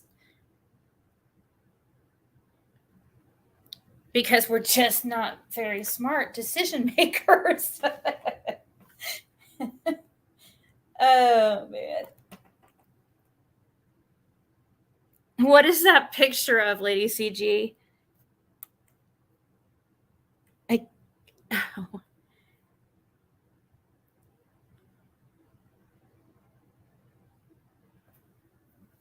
No, I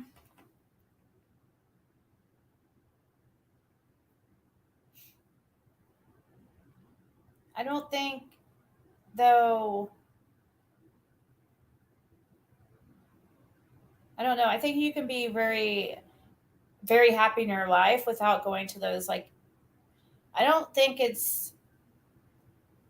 nobody should be like jealous of who gets to go where, because that stuff's not what's important, really. I feel like if you're really, you know, into somebody, you don't really need to be at those places. You know what I mean? So that's not what makes me happy, at least. But that's just how money and material things is very motivating to most, though.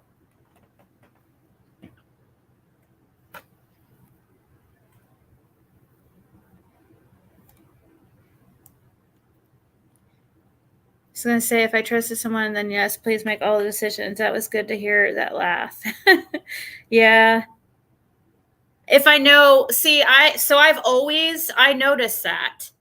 I watch for certain, like, that kind of stuff. I've noticed that, like, I've learned that stuff about myself over time, that that's why I used to like, or be so into dating older men, because I felt like older men were more responsible.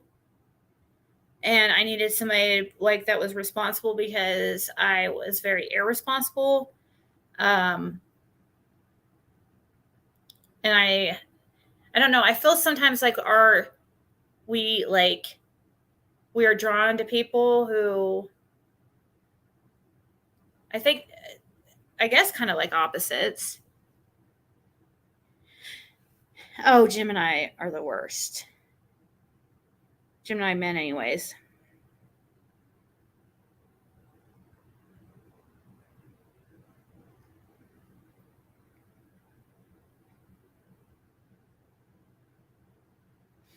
Yeah, that's the problem, Shiva, Mom. It's like there has to be. That's another thing.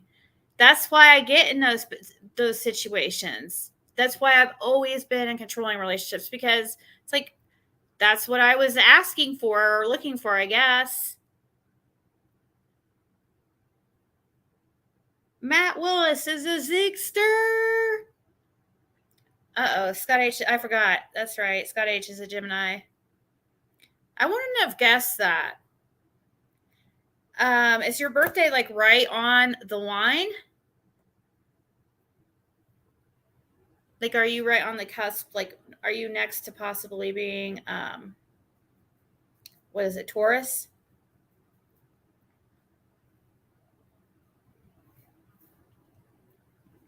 Hey, Danny. Oh, yeah, Danny's going to come up and talk. When are you going to come on my channel? We'll have to do that. Pisces here. Are you good at making decisions? I'm definitely 100% like a Pisces.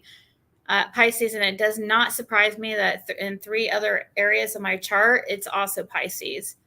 It's not at all surprising. I am definitely a Pisces through and through.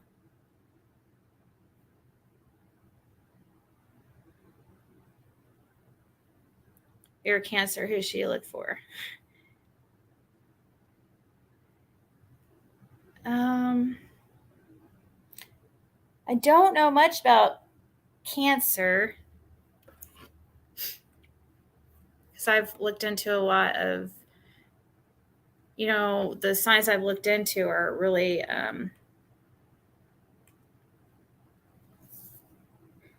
of myself or the person I was with. So I know a lot about Gemini and Pisces. And now Capricorn.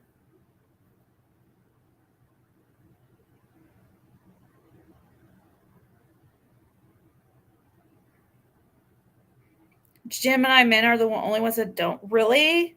They didn't lie to you?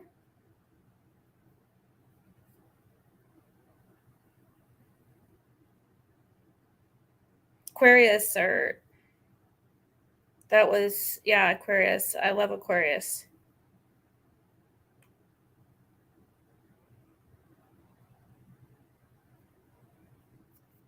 Pisces female need a Taurus or Capricorn male.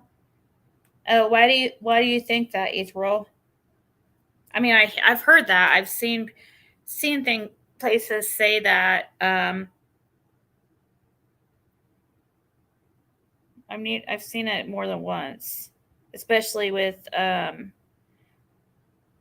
Capricorn. I don't know about Taurus. I don't think.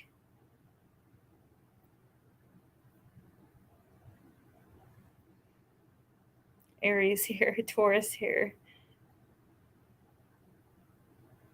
The Virgo like to rewrite history. My birthday is March 2nd, 1981. So I'm a Pisces, and definitely like in 3 other areas in my chart, it's also Pisces.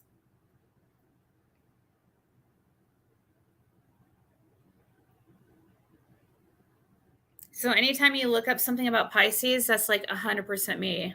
We are like 12 people in one, for real. We're definitely the chameleons. Definitely the most sensitive.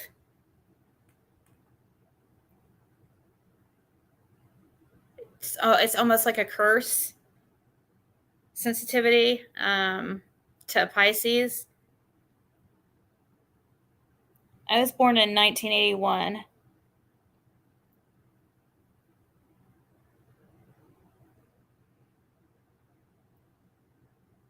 Pisces is immutable water, so a fixed or cardinal earth would be good for you to keep you grounded. Reason why they're saying Taurus or Capricorn. Yep. That makes sense. Earth and water, right?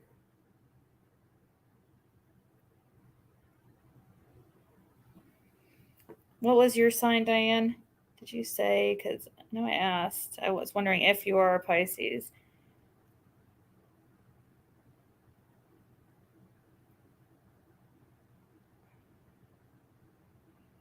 Sherry said she's a Pisces, and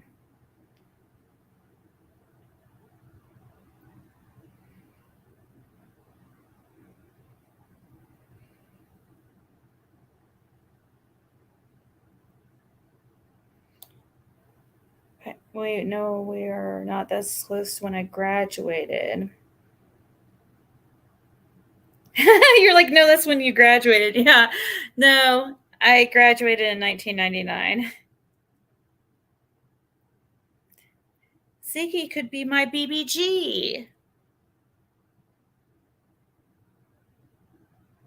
I call my daughter my BBG. Well, I'm a Capricorn, so I always recommended us. But the Pisces recommended us, like me and you. Is that what you're saying?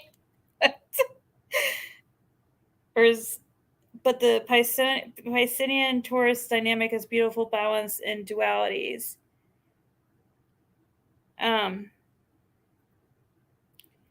Taurus. Trying to see what month is Taurus. And I think that's next to Gemini. Okay, it is. Taurus is April 20th to May 20th. Oh,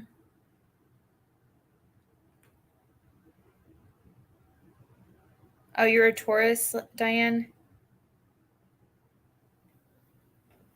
Yeah, I don't really think, I can't remember if I dated a Taurus or not. These are days I wish I had 13 babies. Wow. I always just wanted one kid my whole life. I knew I was going to have just one kid. Like, I knew it. I knew just one daughter. That's all I ever wanted my whole life. It's crazy that it happened, but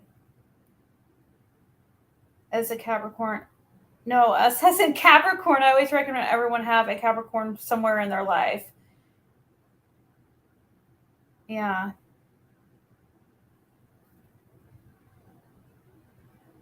How can we have zodiac signs based on stars when we came from that which was before the stars? Honest question.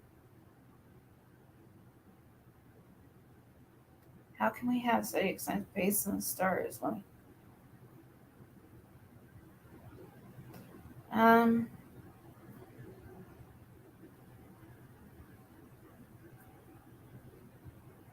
Did we come from that? You feel like stars were before or were after men?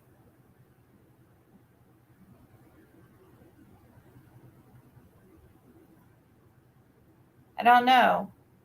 I guess I've never really thought about whether stars are before or after men. Yeah, but if there was a Big Bang Theory, wouldn't there have been space and stars?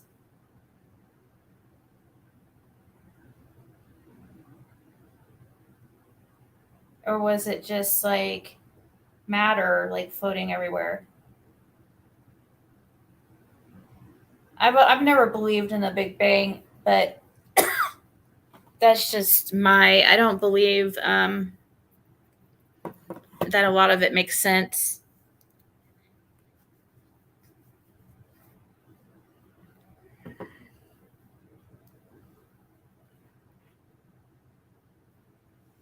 Is it safe to come back? I don't know. We're getting into kind of a heavy topic that I should. I was about to get off here, and then we got into a very kind of. Sometimes it can get intense. There had to be something before the stars for them to originate from. Yeah, I mean, there has to be a maker for exactly. That's the thing. Like with the Big Bang, that's exactly my thing with that. It's like, well, okay, what created the matter that was in space to, you know what I mean? To cause like two objects go together and explode and whatever. Like, what made those things? Like, that's what my mind always goes to, and it drives me crazy. It doesn't make sense to me because, like, what made the matter which caused the Big Bang? There's always got to be creator. And it just keeps going back to nothing. It has to me, it has to be something supernatural, like beyond our explanation.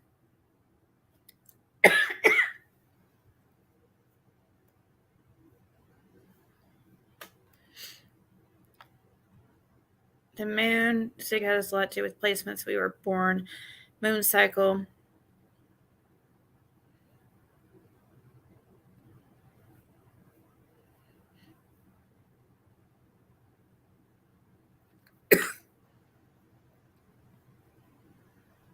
I don't know why my throat feels like I just like took a puff with a cigarette or something.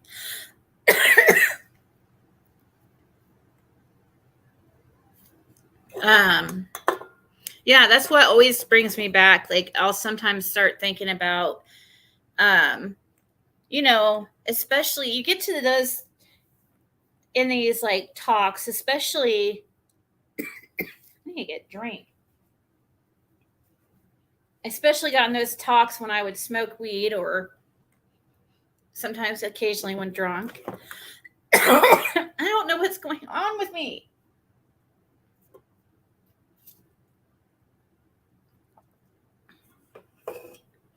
And then I would always get thinking like, well, if something in order for something to be created, it has to be made by something, right? That's what with the story of the Big Bang, for going by evolution or in your worldview, then it just doesn't make complete sense to me though. I need it to make sense. Like I need to my brain thinks like I need something to add up. I need 2 + 2 to equal 4. And I just don't understand how something can come from nothing. Like we have matter floating in space that came from nothing. How is that possible?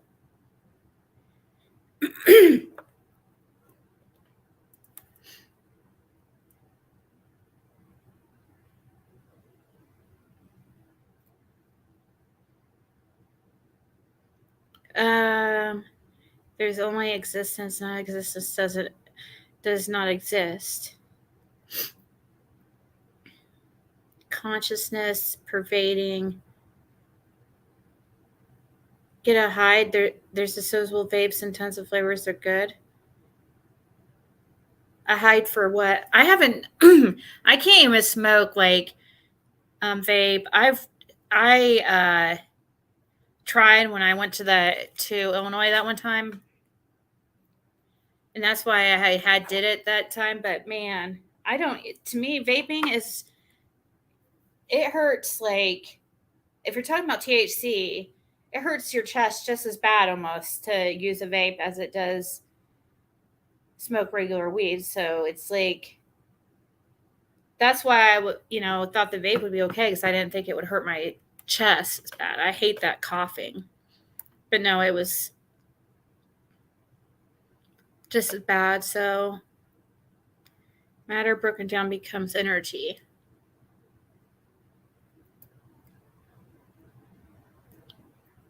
Non-duality.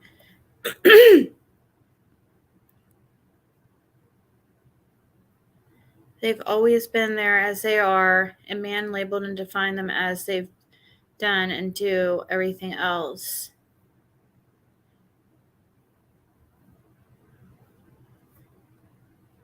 Yeah, it's fascinating, but gets you down a rabbit hole, and it's really makes you start thinking, like, where did we all come from? Physics proves that. Matter broken down comes energy.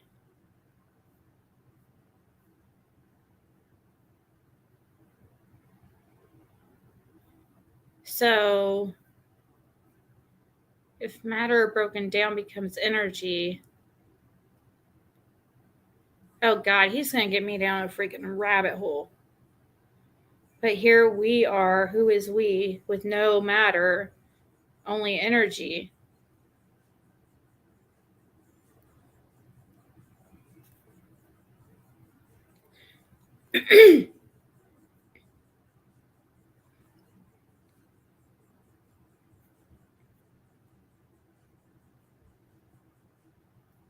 So we're not, humans aren't considered to be made of matter. I'm sorry, am I thinking wrong here?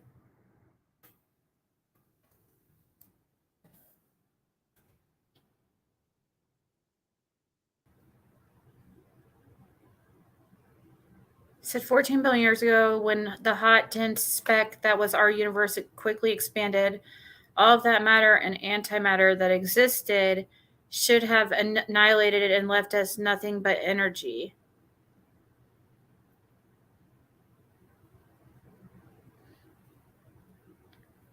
"99% of your body is made up of atoms of hydrogen, carbon, nitrogen, and oxygen. You also contain much smaller amounts of the other elements that are essential for life. Are humans made of matter or energy? In life, the human body comprises of matter and energy. The energy is both electrical impulses and signals and chemical reactions."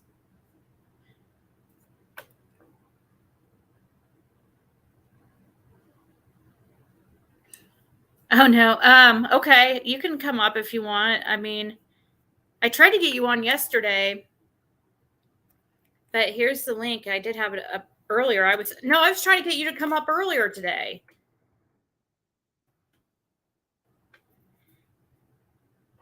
But you left. I don't know if you heard me, but I kept asking you to come up.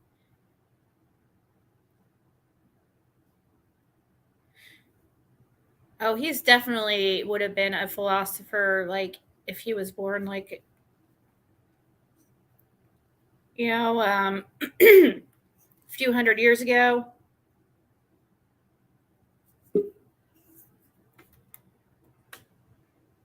Let's see if that's him. Make sure he's Yeah, you got to make sure he wasn't an imposter.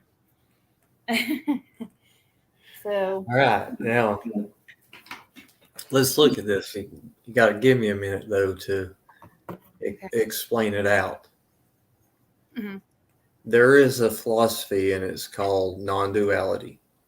Yeah, I think I've heard of that. When you mentioned it, it rung a bell. Okay. And I'm going to get up and use the bathroom while you're talking. So if I don't respond right away, that's why. But I'm still listening. Okay, you can still hear me? Yeah. Okay. Yeah, Lady CG says, get a pot of coffee on. Okay. Now, this does not violate any belief system that you may hold, whether it's religious or spiritual or whatever. We're just going to look at things from a subjective and an objective point of view. In order to do that, we have got to allow ourselves to look at things without any prejudice coming from any belief systems that we might have. So, duality is a separation. Most of the Abrahamic religions, Christianity, Islam, Judaism, are all based on duality, which means that there's us and then there's something else. There's a separation there that we have to wait through our life to get to go somewhere. And that's the story.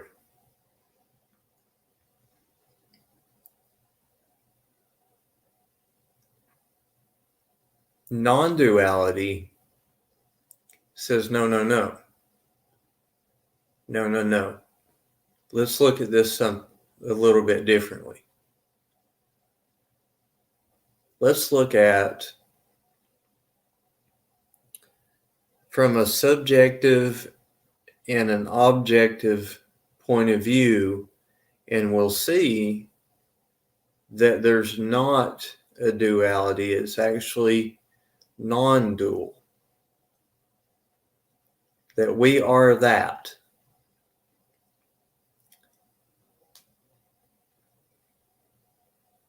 What is that? The ultimate reality. Yeah. So if we look at a table, okay, I'm looking at my coffee table here, and I'm looking at my floor, and I'm looking at my door, and I'm looking at my entertainment center, and I look at my dining room table. All of those things we've given a name to. We've got table, we've got chair, we've got door, we've got floor. Mm-hmm. But if we break all of those things, if I break all the legs off of my table, it's not a table anymore. If I saw the door in half, it's no longer a door. Right. But the one thing that never changes is it's always going to be wood. Oh, yeah. It will always be wood. There is no point that you can take it apart from the tree that it will never not be wood, but it can always be many other things.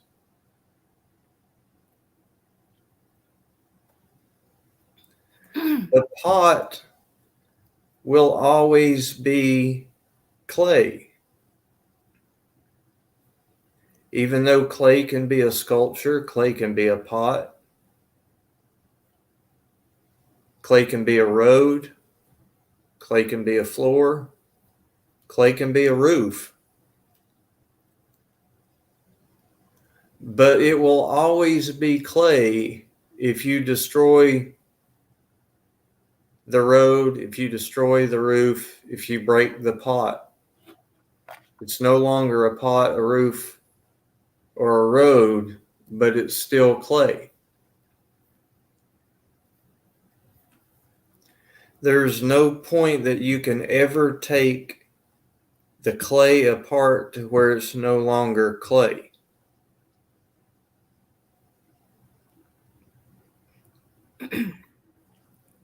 So that kind of gives you the idea of non-duality. So now let's look at it on a bigger level, on a more philosophical level. That was more on a physical level. So we're going to start to move beyond the physical space into another space.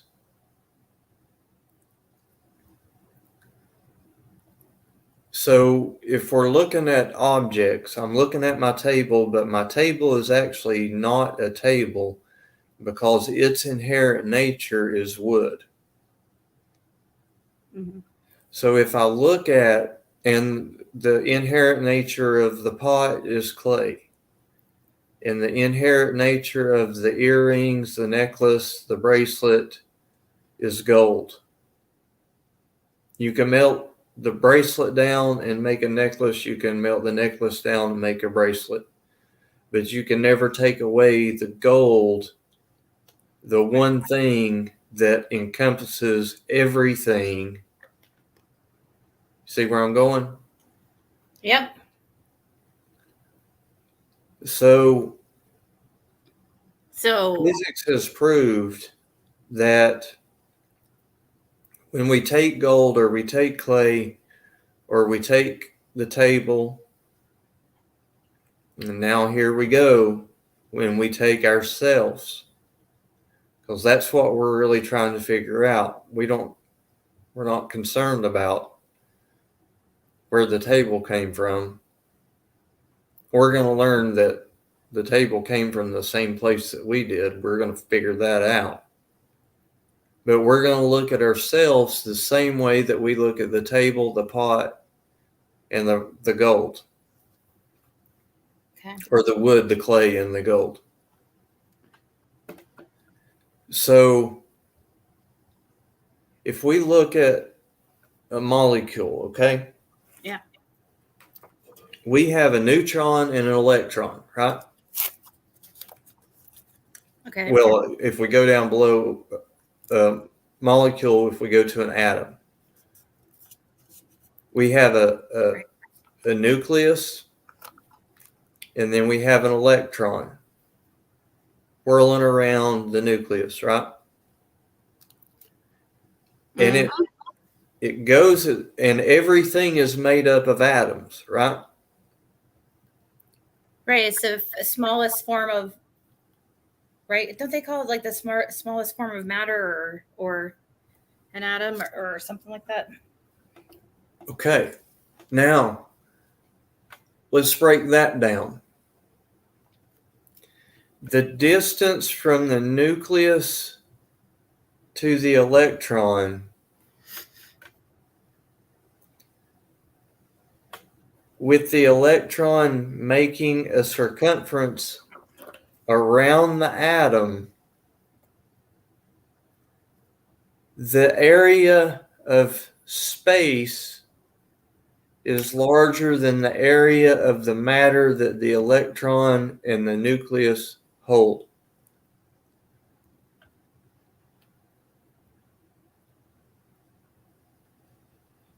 You see how we're starting to deconstruct matter into nothing? Yeah. Everything is made up of more nothing than made up of something. So let's go a little bit farther. Now they split the atom, right? Mm-hmm. And what did they find? They found little things called quarks and all kinds of stuff. If you look into nuclear physics, they've broken it down even farther and farther and farther. And they've even actually more and more space, like CERN, CERN, CERN. Yep.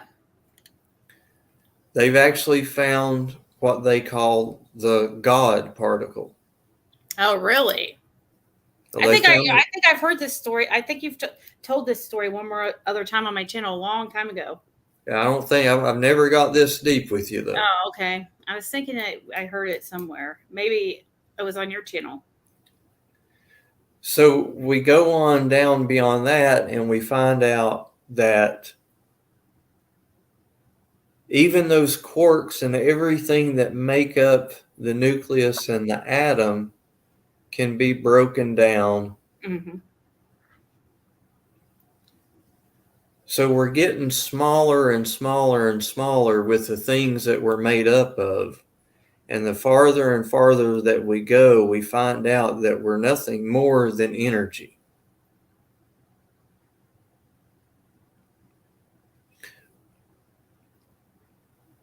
Would you agree with that? And would you agree?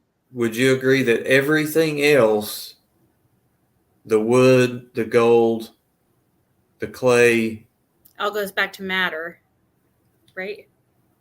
but they're all made up of atoms. Yeah. And once they're all broken down, they're all energy. Yeah. Man, this is going to brain F me. Okay. Hang on. We haven't even gone into the non-dualistic features of us yet. I'm just showing you how, and science has proved it. There's no disputing it. Everything is energy. So to have a dualistic point of view, then one would have to agree that the clay, the wood, the gold are different energies. But they're not. Because when they're all broken down and everything is energy, then everything is a shared energy, which means there's only one energy and everything is a part of that.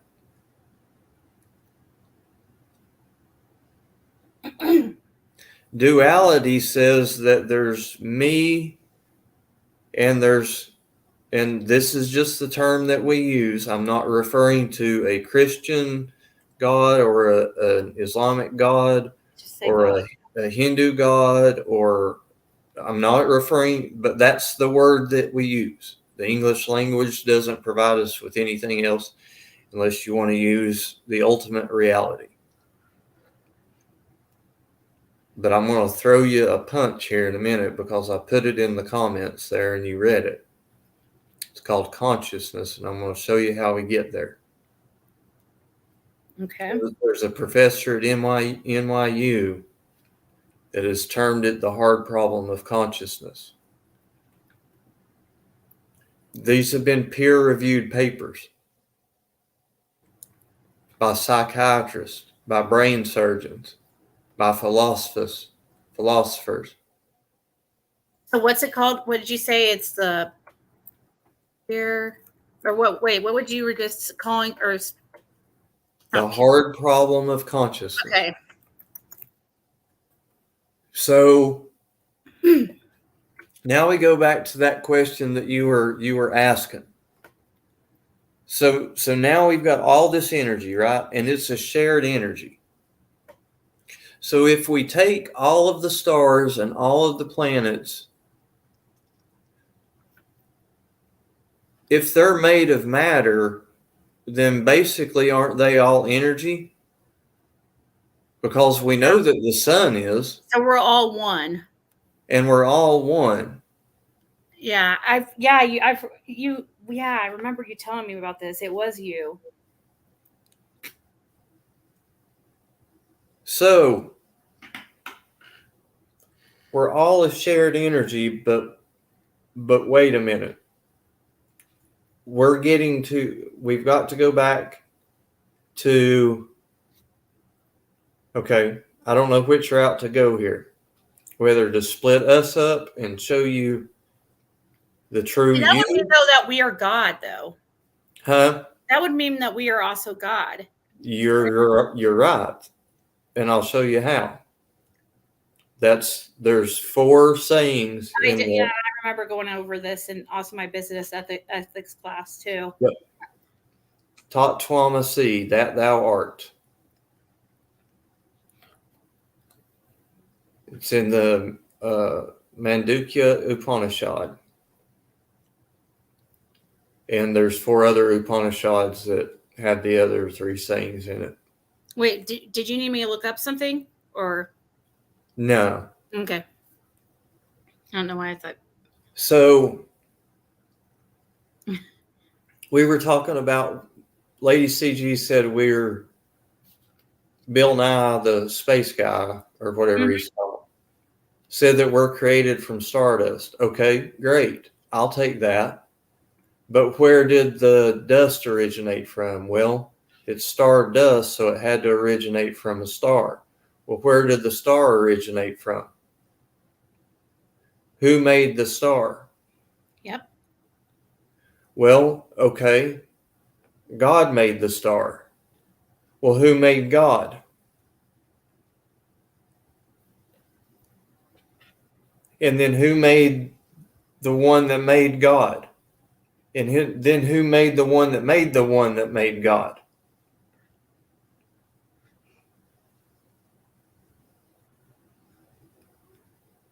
You see? Yep. So duality says that there's us and them, that there's you and there's that. Non-duality says that there's you and me and the world, and we're together, we're one. And the Vedas said that 10,000 years ago. And nuclear physics has proven it to be true today. But here's the hard problem of consciousness that nobody can figure out. So we're going to take us, and we're going to go through some stages here, and I'm going to show you how you're not your body. You're nothing but a vessel to carry this consciousness that exists. Now, you may get this in 2 minutes. You may get this in 2 weeks. You may get this in 2 years. You may never get it at all. It just depends on how open you are to it.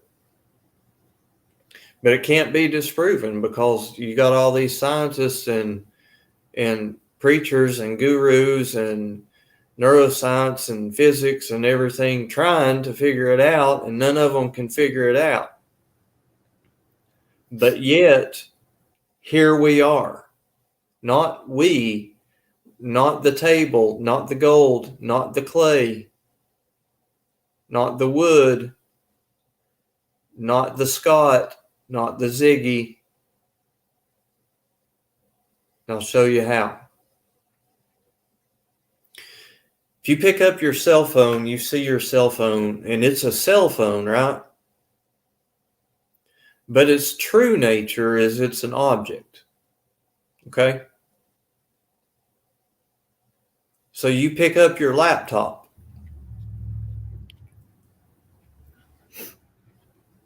It's an object.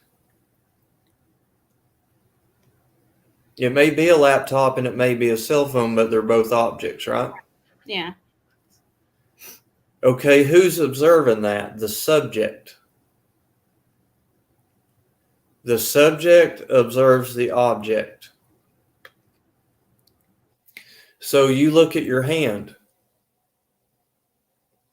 and you look at your foot. Those are objects because you, the subject,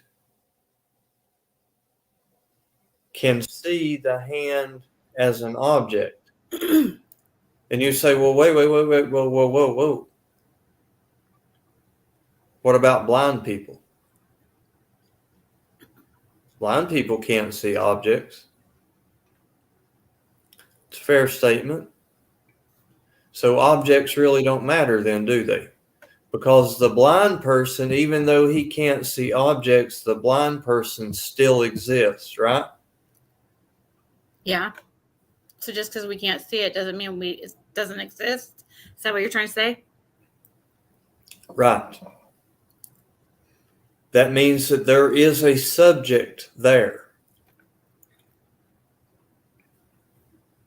So we look at ourselves, and this is what really got the brain surgeons and the neuroscientists and all that. We hook humans up to CAT scans, and we hook humans up to all these machines, and they look at electrical brain activity, but yet all of this stuff originates from matter.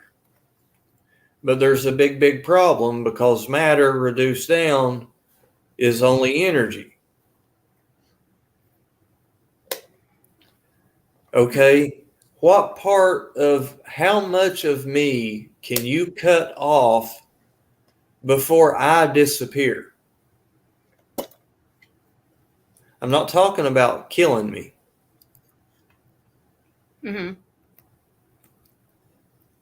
Because surgeons have looked all throughout the human body, and they've removed pieces of the body. They've removed hearts, done heart transplants, they've done brain surgeries, they've done amputations.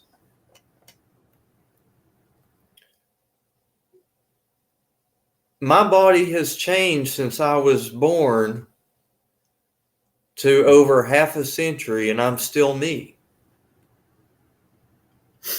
I've changed every cell in my body every 7 years.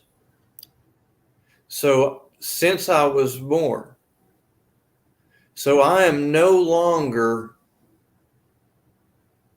on a biological level the same person that I was, because I've changed at least 7 times. Not including growth from a baby, not including weight gain. Mm-hmm. My whole entire body has died and regenerated itself, but here I am. Yeah. So my body has left me several times, at least 7 times, but I still exist. And you can't do that with like you're, with a desk or something, like you were saying earlier. It's different. So we realize, because I can look at my body is only an object. I still exist. Quotations, I. That I. We're going to call that I the witness. So now we realize we're not the body.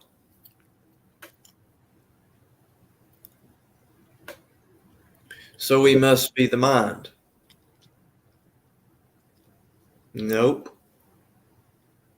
Because what's in the mind? Thoughts and feelings. The thought is intellect. That can be observed. Some people have it, some don't. We can observe our own. We can realize that we need more of it. So intellect, therefore, becomes an object. Emotions, feelings, thoughts, fear, anger, joy, happiness. We observe those things in us. Have you ever thought to yourself or said to yourself, I feel myself getting angry? Yeah.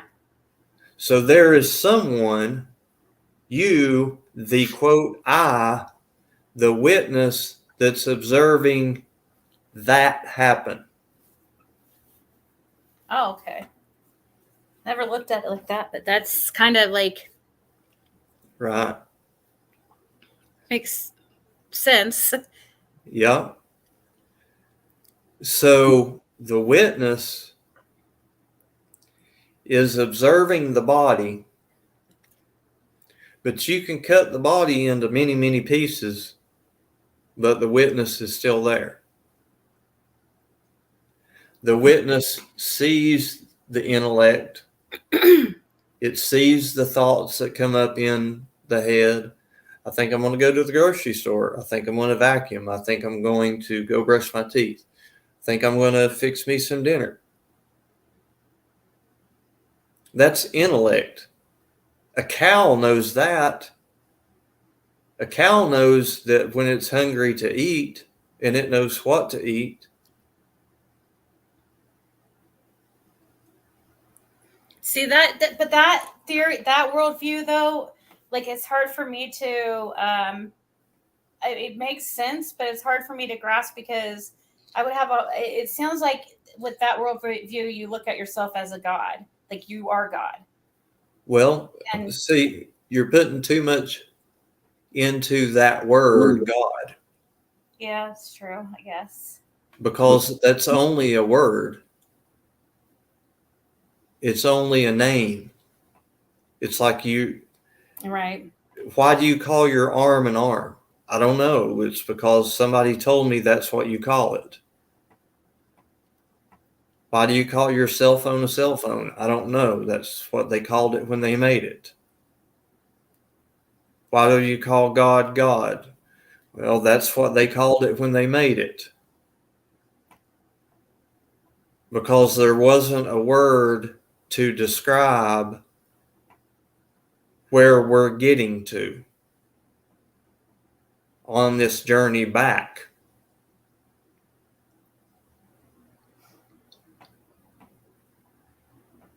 Who made that word? Right. I didn't. It was told to us. I think about those kind of things all the time. It's so But funny. somebody made that word, so that's the word that we use. But everybody gets all twisted up when people say it. Because that's the duality. People don't want to look at the non-duality that's been proven through science, nuclear physics, medicine, everything. They know that there's a witness. At what part of you do you, the witness, the quote unquote I, disappear? You go to sleep. You have a dream. The dream can be observed, but how? You're asleep. But the witness observes it. You wake up, the dream's gone. So the dream was an object because it can be observed. You didn't observe it. You were asleep, but the witness observed it. When you go to sleep and you don't have a dream and you wake up and you go, boy, I slept good. How do you know you did? Because you don't remember a thing. But the witness knows of that period of no brain activity, no dreams, no REM. It was fully aware. They put you out with knockout gas. Can't even think of the name of it. What it's called. To have surgery or whatever. Yeah. Laughing. Well, I don't. What is that called? Anesthesia? I don't know. Yeah, anesthesia. They knock you out. But you wake up. So you, the I, the witness, the consciousness, the hard problem of consciousness is because they can't find it, but it exists. And no one, not a preacher, not a neuroscientist, not a nuclear physicist, not a theologian, nor psychiatrist, psychologist, sociologist. Nobody can explain the hard problem of consciousness. Because how can something originate from something that is only energy at its core? So that tells you that there is nothing but consciousness.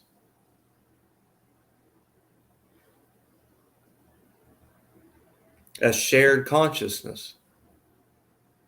That thou art.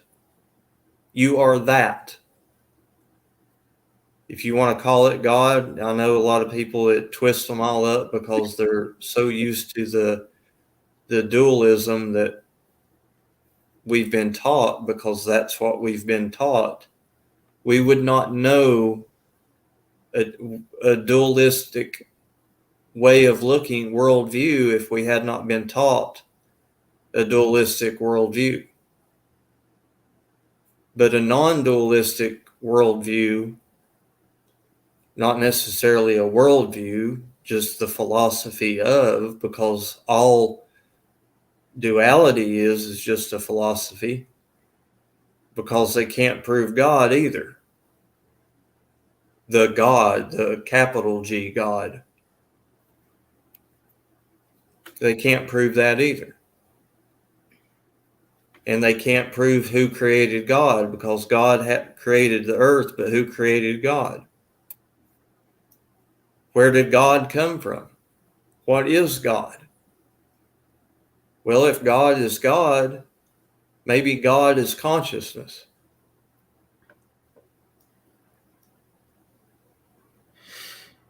And maybe they just didn't know the word consciousness, so they called it God.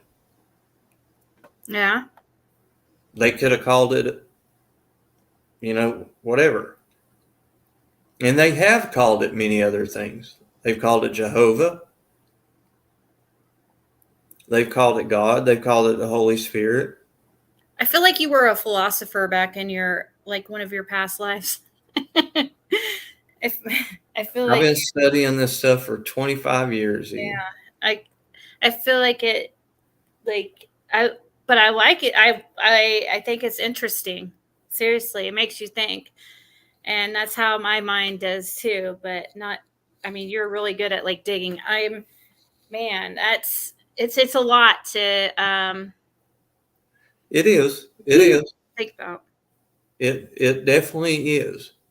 You're And March you can get a lot deeper on it too, and explain more and more of the questions that come up, because it does raise a lot of questions, because it's duality in a sense makes no sense, because the truth lies within you, but you're looking for somewhere else, and you're thinking you have to wait your entire life to get it.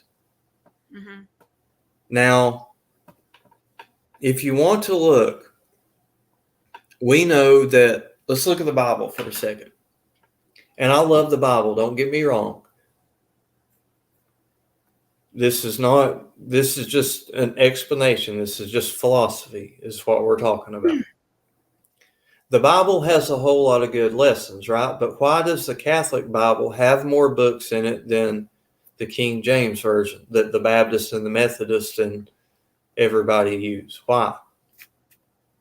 Why were there certain books in the Bible that weren't approved to go in the Bible?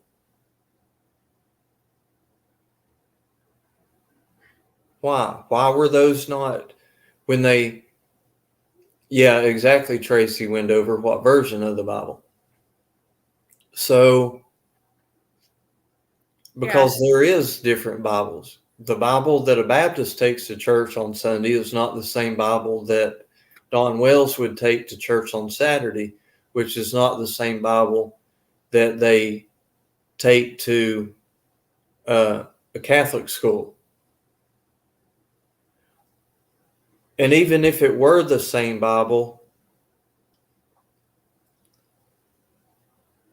of the Google how many Christians there are in the world, there's something like 2.4 billion, something like that. Each one of those 2.4 billion people have a different interpretation of what those words say.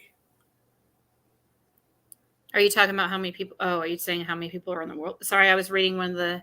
I thought there is. I think there's like 6 billion in the world now, right? Is that what you were talking about? Sorry, I was No, reading. how many Christians there were. Oh, okay.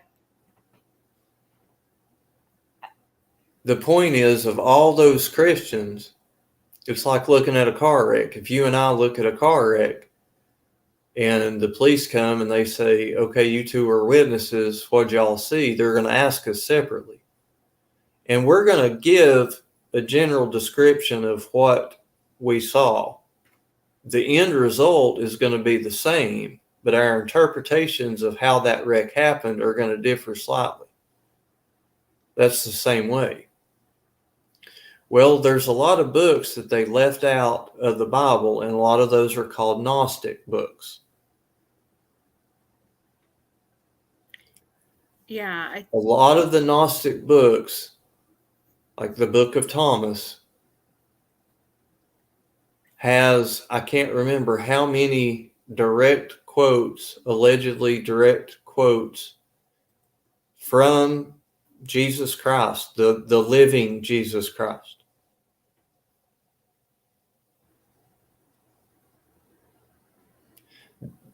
Right. For the Christians, the Jesus Christ when God became man. We don't have any of among this.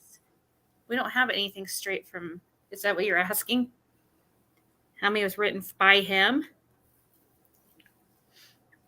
Well, Thomas heard Jesus say this, and Thomas wrote them down, and that's why it's called the Book of Thomas. Oh, Danny L's a Gnostic, so she knows exactly what I'm talking about. Sticky says 114 quotes from Jesus in the Book of Thomas, and the reason that book, they say the reason that book was not included because it carried a Gnostic view, which is a dualistic, a non-dual version of what Christ was teaching. But they wanted it to be a dualistic view because Jesus described in the Book of Thomas, and you've heard it before, everybody's heard it before, heaven on earth and hell on earth. Mm-hmm. Jesus said that. It's all right here. It's all right here. Heaven on earth. You cannot get any closer to God than you are to God right now because God is everywhere, right? Yep. So why do you have to go somewhere or seek God? Where are you going to seek God at? God is everywhere. You're closer to God right now than you could be or ever will be. Where's he telling you to look? Within yourself. Right. And what do you find when you start taking yourself apart and looking to see who you are for God? What do you find? You find the witness that observes yourself as nothing but a vessel to carry, in Christian terms, what would be the Spirit, which is what in the book, I think it was in Luke or John, when they were talking about the Holy Spirit was inside of everyone, they just used different terms for the same thing.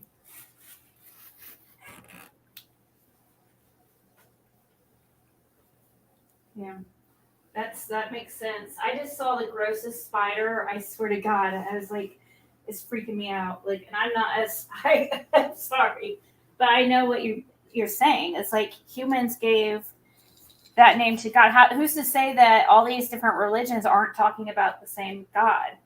You know what I mean? But well, That's what they talk about. I was listening to something just 2 days ago, and I actually said that on over on Gavel Geeks tonight.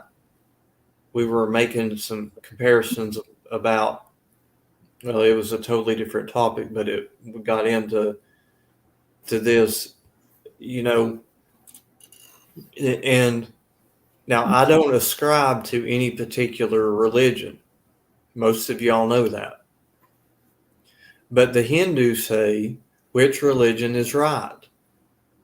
Or when the Hindus are asked which religion is right, the Hindu response is all of them.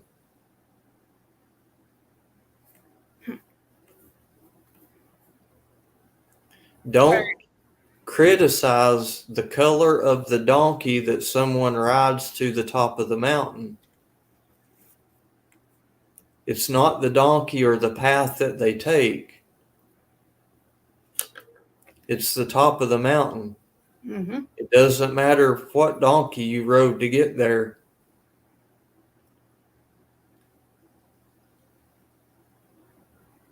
When everybody comes to the shores of the Ganga River in India to worship, rich, poor, illiterate, literate, Christian, Muslim, Hindu, they all come and they all got a different idea in mind, but they're all ending up at the same place, the same goal. Yep. Hinduism says it doesn't matter which way you take, just take it.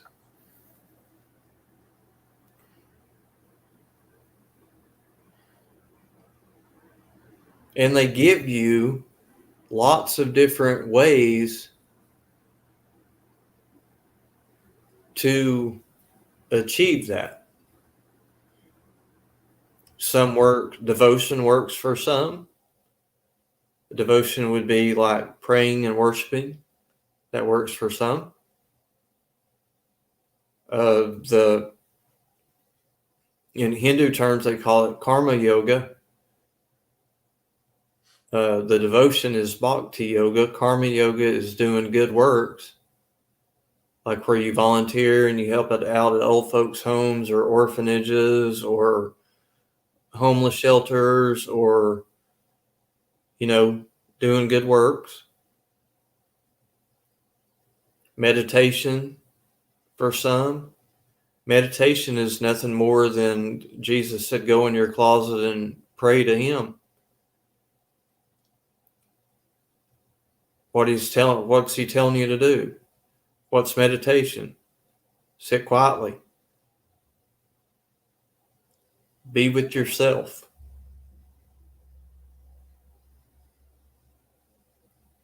Think, let your mind become clear.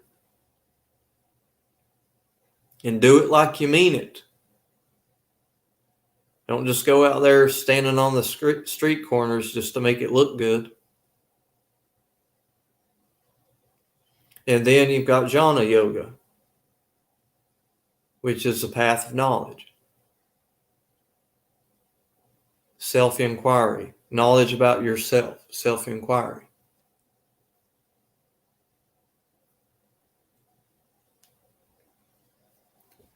I can't see that. Let's see. Cracking cases says, so that, wait, go back to what cracking cases said. I have it up on the screen. It says, what do Christmas tree and a priest have in common? Their balls are just for decoration. I meant the one before that. Oh, oops, sorry. From cracking cases or, oh, okay. Yeah. Oh, cracking cases, not cracking cases. God. Okay. So, I see. So that would mean that we are not to judge others' beliefs. We can spread our truth, and if they accept it, then they can learn, but not judge. Yeah. Exactly. In Hinduism, Sanatana Dharma, which is the most practiced quote unquote religion in Hinduism, it's actually considered a mild form of violence to try to push your beliefs on anyone. The only time that you ever do that is if asked or questioned about. But every religion is acceptable to a Hindu. A Hindu will walk by a mosque and bow their head. They'll walk by a Christian church and bow their head. They'll walk by a temple, bow their head.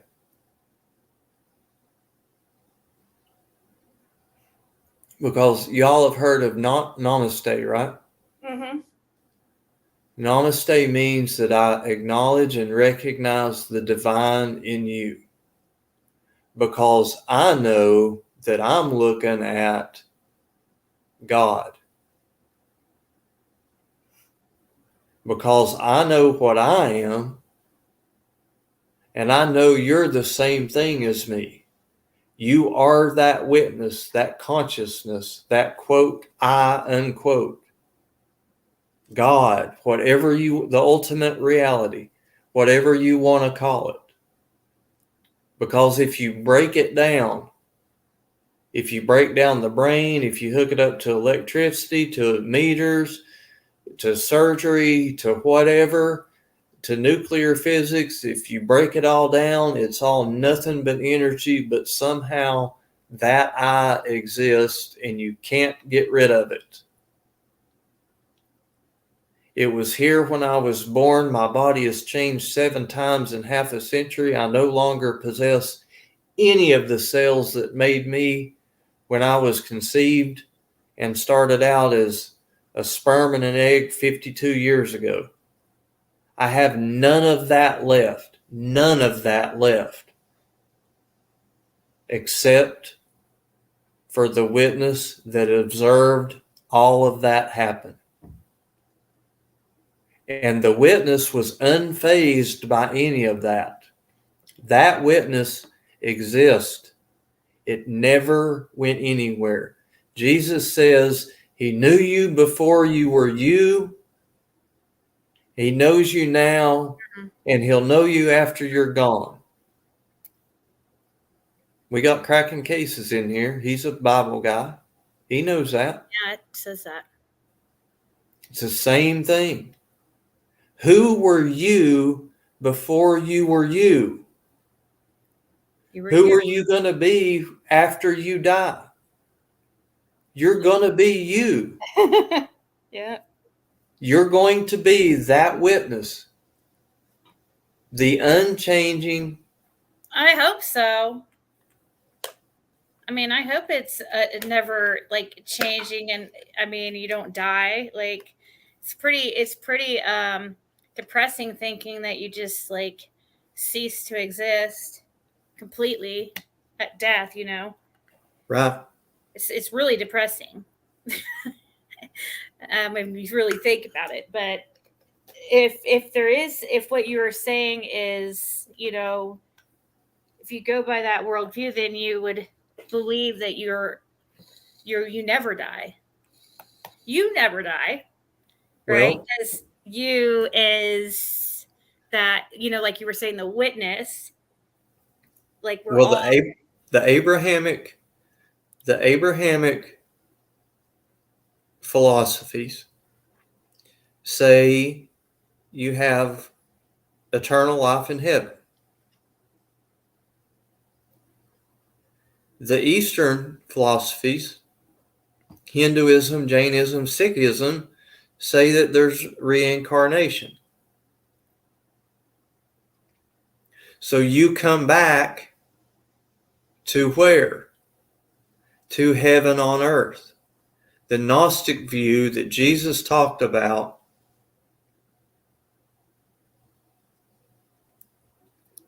but see, Jesus only talked about it 2,000 years ago. The Hindus are talking about it 10,000 years ago. So all the mystics and the Gnostics and the gurus and everything, they all learned it from the Vedas 10,000 years ago in India. It's the oldest spiritual literature written in the oldest language, Sanskrit, that there's ever been in human existence.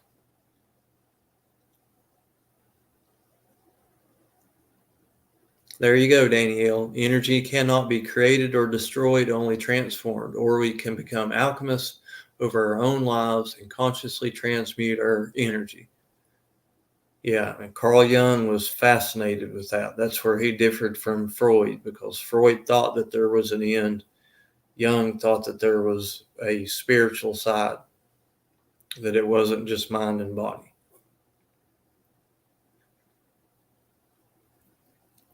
So God created the wicked for even in the day of trouble. when you look at that, and that's where you get into, and Christians have a different way of looking at it. Like seen a lot of people put in here is like, you know, if you judge somebody, then you get judged 7 times harder or something like that. I forget, you know, I can't quote it verbatim, but it's something like that. Judge not, lest thee be judged thyself, and all that kind of stuff. Well, that's where you get into the true definition of karma.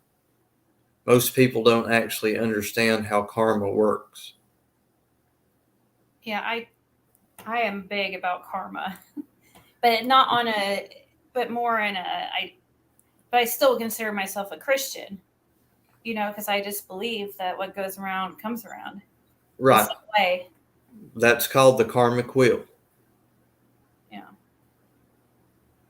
But and this philosophy that I'm talking about, it has nothing to do with any refuting any other religious belief system that you may or may not have. This is purely based on what Eastern philosophy has taught for 10,000 years. And as we've gone along, science and medicine and astrology, astronomy, all the sciences have proved it. That's the thing.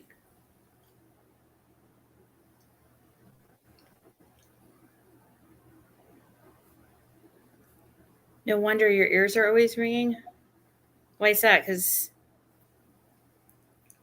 of energy? I don't know.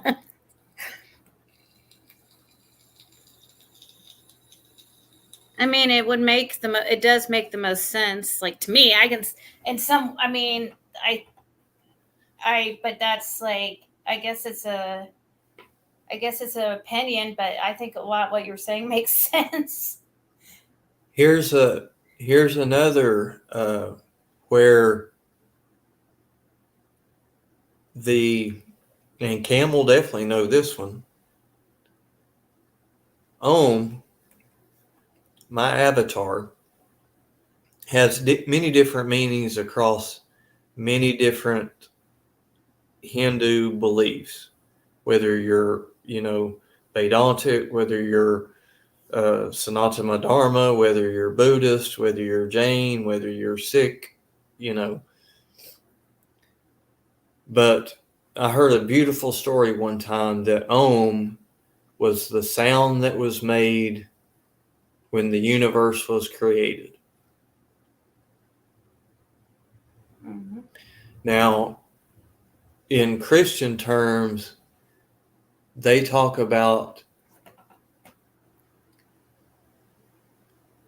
in the beginning there was the Word, and in the beginning there was, I don't know, Cam will have to help me on that, or any other Christian. But that's in Christian terms, Christian theology, that's how it started, was the Logos in Hebrew, the Word. Now, in the beginning was the Word, and the Word was with God, and the Word was God. Okay. Om signifies the ultimate reality. What we were just talking about.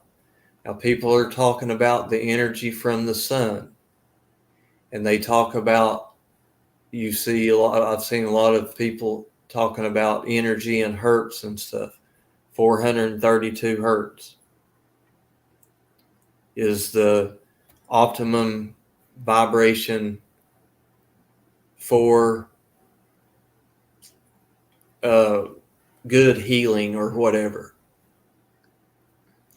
Now, if you look at Om in Sanskrit, Om is spelled, now it's pronounced Om, but it's spelled A-U-M. A and U beside of each other in Sanskrit is pronounced O. But if you separate the three letters, watch where they start. Where does that start? Beginning. Okay. No, where at in your throat? Oh.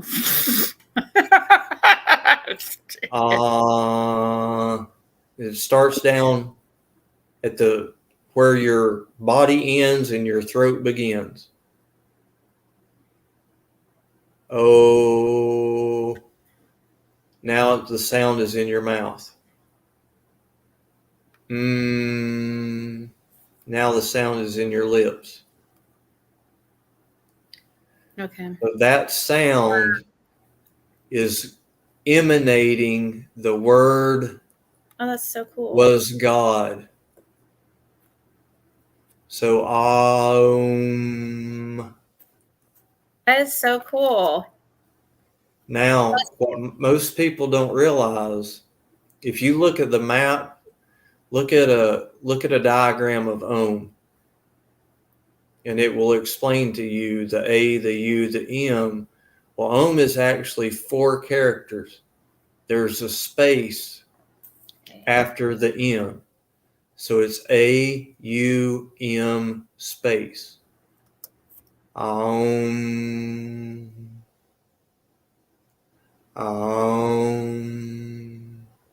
That space is the most important part, because the starts in your throat, it emanates up, manifesting itself. The word was God. And then the space is the ultimate reality. God created the heavens. The heavens is that ultimate reality. God also says the heavens and the earth and everything else that there is. That is manifested from Om, and the vibration of Om is the 432 hertz that everybody talks about. That's the best energy, healing energy that there is.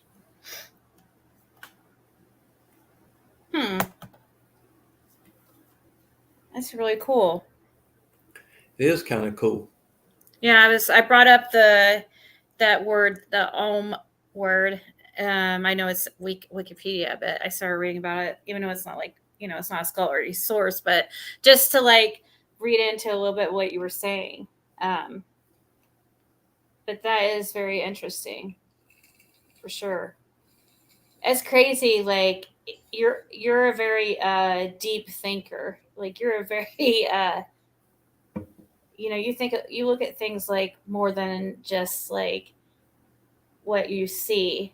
You know what I mean? It's like it's very very interesting. Not everybody thinks like that, you know? Right.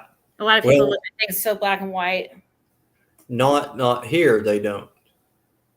But that's what I was going to show. If you look up, like, Google, what are the top religions by population, you're going to find out that just as many people think Religions? in this particular philosophy as they do in the other philosophy.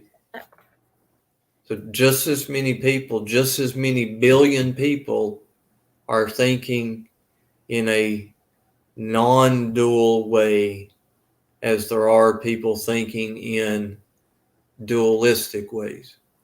I don't know if I typed in exactly what you told me to. What? Wait, go back to that page you were at there. That showed numbers there. It's just right here, Wikipedia, but I didn't know if I typed the right thing. What Okay. are the top religions? Okay, right there, adherence. So we've got. Okay.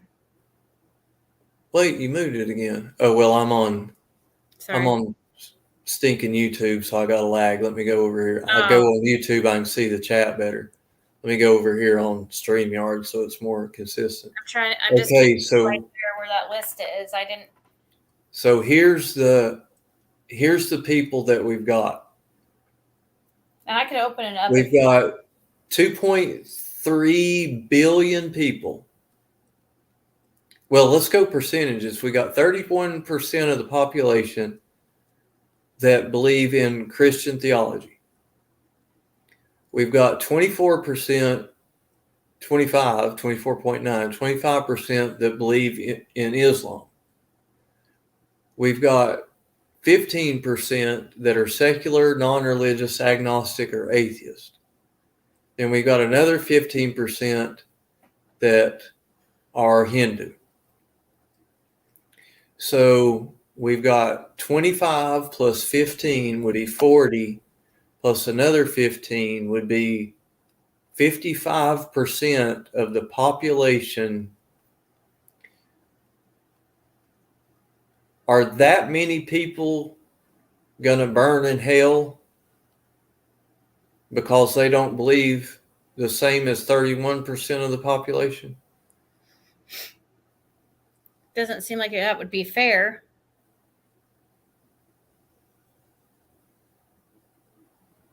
Doesn't seem likely. What about all those other 55% of the population that have never even heard of Christianity? They just going to burn in hell without even knowing why? Right, without even being introduced to Christianity or who, Jesus is. Yeah.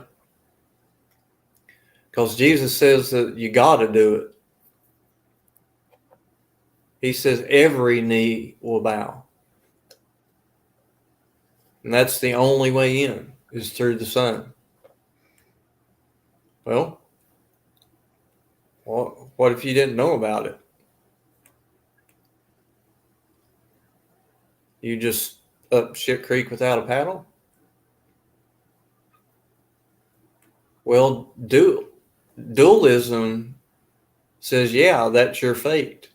Because dualism makes the separation of there's you and then there's that. There's you here, but you're going to be going there. Non-dualism says you're already it and you're already there and you're there now and you're it now. And a lot of the Gnostic books of Jesus's teachings said those things. Yeah, it's true. But what kind of a crazy place would it be if the whole world was happy? How do you have 1.4 billion people in India that are starving to death, living in squalor, but they're happy as could be? because they know they're not the mind and the body.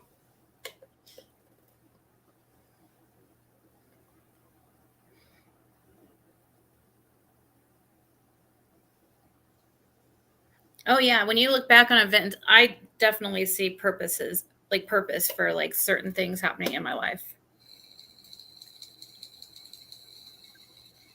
Like looking back at it. Well, see, that's the thing. If with karma, to understand karma, you have to believe in the philosophy of reincarnation. That's the only way karma works, contrary to popular belief.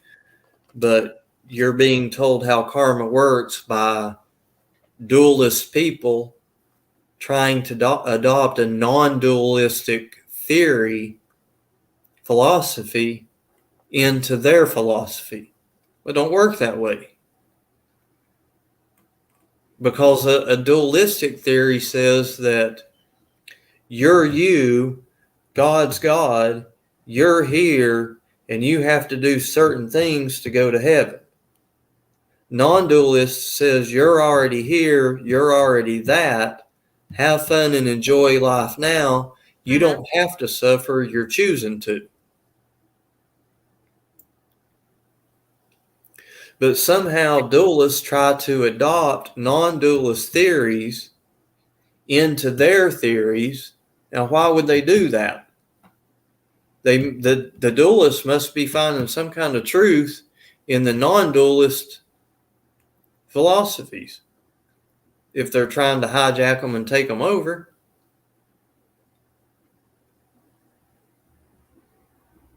They're starting to grab parts of things that Jesus was teaching that they wouldn't allow in their Western philosophies. Because Jesus had to learn it somewhere. I don't doubt for a second that there was a man named Jesus walking around teaching people. Don't doubt that for a minute. But I also know that at that point in time, 90% of the people were illiterate. They couldn't read or write. So they had to be told stories, or they had to be told simple quotes that they could remember. Because they couldn't read a Bible, much less get a Bible, because Bibles weren't even written yet. You couldn't go pick up a King James Version Bible when Jesus was walking around teaching people. They didn't write the Bible till years, decades after Jesus was dead. And most of the apostles were dead. Matthew, Mark, Luke, and John, if you read them side by side, instead of read one, then read another, then read another, if you put all stories side by side and read the first paragraph of Mark, the first paragraph of Luke, the first paragraph of John, the first paragraph of Matthew, and go through each book, paragraph by paragraph, reading them horizontally, they're going to have different accounts of what Jesus did, when he did it, and where he did it, but they were all supposed to be there. Yeah. So which one's the reality? Yeah. Who really knew Jesus? Who really knew what Jesus was saying and when he said it and where he said it? What is the, yeah. Because none of the stories line up. Not to mention that they were written, and it's almost been proven that the book of John was forgery anyway. And they were dead when they were written. The apostles didn't even write their own books. They were already dead. So you're saying it was people telling their story or writing their story? Yep. And we all know how the telephone game works. That's true. And then you've got to look at the Crusades. The most peace-loving religion on earth is accountable for more dead human beings through violence than any other religion combined.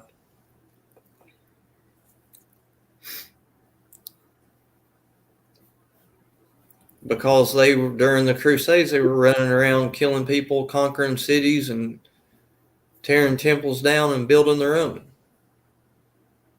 Fighting like hell. Over in the Middle East, just like they're doing right now and have for centuries.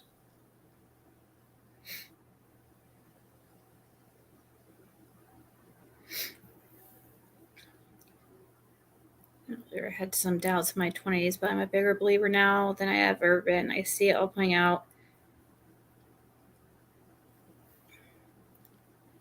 Yeah, some people I think I've seen like a couple people get upset about like the talk, but really I don't think there's anything, if you like really listen to what he's saying, I don't think there's anything to be like really upset about if you try to just, if you focus on what he's saying, because it's really basically saying that all the religions are right. I mean, Yeah. right? I mean, Yeah. and so it really doesn't, I mean, it still can fit pretty much any religion. Just because you think a certain way, you shouldn't be attacked because it's supposed to match up with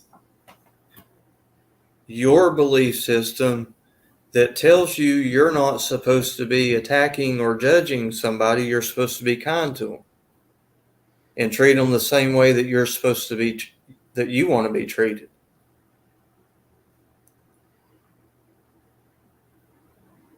So you're going against the golden rules.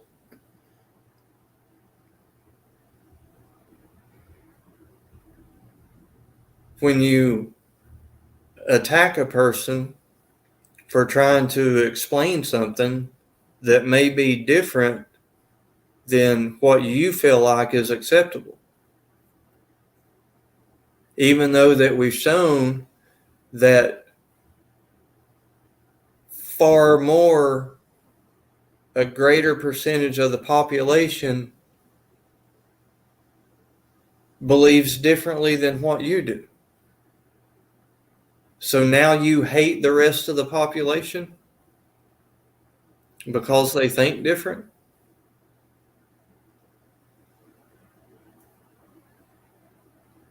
Just because they think differently? I mean, I haven't caused any physical harm or made any threats. Nobody's died. Nobody's even got bruised or pushed or shoved. No names were mentioned. No people were called out, humiliated, shunned.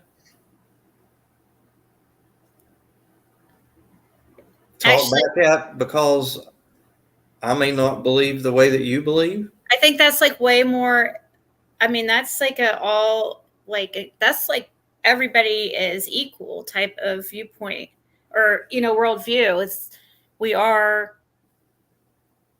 I mean, it includes everybody. It's not like, I don't see how anybody would be.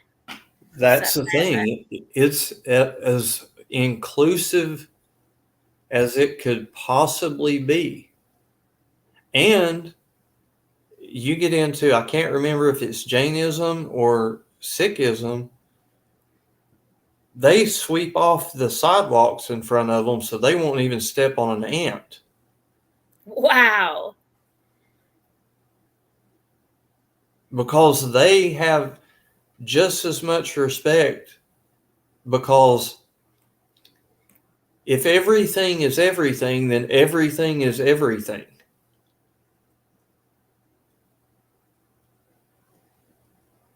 So you're kind to the trees, to the plants, to the animals, to nature.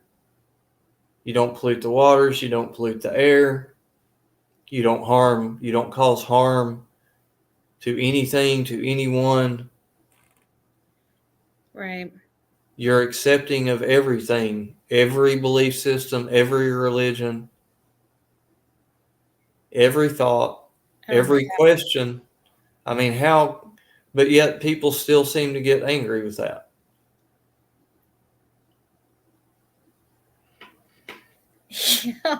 That would be crazy though. That seems like hella stressful to have to sweep off the Right. where you're walking so you don't step on an ant or whatever. Like that sounds like not fun. Stressful. Well, it's meant to show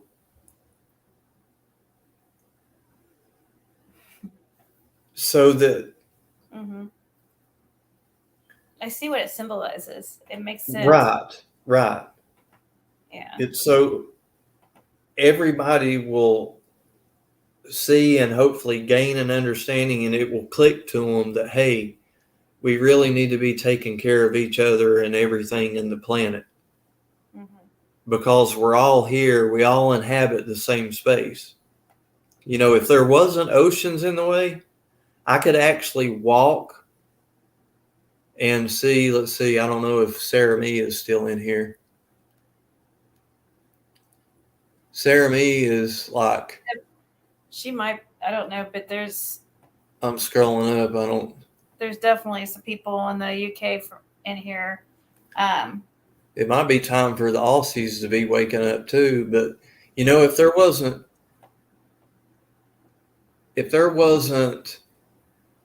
oceans in the way, if I kept walking and there were people along the way to where I could get food and water and a place to sleep, I could actually walk to Australia or to Japan or, you know, the UK. I could actually walk there. Because those people, even though they're miles and miles away, they are inhabiting the same space, the same energy. They are the same energy as me, existing in this same energy, but there's not shared energies. There's only one ultimate reality. Consciousness.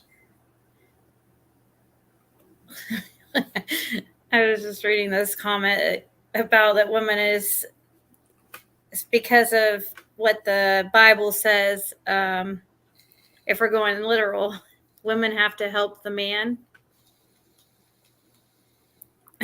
I guess it's, I mean, what was I watching on that? They were talking about, I was watching that show on those Mormon. Let me answer Sherry right quick. Okay. She tagged me twice so it would pop up there. She says, I'm a Christian and Jesus is my Savior, but I claim to be more spiritual than religious. Is that wrong? No, there's nothing wrong with that. Spirituality is different than religion.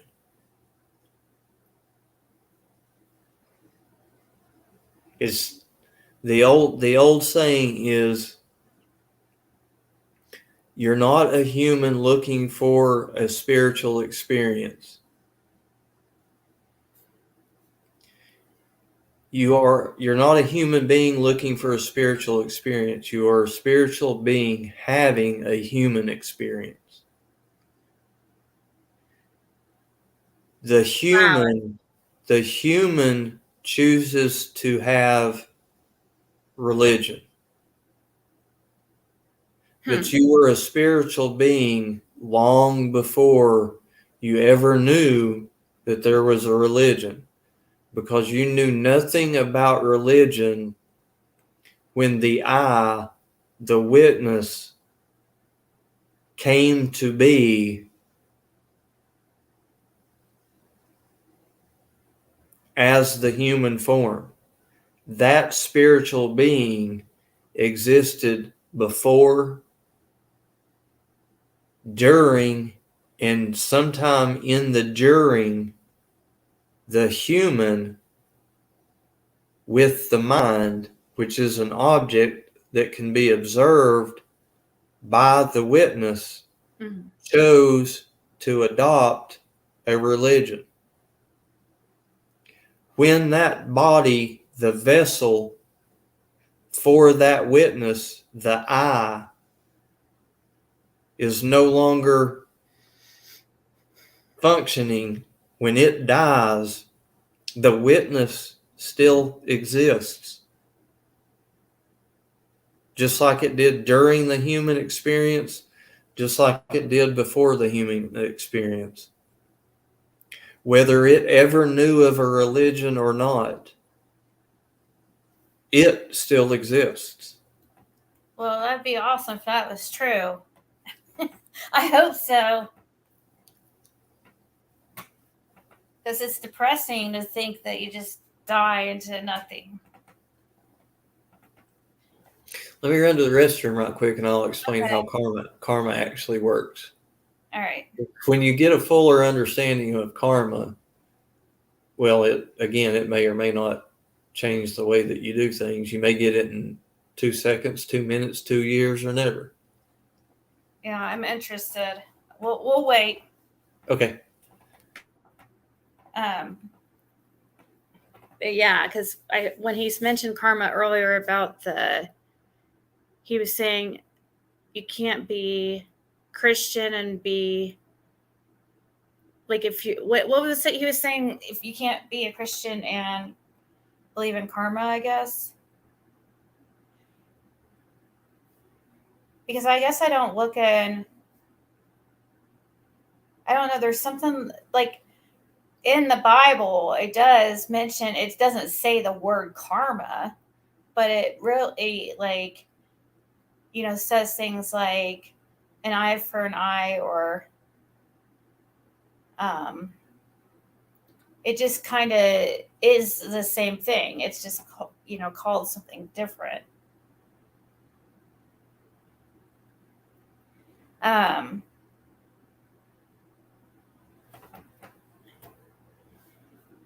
I feel like it's all the same thing. And I guess that's kind of what he was kind of talking about. It's really deep and stuff, and it really makes you think. I love that. I love that kind of stuff. Like, it's like exercise for your brain. But as stupid as that sounds, like, I don't know, it just makes you think. It is interesting. As long as you can be keep an open mind and try to think differently. Yeah,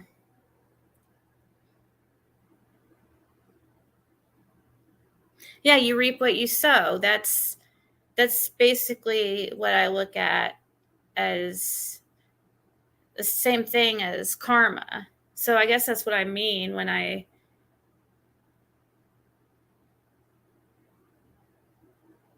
mean, there's something about karma, basically. It might not be called karma, but it's in every, I would think most religions believe in what comes around goes around, don't they?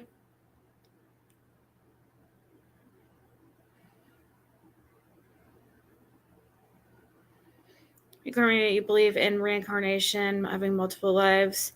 Oh. Okay, I'm back. Oh shit, that scared me. I was in deep thought, and then you like, I was, because somebody was saying, we were talking about karma and how it's like, I was in deep thought about something I guess you had mentioned, and I was kind of like thinking about it. I can't read that. I can't find the comment, but we were talking about karma and basically how it seems to, like you mentioned something about you can't be a Christian and believe in karma or something like that. Is that what you said? Well, I didn't say that. I'm saying karma is an Eastern philosophy. Christianity is a Western philosophy.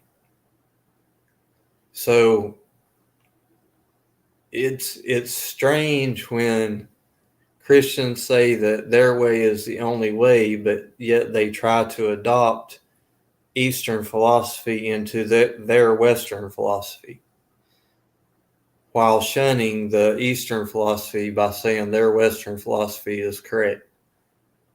But yet they want to borrow something from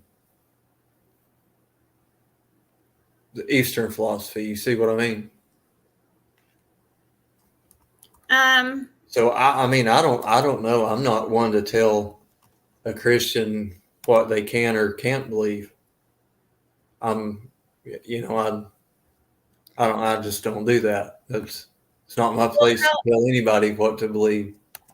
How did they know that the Eastern? Well, okay, now I am kind of confused, I guess, about that. Karma has respect to reincarnation, which the Bible does not say scrub to, but people believe karma is getting back what you give out. Yeah, they talk about karma in the Bible, but they don't say karma. They say it like,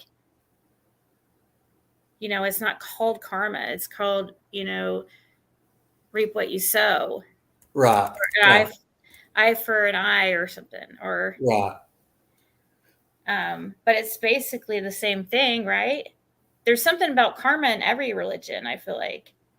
Yeah, there is. It's just not called that. All right. There are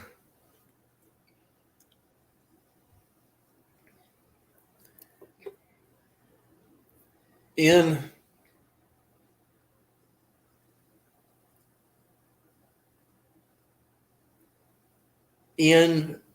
reincarnation.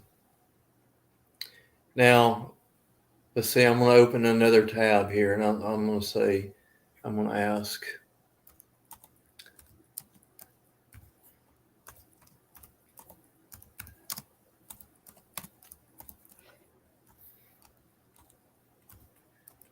Let's see.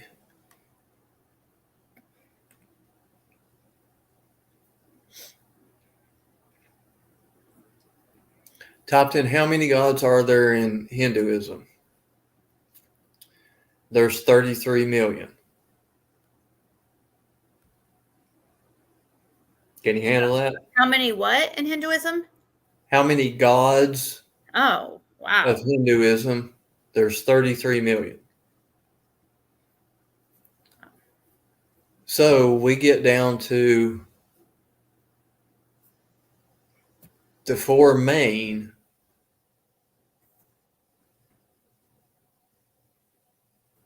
Let's just do the three main. Brahma, Vishnu, and Shiva. Vishnu is the preserver of the universe. Shiva, their role is to destroy it in order to recreate it. So there's the creation, the upkeep, and the destruction. So as the world is created, and then you're upkept, and then you're destroyed, and then,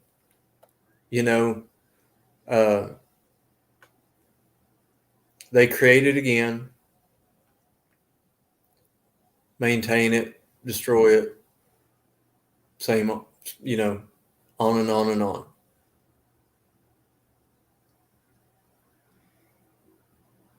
As you're going through this cycle, because you're reincarnated. You know, you're born, you live, you die. Then you're born, you live, you die, so on and so forth. You start to gather baggage. The idea is, and this is if you're going through, if you choose a branch of Hinduism that is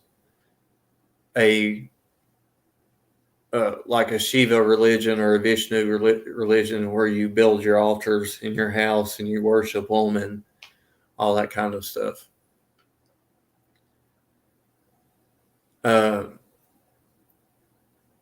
As you're going through that cycle of being born and living and dying, you are collecting and creating karma.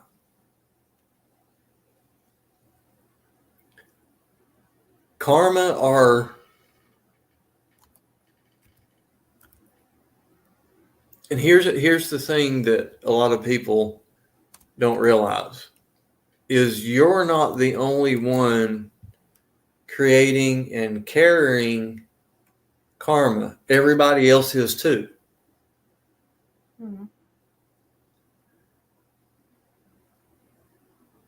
So if you do something good, you're going to get something good. If you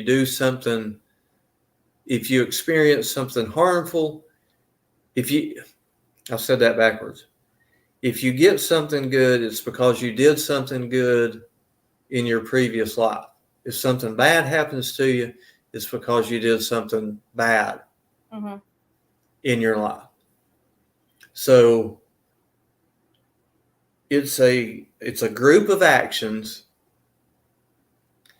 that are, it's a group of actions and reactions that are created through the soul's lives, reincarnated lives, that creates the cycle of rebirth. You know, like Brahma, Vishnu, and Shiva. They create it, they maintain it, they destroy it in order for it to be recreated again. But other people do bad things and do good things too.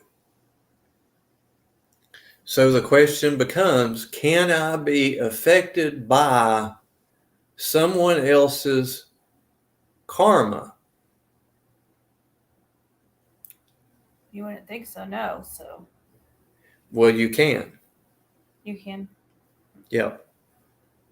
So just because something happens to you bad, it could be because someone is doing something harmful to you, which is creating bad karma for them in their next life. But it may not be directly related to you doing wrong, bad things.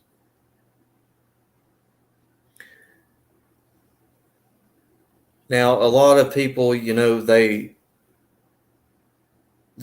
look at that in the explanation of why do bad things happen to children? Because, you know, children are innocent, you know, why do, you know, babies die and, right, you know, things like that, when, you know, how does karma explain that? Because an innocent child or a baby has not had enough of a life experience to do anything bad. Well, it could be from their prior life, they did something horrible. So the young person has to pay that karma, has to pay for that past life. So that life is destroyed, but it's going to come back as a new life. eventually, over time, the lesson is knowing this. If you believe in this philosophy of reincarnation and karma, that you die and you're recreated and you're maintained, and you die and you're recreated, Brahma, Vishnu, and Shiva, that eventually some will get it in short lifetimes or short cycles of life. Others will get it in longer cycles of life. But you're supposed to learn along the way to realize that there is divinity in everything, and to treat everybody and everything with care and respect as divine beings should be treated. That's Treat cool. others as gods. Yeah. And eventually you clear yourself of any karma, Right. because as you go on, you've done nothing but good things. So Yeah. in the karmic cycle, the only thing that's coming to you are good things. Right. That's interesting. Yep. Whole different spin on it when you actually understand it, isn't it? Yeah, so it could actually take, I guess the journey is, oh man, that's like, I don't even know if I'm There's your reason to live. That explains your reason to live. So we've explained how you got here, who you are, what your reason is for being here, and what happens to you when you die. The 4 main questions that everybody wants to know.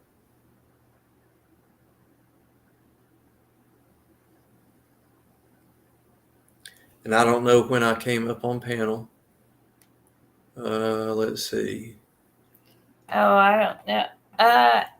An hour and 38 minutes ago. We got into really, yeah, I was about to go, and then I was like, I was trying to get you to come on earlier, and I don't think you heard me, or you were busy or something. So I heard that part. I heard about coming. you was talking about sometimes creators just want to rest and whatnot. Yeah, I heard that part. Yeah, I was piddling around here. I just heard you say something, so I ran over to the laptop. I was talking about you. But so when you said, even though I was about ready to go, I was like, I don't know. I was kind of in the mood for one of your kind of like rants, your little philosophical rants, because I like listening to them. Right. That was just kind of what I was hoping for tonight. So, and it happened. Woohoo! It happened. It happened. It's one named. Well, I think it's a very fascinating philosophy. Yeah. I think it explains a lot of things, and it's backed up by science and medicine, and you don't have to hold any. Now when you get into the reincarnation and all that, because that does get into quote unquote gods, Vishnu, Brahma, Shiva, and then you got Kali's in there. You ought to Google some of those pictures and stuff. Google Kali right quick. Kali's cool. And see, that's the thing in how do you spell Kali? Kali. Kali. And then look at go to images. Yeah, go to the images. Oh, is this what you're talking about? The goddess? Yeah. See the one with the 8 hands there, the 8 arms, holding the head and stuff, standing on the body of the other one? Yeah. You don't want to mess with Kali. Kali will cut you down. She can flat tear you up. And then, well, you can see right ahead, right there above it is Shiva. Shiva. Wait, oops. And then you've got With the. Ew, that one's so creepy looking. I don't like that one. Yeah, is that the one that's got the skull necklace? Um, I think one of them had a skull necklace or a skull belt or something. Has something. It looks like head says it's necklace. Like people's head says it's necklace. It's creepy. And it has a really long, like weird tongue. Yeah. Let me show you something crazy here since you want to get. I mean, it's golly 4:41 in the morning. You always get crazy on Ziggy's channel early in the morning. I can't remember the name of it, but this temple was carved out of solid rock. One solid rock. As they dug down, they were carving this thing out. Am I supposed to be looking this up? Yeah, in a minute. I can't remember the name of it, but we may have to look for a couple of things. Type in India sex temple. This is going to bring up some weird stuff. Because sex is in the name, I have a feeling. It's freaking unbelievable. Oh, whoa. Oh, my God. Is this real? Yeah. See if you can get a big shot of the whole temple. You won't believe how freaking big it is. And look at all the carvings. Now that it's came up, you should be able to see the name of it. Is that it? The Kura. Is this the correct temple? Hold on. Kurajaro temples? Is that? I can't remember the name of it because some of those names are hard to pronounce. Wow. Oh my gosh. This is crazy. Sorry, I'm trying. Yeah, if you look at those carvings, it's absolutely. Here, I'll show you what I'm looking at. I don't know if it's the correct temple or not. Crazy. Is that the temple you're talking about? Is that made up of like just sex stuff? Yeah. Oh. And how old is that? I'm trying to find it right now. It's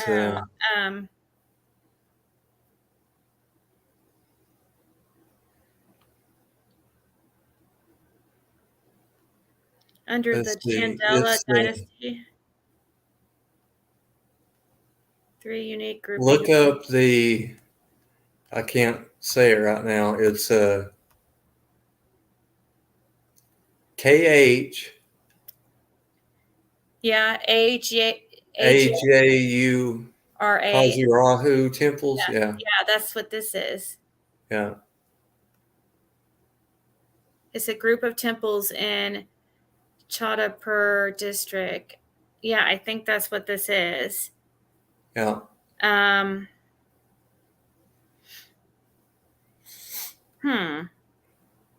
These were been in around. Madhya Pradesh, known around the world for its stunning temples adorned by erotic and sensuous carvings. Mm-hmm. A brilliant example of Indian architecture and its culture back in the medieval period. Built between 950 and 1050 AD. The sheer confrontational nature of these carvings shows a stark paradox with the conventional Indian ideas about eroticism, leaving everybody spellbound. So that was built you know, what, over 1,000 years ago? Yeah, long. Or I don't know carved, when. A long time ago. carved, should say. But they have. I mean, that's not just the one. I just showed you that one because it's 4:30 in the morning, and we've been talking about heavy stuff, so we'll talk about some more lighthearted stuff. Yeah. Silliness, get a little bit out. But that is super cool though. But they have some amazing temples. I mean, you can just you don't have to type in sex temple, but you can just type in temples in India, and they have got just some. Yeah. I mean, fantastic architectures. But if you look at each of those individual pictures there, I mean, you got a little bit of every kind of act that you could imagine going on. Wow.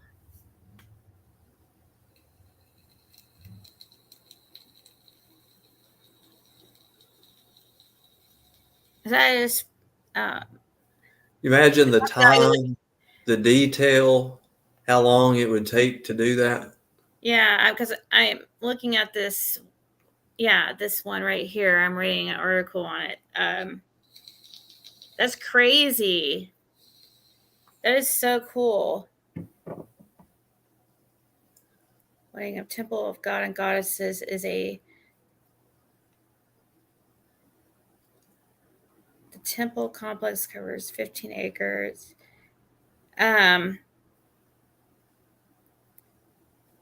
This is trying to find, I think, or I was trying to look at the date of when this was supposedly made. Oh, okay.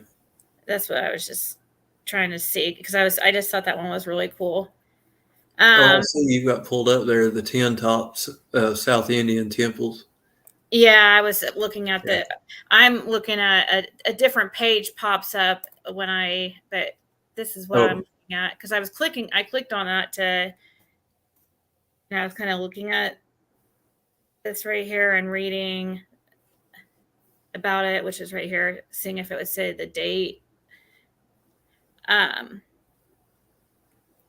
these are just different, I guess, temples in India.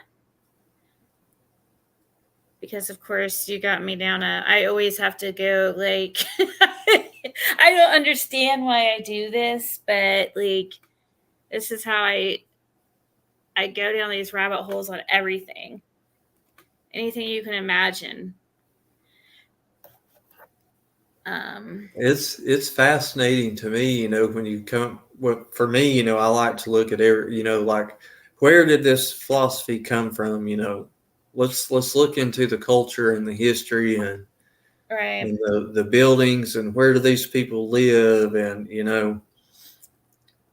and then you just start discovering this whole brand new. I love that. Have you tried putting together like those? That's what I love about doing those family trees and stuff. I think it's really cool. You just like keep digging and it tells a story. Like, so it is very interesting. You just posted a new video of our lovely lip lock no more. Yeah. I can play it real. I knew like when you came up here, I would be on like a couple more hours. I knew. I'm sorry. But I wanted to hear, it was like worth it because we all like listening to your wisdom for sure. I think most of us do.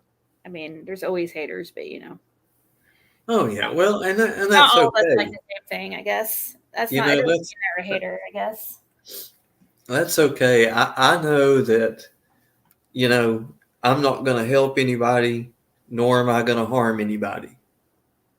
They're going to do that to themselves. I don't help you. I don't harm you. If you feel helped, you did it. If you feel harmed, you did it. Huh. I've heard It's, you say that before, actually. yeah. It's your mind doing it all. That's true, because we're the ones that decide if we get hurt. Really, I mean, Yep. think about it, because we don't have to. We can learn how to react differently if we don't like a way that we react to something. We have to change. All we can do is change ourselves. You got it. And how do you do that? You look inside, figure out who you are.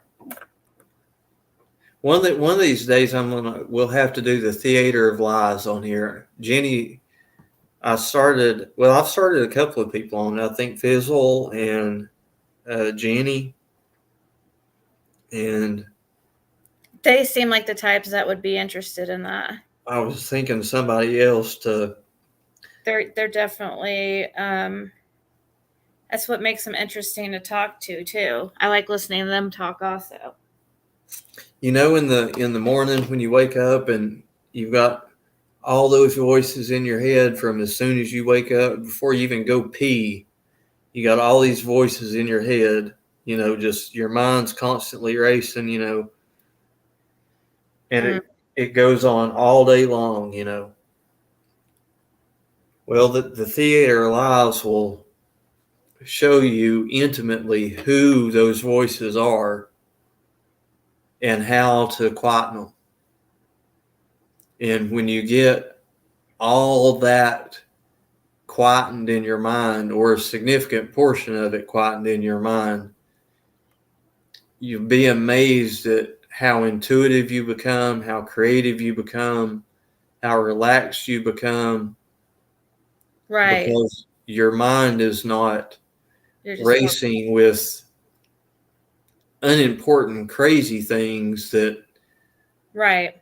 But the only reason that they're racing with crazy things is because you're unaware of where they're coming from. And if you don't know where they're coming from, you have no idea how to stop them. So you're mentally exhausted by the end of the day just because of the voices running through your head. But once you tamp all that down and understand it, then you're a lot freer, and as a result, you become much happier because you're more focused on everything. Everything that you do is better because you're more in tune with what you're doing instead of distracted by all the noises in your head. Right. But you would be a fun one. Jenny would be anybody it would be a fun one to do it too, on a live sometime. It gets you thinking, makes I'm here. Well, the theater of the lie, again, it's from the perspective of you're sitting in the audience, okay? Mm-hmm. In a theater. Now, on stage, there's a bunch of actors. Now, you've got to go in this with the non-dual philosophy. You're the witness to what's happening on stage. The witness is unaffected. The human body, the human mind, which are objects, the thoughts and emotions and feelings are all objects. You, the quote, I, the real you, is the observer to all this stuff going on stage. Now, what we do is subtly, instead of the actors directing the play, You become the director, and now you're directing the play. Because you've witnessed the actors and what they're doing, and now you know how to stop them from doing it. So you regain your role. As a result, you're happier. Because you, the true you, is back into the state of the ultimate reality where all is well. Right. That is the ultimate reality. Yep. Now, as a result of the human condition and as a result of other humans and their human condition, there's always going to be something. But there doesn't have to be near as much as what there is right now. Once you learn that, yes, you can be in control of almost every aspect of your life, and the aspects of your life that you can't be in control of, that you can be in control of how you react to those actions. Right. That is an enormous amount of freedom. And you don't have to believe anything. You don't have to worship anything. You don't have to do nothing. You can have it all right here, right now, and start experiencing your own heaven on earth. You get a bump in the road, you're back to heaven on earth. You get another bump in the road, you're back to heaven on earth. You never physically leave your body, the vessel, but the true you moves from heaven to hell. Because remember, it's all the same place. We already figured that out. It's all broken down into energy. So when you tell me I'm going to hell, well, I'm already here. You tell me I'm going to heaven, I'm already here. There is no place to go. The only place to go, you're already at.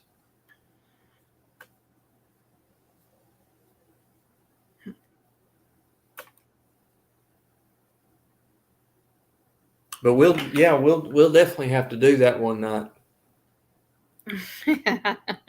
And start it out. And usually what I did with Jenny and I think Fizzle, and I've done a couple more, is we just start out with the basics. Yeah. You know, we take one extreme of your personality and the direct 180-degree opposite extreme of your personality, and then we fill in between there with different personalities. And those are the actors. And what we're going to do is we're going to learn who Ziggy really is. And we're going to start breaking Ziggy down into all of Ziggy's different personalities. Those are the actors in the play. And we'll go one extreme to the other, and there's many personalities in between there. But we'll do like 3. So we'll do like 5 total personalities. And then you on your own time can go deeper and, more private, and because some of those things you don't want to talk about on a live, Yeah.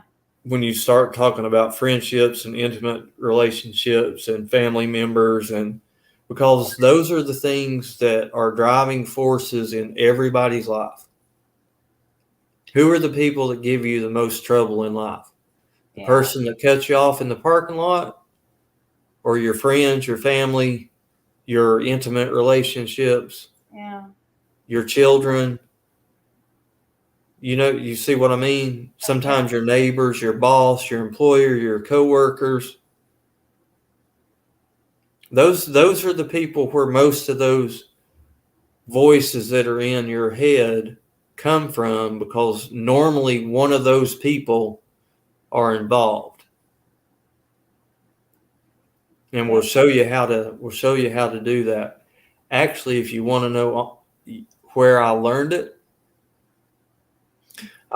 from a guy out in California and a guy from Texas who is doing this as a way if you want to do a very high level, deep look into a fourth step inventory Mm-hmm. in the 12 steps. Right. Is where I learned it from. But where they learned it from was from Eastern philosophy. So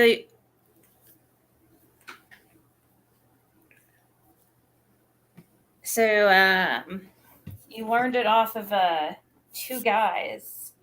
Is that what you said? That got it off Eastern philosophy? Yeah. Oh, that's where I learned it as well, Scott. Yeah, both of these guys were in AA. I know. I was looking for a word to Google. Looking for what? A word to Google to look up like what you were talking about. I was like about to start Googling, and I was trying to think how to type it into Google. I can show you one that'll sting a few people. If you want to hear a good AA speaker, one of my favorites that gives a lot of these life lessons that really just sting your ego, but they're so true. You have to admit them. Because that's what 4 steps do to you, you know. Who is this? Let's see. Put in. I think it's Mark Houston. Unplugged. I think that's his. On YouTube. Yeah. Okay. Yeah. I can't remember if it's Mark Houston Unplugged or Mark Houston's last talk. I think it's the Unplugged that he did. Yeah. There you go. Yeah, this is from, I don't know, this is some YouTube channel called. Yeah, that's one of the recovery channels there. Okay.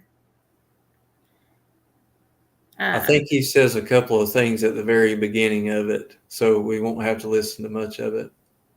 Oh, do you want me to play some of this? Yeah, if you want to. Okay. Just from the beginning, or? Yeah, I just started at the beginning and stuff. Cocaine addict. Let's take a moment of silence, and we'll say the Serenity Prayer together.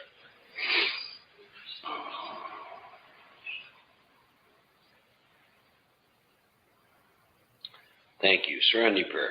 God, grant me the serenity to accept the things I cannot change, the courage to change the things I can, and the wisdom to know the difference. Amen. I'm going to call this talk Mark Unplugged, for lack of a better word. I want to read something from a book by Anthony DeMello called Awareness. Here you go. This is good right here. Anthony DeMello. Somebody asked for a good book. It's called Will I Be of Help to You? Do you think I'm going to help anybody? No. Don't expect me to be of help to anyone, nor do I expect to damage anyone. If you're damaged, you did it. If you're helped, you did it. You really did. You think people help you? They don't. You think people support you? They don't. There was a woman in a therapy group I was conducting once. She was a religious sister. She said to me, I don't feel supported by my superior. So I said, what do you mean by that? She said, well, my superior, the provincial supervisor, never shows up at the monastery where I am in charge. Never. She never says a word of appreciation. I said to her, all right, let's do a little role playing. Pretend I know your superior. In fact, pretend I know exactly what she thinks about you. So I say to you, you know, Mary, the reason I don't come to that place you're in is because it's the one place in the province that's trouble-free. No problems. I know you're in charge, so all is well. How do you feel now? She said, I feel great. Then I said to her, all right, would you mind leaving the room for a minute or two? This is part of the exercise. So she did. While she was away, I said to the others in the therapy group, I'm still a superior, okay? Mary out there is the worst director I've ever had in the whole history of the province. In fact, the reason I don't go to the monastery is because I can't bear to see what she's up to. It's simply awful. But if I tell her the truth, it's only going to make those novices suffer all the more. We're getting somebody to take her place in a year or two. We're training someone. In the meantime, I thought I would say those nice things to her to keep her going. What do you think about that? They answered, well, it was really the only thing you could do under the circumstances. Then I brought Mary back into the group, and I asked her if she still felt great. Oh, yes, she said. Poor Mary. She thought she was being supported when she wasn't. The point is that most of what we feel and think, we conjure up for ourselves in our heads, including this business of being helped by people. Do you think you help people because you're in love with them? Well, I've got news for you. You're never in love with anyone. You're only in love with your prejudiced and hopeful idea of that person. Take a minute to think about that. You are never in love with anyone. You're in love with your prejudiced idea of that person. Isn't that how you fall out of love? Your idea changes, doesn't it? How could you let me down when I trusted you so much, you say to someone. Did you really trust them? You never trusted anyone. Come off it. That's part of society's brainwashing. You never trust anyone. You only trust your judgment about that person. So what are you complaining about? The fact is you don't like to say my judgment was lousy because that's not very flattering to you, is it? So you prefer to say, well, how could you have let me down? So there it is. People don't really want to grow up. People don't really want to change. People don't really want to be happy. As someone so wisely said to me, don't try to make them happy, you only get in trouble. Don't try to teach a pig to sing. It wastes your time and it irritates the pig. Like the businessman that goes into a bar. He sits down, he sees this fellow with a banana in his ear. And he thinks, I wonder if I should mention that to him. No, it's none of my business. But the thought nags at him. So after having a drink or two, he says to the fellow, excuse me, you got a banana in your ear. The fellow says, what? The businessman repeats, you got a banana in your ear. Again, the fellow says, what was that? You got a banana in your ear, the businessman shouts. Talk louder, the fellow says, I got a banana in my ear. So it's useless. Give up, give up, give up, I say to myself. Say your thing and get out of here. And if they profit, that's fine. If they don't, too bad. When I said I want to talk about Mark Unplugged, I want to talk to you all about a lot of mistakes I've made along the way that hopefully none of you have to make. Wisdom is the ability to profit from others' mistakes. So I'm going to start with the most obvious one for me was my delusion about being powerless over alcohol and drugs. I took my first drink when I was 16, and looking back, by the time I was 17 years old, alcohol had already altered the direction and course of my life. Alcohol began to affect my decision making very early on.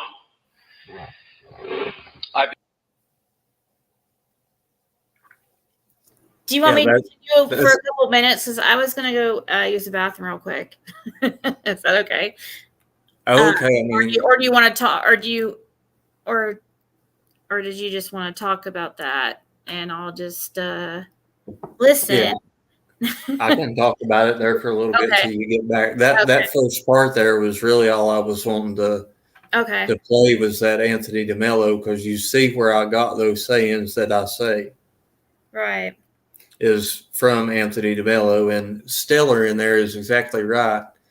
This is Mark Houston talking, but Anthony DeMello is the person that wrote the book, and he used to do classes at Fordham University. He's an Indian Jesuit priest. He's dead now. Well, Mark Houston is dead too, but Anthony DeMello has got lots of audio books and tapes. Actually, if you hang on just a second, I'll drop a audio book for awareness in the chat. Okay.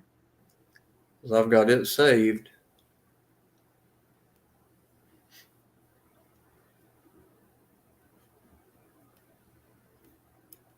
All right, I'm gonna go pee real quick. Okay. Sorry. Oh, you're fine. I see Kelly E was Kelly E says, I've listened to Mark's tapes over and over. His wisdom was life-saving for me personally. Me too, Kelly E. Me too. This is one of the books this is the book that he was talking about, Kelly. I'll drop the link if you want to grab it. It's an audiobook, so it's easy to listen to. But this is the book, Awareness by Anthony DeVello.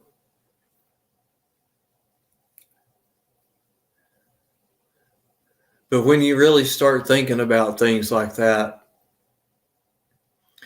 do you when you look at love, do you really love someone, or are you in love with your personal and prejudiced idea of who you think that person should be? And when that person doesn't live up to your personal and prejudiced idea, you become hurt. But it's much easier to blame it on them, saying, why did you do this? Why did you do that? Than it is to look at yourself and say, I made a poor fucking judgment. But things like that will really sting your ego. Really sting your ego. And it's just like the story that he told, I didn't come here to help anybody. I didn't come here to harm anybody. If you're helped, you did it. If you're hurt, you did it. And then he tells the story about how he tells the teacher there how well she's doing. She leaves the room. And then he tells how she's actually the worst one in the whole place, in the whole school there or whatever. And she comes back in, but her mind, she still feels like she's helped. And we run around all day, every day, in this delusion, thinking that people can help us and harm us. Kelly E says, my first 4 steps stung like hell. Now they are so freeing and liberating. The ego has to be crushed. Kelly E, you are exactly right. Curb stomped that ego.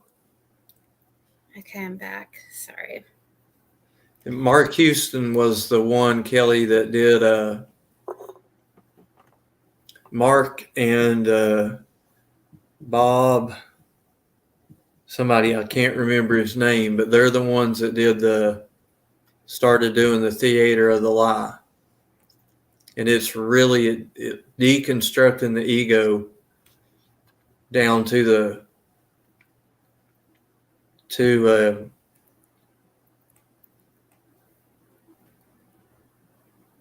Wow. I mean, they go really, really deep. Yeah, I could listen to that for sure. Yeah. It's that's one of the best speakers that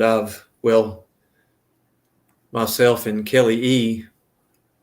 Well, Cracking Cases knows it too. Mark Houston is good, and I've watched Theater of the Lie. Did y'all talk about that? We're gonna do it on here, Cracking Cases. Cam, one night we're gonna do it on here. We're gonna deconstruct Ziggy. See all the personalities of Ziggy and teach Ziggy how to manage Ziggy. Oh God. This sounds kind of scary. It is. It sounds like it's an expose, like it's gonna tell all my secrets. Well, you won't have to. You won't have to. I'm going to demonstrate. That's why I say I'll show you how to do it, and then on your own time, you can do it yourself, because a lot of that stuff will be very, very personal, and it's probably stuff you don't want to air out. But I'm going to point you, all I do is just point you in the direction of how to identify those voices in your head. And then I'm going to show you why they're there. And then I'm going to show you how to get rid of them. And then you will, like I said, we'll probably take 5 of your personalities, 5 of your egos, and I'll show you the basic process of how to break each one of them down. And then you can start adding in the more personal, things that you don't want to air out on a YouTube live. But okay. No, I would never do nothing. And part of it's funny. People laugh and get a kick out of it because Mark, he always makes stuff fun, but he gives you a lot of lessons in there that, you really learn from, but he does it in a really good way. But well, see, that's what I would never have you tell anything, on a live or even right. insinuate that. I'll just show you how you can do it. And then, like I said, that's how I try to do it. I mean, like if I put everything out there, that's how I kind of like am. I figure you have nothing to fear. If you just are, who you are, then. Well, I mean, if you want to, we'll do it. I don't feel like that there's anything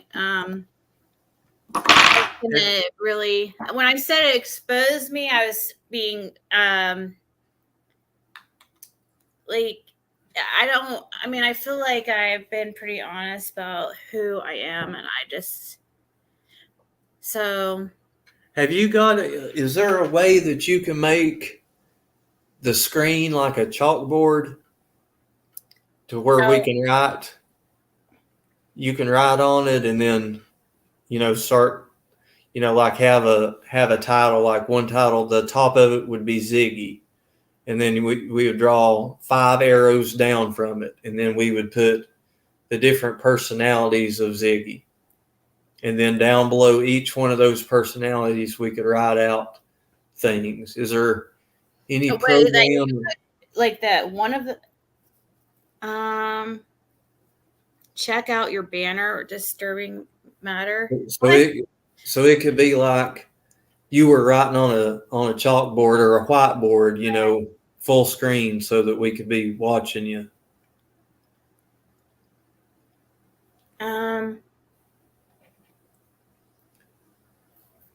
There probably could be something like that, but only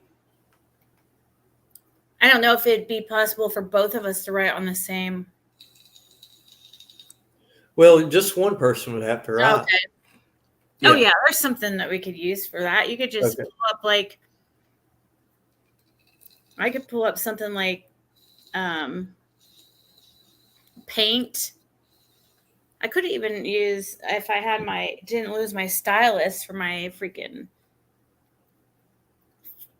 phone, could use that to even, there's things, yeah. Okay. All right. I'm sure. Yeah, I mean, don't go like pay money for something that's just gonna, yeah, you can do like that paint, one use or something. Like that program, that paint program that's on most computers. You could just share that screen while you're writing on it. Cam says that you can do it through Canva. Do you use that for your thumbnails? I know a lot of people use that for. Okay. Canva is definitely one of the most help. I definitely recommend that app. Yeah, if we could find something, I'm seeing some people there. Mama T, the OG, says sounds fun. I'd love to learn to do it too. We could all learn from ourselves. So a lot of people are saying that it would be cool if we could draw it or write it out. That way, everybody that's watching, they could do it for themselves, Right. Let me. And, Let me We see. could have all kinds of people quietening voices in their heads, and I'll show you. I think I could show you right now how you could do it. Just by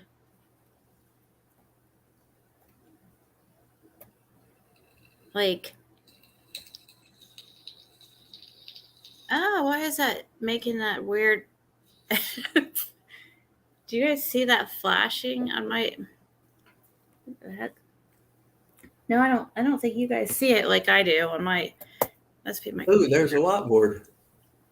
Yeah. See, that's what I was gonna. But see, on my end, for some reason, it's like flashing, and I can't. I don't understand. But yeah, I figured you could do something, like this if you had to, I don't know. You could figure out something. Right. It's hard to write straight though. But Oh, okay. like how do you use your mouse to? But you could Could use. you use something like You could type. that's what I was going to say, like you'd type a report on or something? Yeah, you could do Word.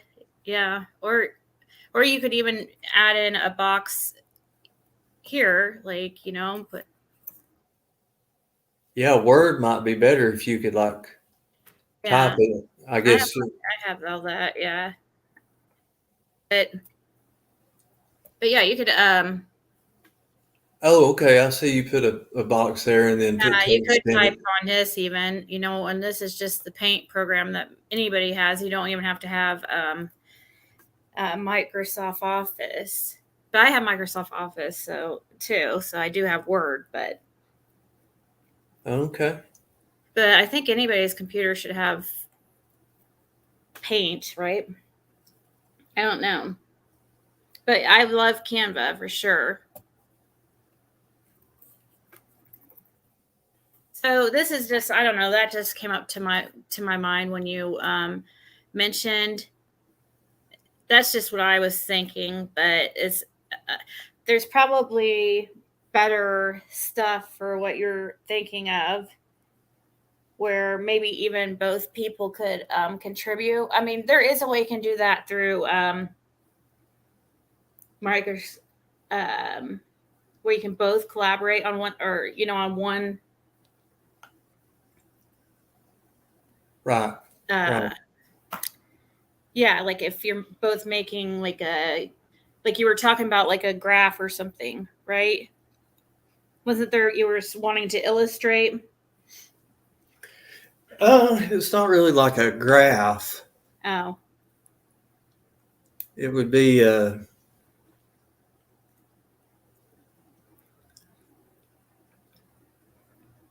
shoot. If you could figure out one, it wouldn't take long for us to do, and I could show you the basics of it.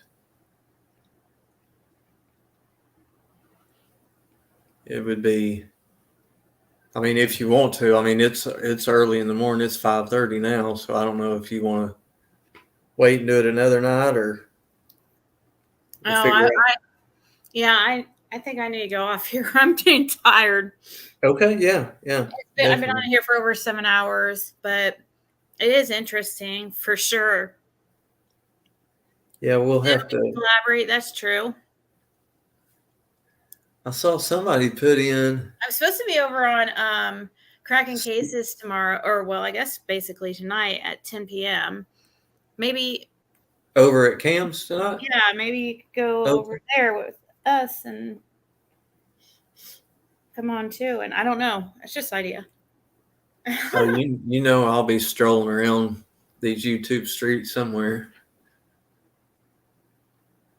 I may pull into the parking lot and back out and go down the street and pull in another parking lot and turn around and come back. You know how it is when you're cruising around yeah. the back alleys of YouTube. Well, if we get to thinking about it, I'll have to maybe message you on Discord. Yeah, definitely. See what you're. Unless Cam has something else like he's going to talk about, but I think that would be an interesting topic. I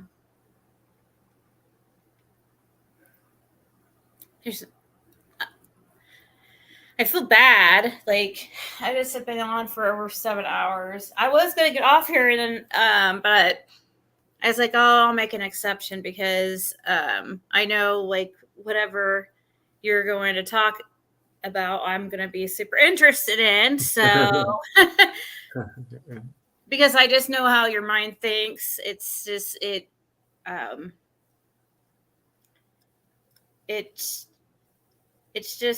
I don't know, unique. Have I redeemed myself as a Gemini? Like, yeah.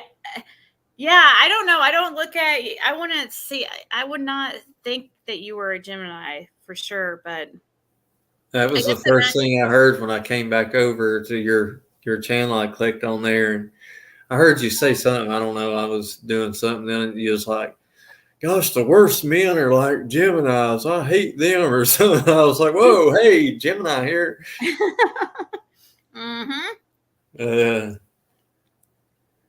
I remember. We must be bad. You know, I won't argue that with you. Apparently, I'm single for a reason. His came up before the fact that you were a Gemini. I remember talking about this. Yeah. Because it just seems like Gemini men were most likely to be, not honest people and kind of like, I don't know, just liars. But see, like I think of you as not like that. Like you seem like from what I have observed over, the time that I've, from what I know here virtually, right. I've never known you to be a liar. So, and I would think I would have caught you in at least one lie since, I would have known, but like, you've always seemed to be a pretty honest person. So I guess I don't know. I was just under the impression that most Gemini men were dishonest. Well, that's very possible, but I haven't dated any Gemini men, so I can't tell you. I have no experience with that. But Geminis are supposed to be very good Ooh, leaders. Moulin Rouge says they're two-faced. Ooh, that was harsh there. Geminis are great leaders, though. She's been burned by a Gemini, I believe. They're businessmen. Oh yeah? Yep.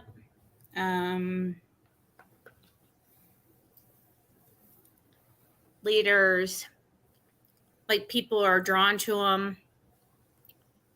They're charming, but they're like supposedly the number one sign for, cheaters. See, that's the thing. I never did cheat. I almost cheated on a girlfriend that we were on the rocks at the time. We were together, but things wasn't working out. You know what I mean. You've been there before. But we hadn't actually broken up yet. Yeah. And I had the opportunity with this girl, and I actually made a date after she got off work for us to get together. And I stood her up. I didn't go because after I made the date and I came back to the house, I was like, man, that's a shitty thing to do. So even through your alcoholism, you didn't like? No, never did. Never did. I've never cheated on a girlfriend or either of my wives. Never did. Now they did to me, but I never did to them. You Like know I that said, Geminis are that girlfriend, I had the opportunity to, and the thing about it was, like I said, I came home and I was like, man, I'm not going to go meet this girl. I'd love to, but it just wouldn't be the right thing to do. And then, shoot, it wasn't 2 weeks later, me and that girl broke up, and I was like, man, I should have went ahead and done it, But yeah. and of course, I went back and attempted, and she was like, nope, buddy, you had your chance, and you stood me up. You didn't choose me, so.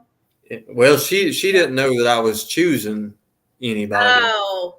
She just thought I stood her up, and Girls don't like to be like thought of as like second. Like they want right, to be first right. always. And as long as a guy can treat a girl like she's number one in his life, like they can get whatever they want pretty much. Well, I didn't, like I said, I came home and I was like, I felt like crap because I'd even, made the date. And then I was thinking, man, that's really going to hurt the girl I was dating. And then I stand that girl up, which ended up hurting her.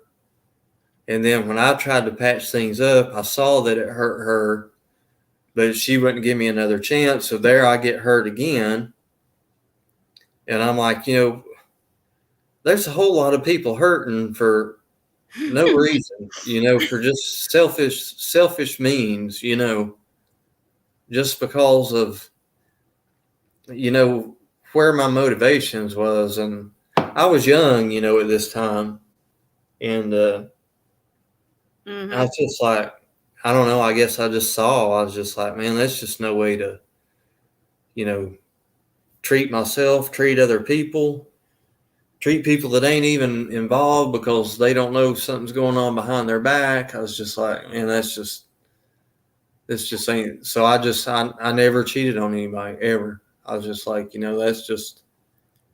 Well, I mean, wrong all the way around, Just because you probably are, there's also like 12 other signs or something. I think it's like that. Also, it's like it's your chart or whatever. I don't know how to explain it, but you probably don't have any other Gemini in your chart. And that's why you're not like these characteristic, traits of certain Geminis that usually because I'm straight up like Pisces for sure. Everything that you read about Pisces is me, and I have a lot of Pisces in my chart. And it's like kind of a curse and a blessing. Pisces are definitely the most crazy. My mom is a Pisces, and I would agree with you. We're like 12 people in one. That's what they say. Right. Because we're at the end of the evolution of the, Pisces is like the 12th sign. Oh, so it's kind okay. of like, and it's kind of like the end of a phase, but you're very like misunderstood. And, yeah, definitely, a kind of like, I always hated being so like sensitive. Hated that. I felt like it was such a weakness. Gemini's son is very loving young man and takes good care of his family. Well, they all. I mean, it's not like they, all are bad.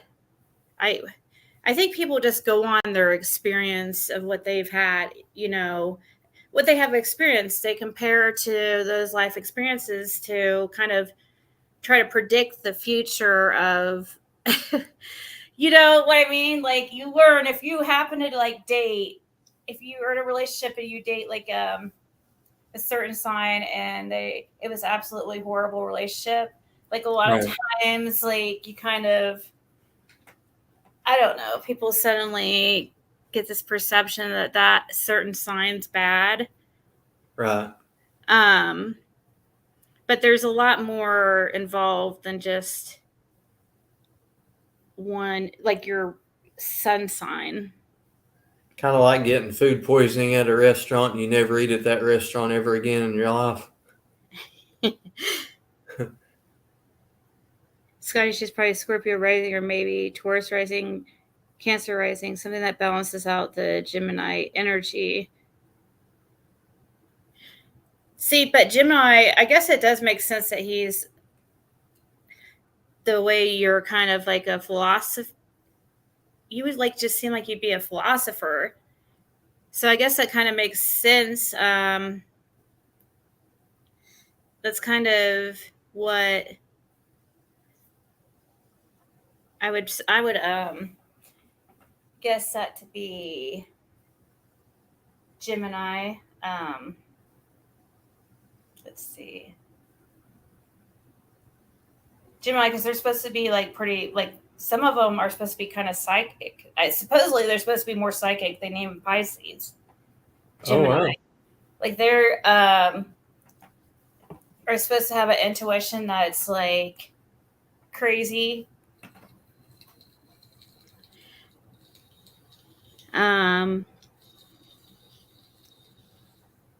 Indecisiveness. Oh yeah, they're definitely indecisive. But Let's see. it would be a good thing. Cam's got up here. What are Sagittarius men asking for a friend? Yeah. And then Danny says Sagittarius is philosophy energy. So Cam is a philosophist here, I guess. But didn't they change the? Yeah, they did. Now everybody's a different sign. Well, not everybody, but a lot of people are different signs than what they. Yeah, I think you're right. Something did change. Like some people were, some things changed like by a day or so, and so Right. some people kind of actually, changed signs in that process. And I don't know exactly what it is, but I do know what you're talking about. Yeah, I never really understood all. I never really studied the zodiac very much. I mean, I knew what it was and stuff like that, but I can remember being young. Me and my sister would be. We would always read it in the newspaper. The newspaper used to always have horoscopes or whatever. Yeah. And I can always remember growing up, being little, reading those and seeing if our day would turn out that way, and. Yeah, us women, when we date a guy, we always look at their horoscope. And our horoscope, you look them up together and like, oh, would they be a good match? And that's how I always did anyways. I don't know if that's like a normal girl thing. I guess it's that's definitely a Pisces thing to do, I guess, the kind of dreamy. Sun is what you want to be. Rising sun is who you show the world, and moon is your emotional state. Let's see. Danny L says nothing changed on the horoscopes or the zodiac sign. So I don't know. Like I said, I never really paid attention to that much. Excellent. I can't believe I did that again. Why am I?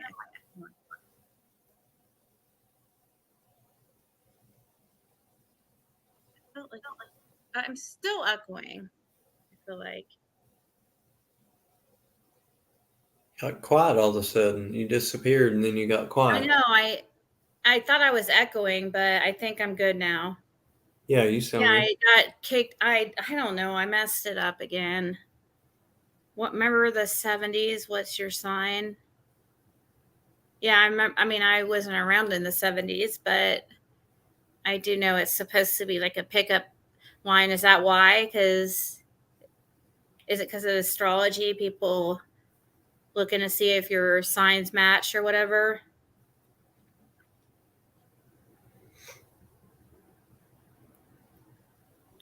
So I don't know what my rising sun, and I don't know the time of my birth, so I'm just going by like my birth chart.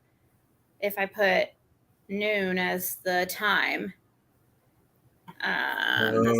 So they break it down to the actual time that you were born? Yeah, on a birth chart. But if you don't know, you could put noon. I mean, I can find out, but I always forget. Like, I've asked my mom a million times. I just always forget. But you can put noon if you don't know your exact time. I guess that's the best time. But let's see, birth. Yeah, time does play a part. And let's see, their date, birth date. See, Tadal says hippies were all into astrology. Yeah, they were.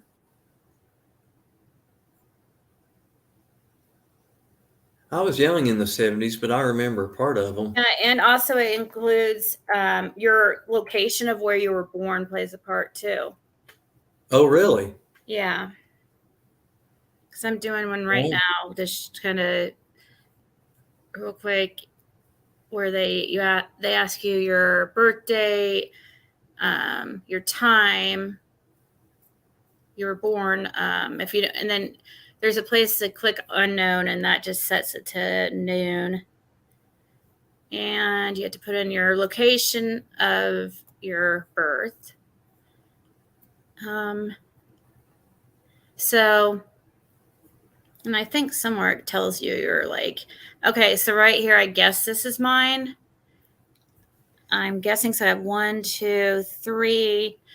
Okay, so my sun is Pisces. Then I have 2 other. Okay, so what did you say? Who was Stormy?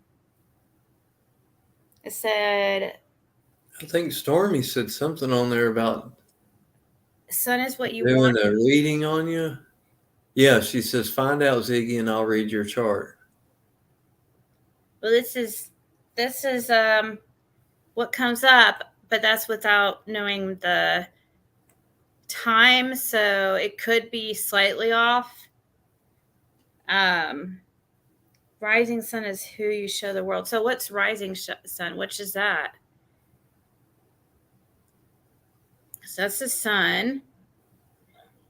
Rising sun. Danielle says, if you really want to know your chart, you have to know the time. It's so incomplete without that. I mean, like, can you be off a few minutes, Danny? Because I know I was born like at 7:20 something in the evening, but I can't remember the exact minute. Yeah, like you can. I mean, it's you can. My mom, we might remember, but I know it was 7:20 something. But I don't know if it was 7:22 or 7:27, or I can't remember that. We can put yours in and see, like, well, actually, you may not want to, because never mind, you might not want to put your birth date and stuff in here on here.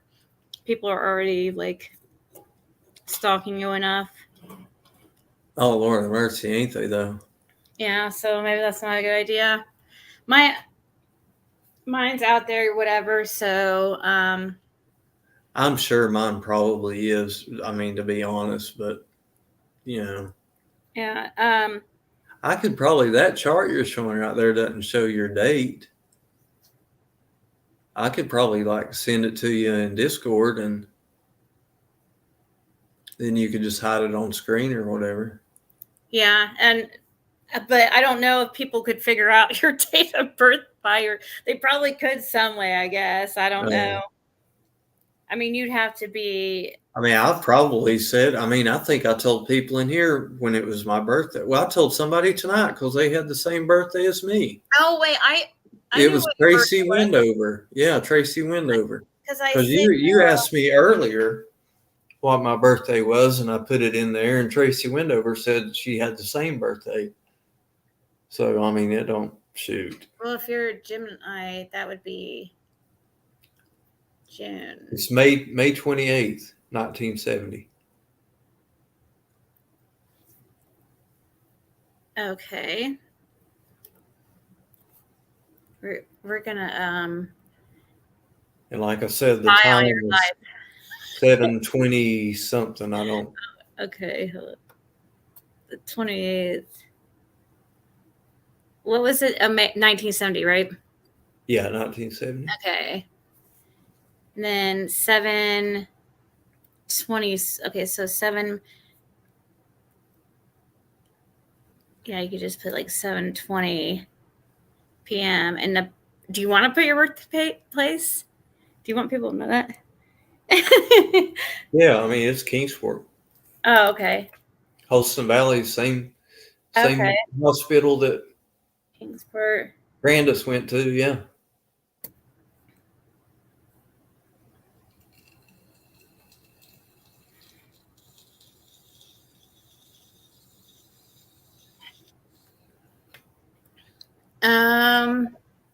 I just keep now since everybody's been trying to figure out who I am, I just keep everything secret just to piss them off.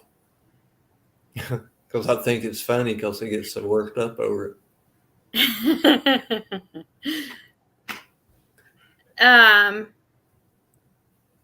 So I'm not exactly sure what this means, but you do have one Gemini in your chart like one other time. You have some Wow, I got some. I guess that would make sense. And my dad's Scorpio. He's only in there one time. Yeah, I have no clue what any of that means. I don't either, but I think it will say something here like whatsoever. No so clue. it gives you a score on how masculine I guess you are. I don't know what all that means. What's my masculinity? Man, I must be a girl or something. It says feminine 6, so I guess for a guy, yeah, you're pretty. I guess I wouldn't say feminine, but at all. I don't think feminine. I think spiritual. Cardinal, whatever that means. Fixed. I guess what fixed means like you're like how stuck you are in your beliefs. I guess. I don't know what the scale is on this, though.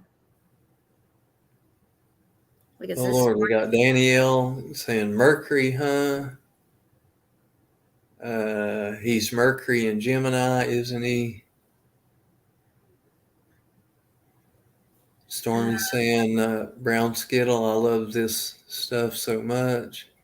No, his Mercury is in Taurus, right? Mercury is in. Oh, did you? Yeah, did you put? His Mercury's in Taurus. Did you put 7:20 a.m. or p.m.? I thought p.m. Yeah, p.m. Okay, I didn't know if I said p.m. I can go back. I just saw Jane Don't was asking. Yeah, I'll go back. I hope it doesn't make me put it all in again. She said to change the time to an a.m. and later p.m. See if it changes.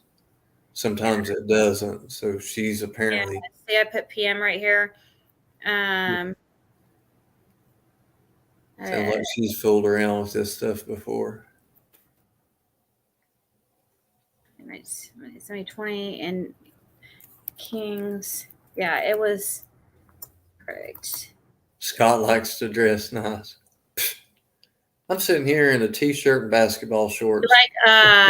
What about do you like what's those foot rub things? Manicure and pedicures?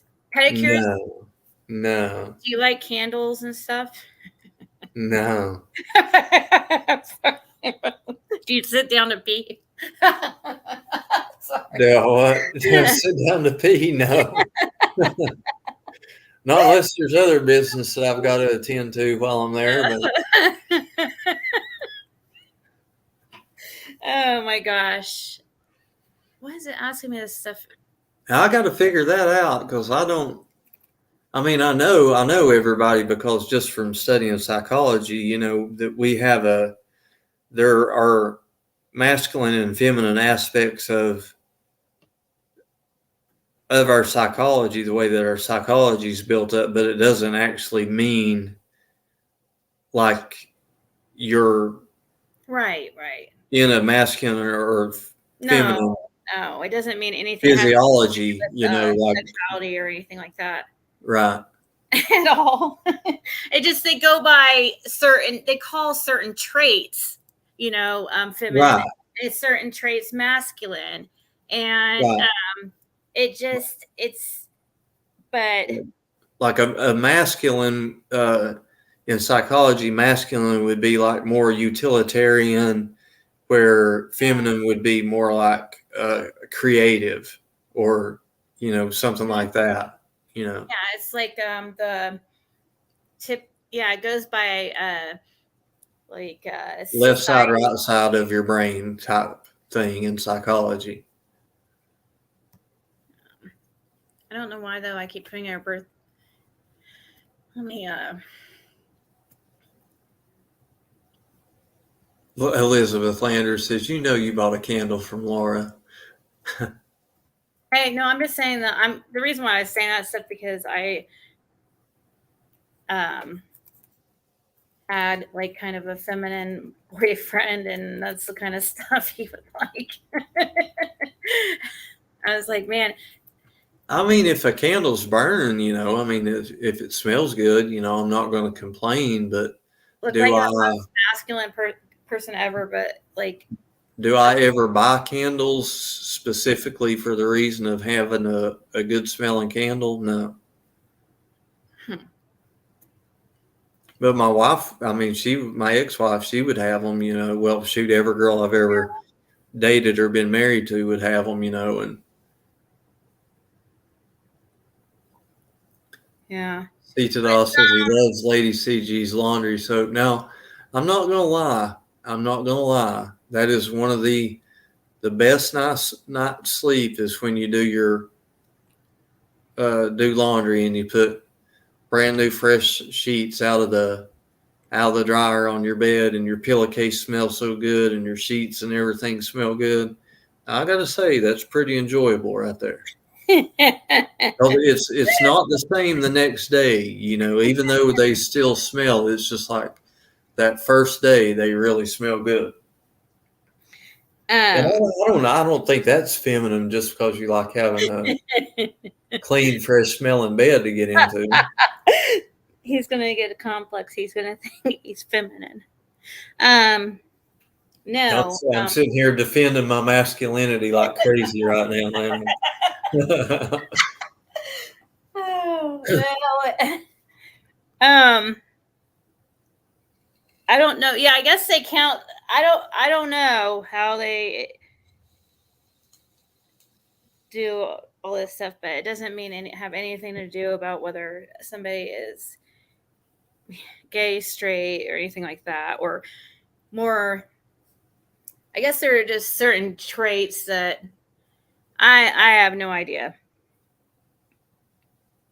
I know, poor Scott. Yeah.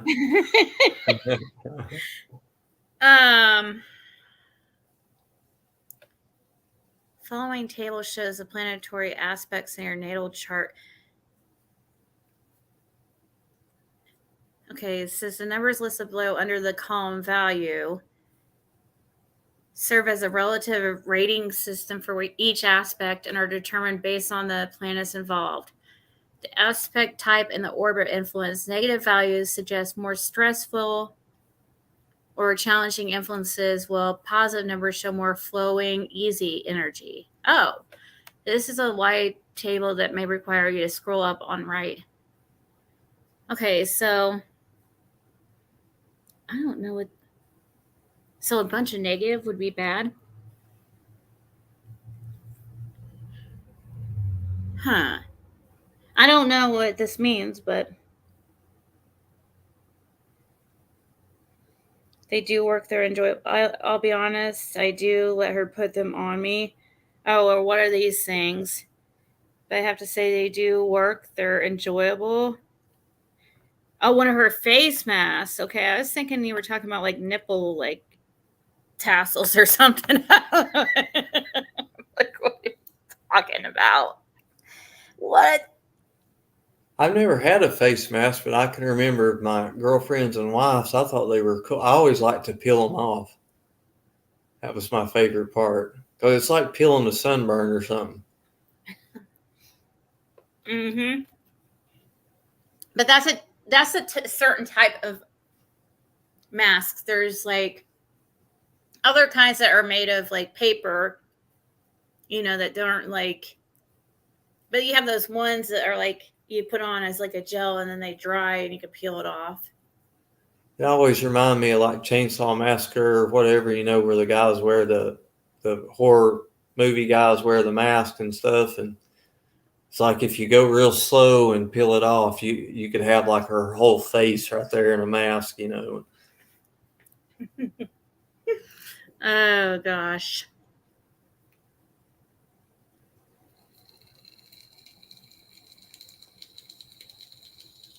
So the sun is in Gemini. Okay, yeah. Well, we know that. Oh wow, Rhiannon says I use real honey as a mask. It's amazing. Oh my gosh, that sounds. Whoa. That's pretty crazy thinking. I mean, honey's like, honey is the only food. I'm pretty sure it's the only food that does not spoil. Oh, does it not at all? Lasts forever.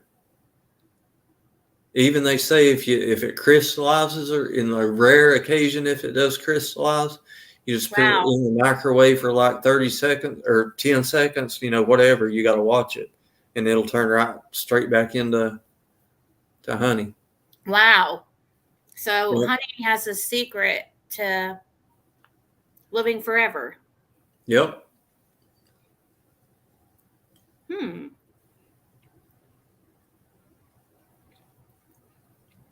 I have heard it's very. Rhiannon says it washes right off and moisturizing. Well, that's pretty cool. I could definitely see where it would be good for you. I mean, yeah, there you go, brown skittle, milk and honey, food of the gods. Yeah. Yes, that is why bees are so important to protect. He likes to travel and he likes intellectual work. That's supposedly you. Yeah. Now, when I was younger, I liked to travel. Now I don't. Right.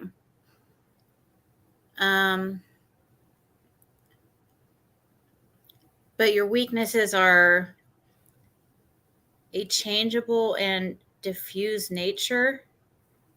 What? May waste energy by taking on too many things. He lacks persistence in setting goals or in achieving set goals. Oh, I would. Everybody. When I was younger, I was definitely bad at that. I would always start something, and then I would get interested in something else and start it and never finish the first thing I started. Because I would get mad at myself for doing that. Yeah, because your mind was moving so fast, probably, but I'd be like, why was I so crazy about doing this thing? And I started it and I never finished it. And I started doing something else. Where did my excitement about this first thing go to, Yeah, I can get like that too. And that's it. It's called ADHD. That's why it says it is natural for you to question tradition. You are above all things an individualist. You naturally rebel against that which is established. It doesn't mean that you consistently break all the rules, but you definitely do question some of the rules, especially those that simply don't make much sense. You possess a huge distaste for routine. You work best when you have some say as to when and how to get things done. You possess much self-integrity. I would agree in that. You avoid labeling people and are most offended when others attempt to label or stereotype you. You feel that's correct? I would agree with that. That's pretty dang accurate there. Yeah. Yeah, I would definitely agree with that. Let me blow this up full screen here. I won't be able to see chat, but that way I can see it better. I haven't read this second paragraph yet, but yeah, you easily embrace new ways of doing things. I could see that, but hey, I don't know. I'm just going by what I know from online. You stick up for the underdog. You express yourself in unique and inspiring ways. You don't have to try to stand out as unique. You are original, creative, and progressive without trying. You are far from pretentious. You value honesty and truth. You avoid putting on airs, whatever that means. I guess that means avoid putting on airs, like you avoid tricking people, right? Isn't that what that would mean?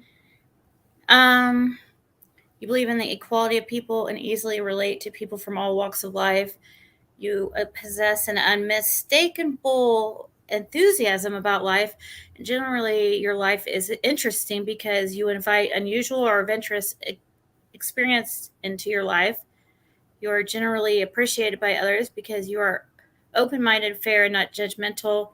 Nothing really seems to faze you. You take things as stride and are rarely shocked or taken aback by human behavior. Interesting. Well, I mean, what do you all think? Because a lot of that had to do with how I appear to others. Yeah. Exactly. It's kind of like there's a lot of really great characteristics there, so it's kind of weird to say, yeah, that's me. You know what I mean? Like, I can see why you're saying, like, well, what do other people think? I think it sounds like, from what I've recognized, I know that you really value honesty and truth. I mean, I know you do now, but I know that you said you were alcoholic at one time, so I don't know if, was things different? I mean, how does that affect, I don't know. Well, that part of it was, see, now you're working a program, so obviously, well, that's what I was going to say. I still valued those things.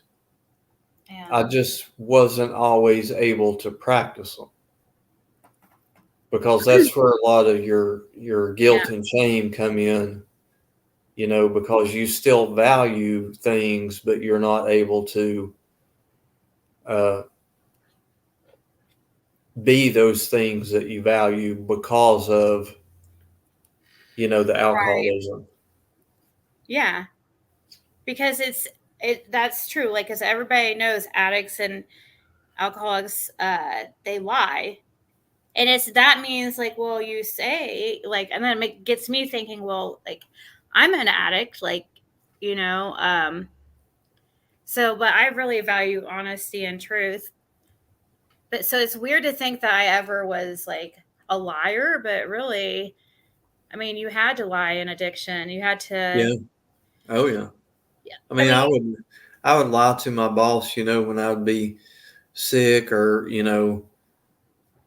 have to, jonesing real bad and needing a drink and, asking to get off work half an hour early because of whatever reason, or, yeah, call in, I'm going to have to, take a sick day today because of, whatever reason. And, Oh yeah, there was Right. tons of that. If you asked me though at that time, like I would have said I was a very honest person. Yeah. Oh yeah. I was Yeah. really I would have. with Yeah. it, because I would kind of separate that part of me. Like it wasn't actually me. Like, you know what I mean? For somehow that's how I would rationalize it, I guess, I don't know. I didn't ever, I thought that was not, when it came to your addiction, it was different and you could lie about that, I guess. But yeah, you're not going to sit there when people ask you, "Oh, are you high or are you using?" You're going to say no. Right. Usually.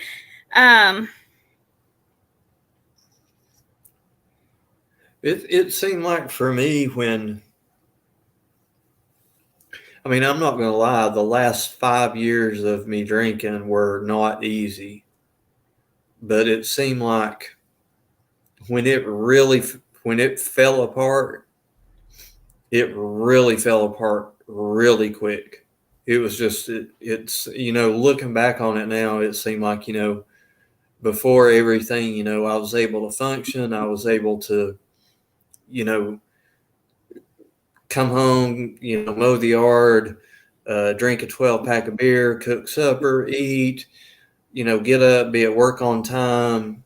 There was never any issues. And then it seemed like all of a sudden there was this, crazy depression and anxiety and, just confusion and paranoia and, just everything, just, panic attacks and, I was having to start drinking through the night and taking more nerve pills during the day and, to calm my shaking down. And it just seemed like all of a sudden it was like, one day I was, I was able to manage it.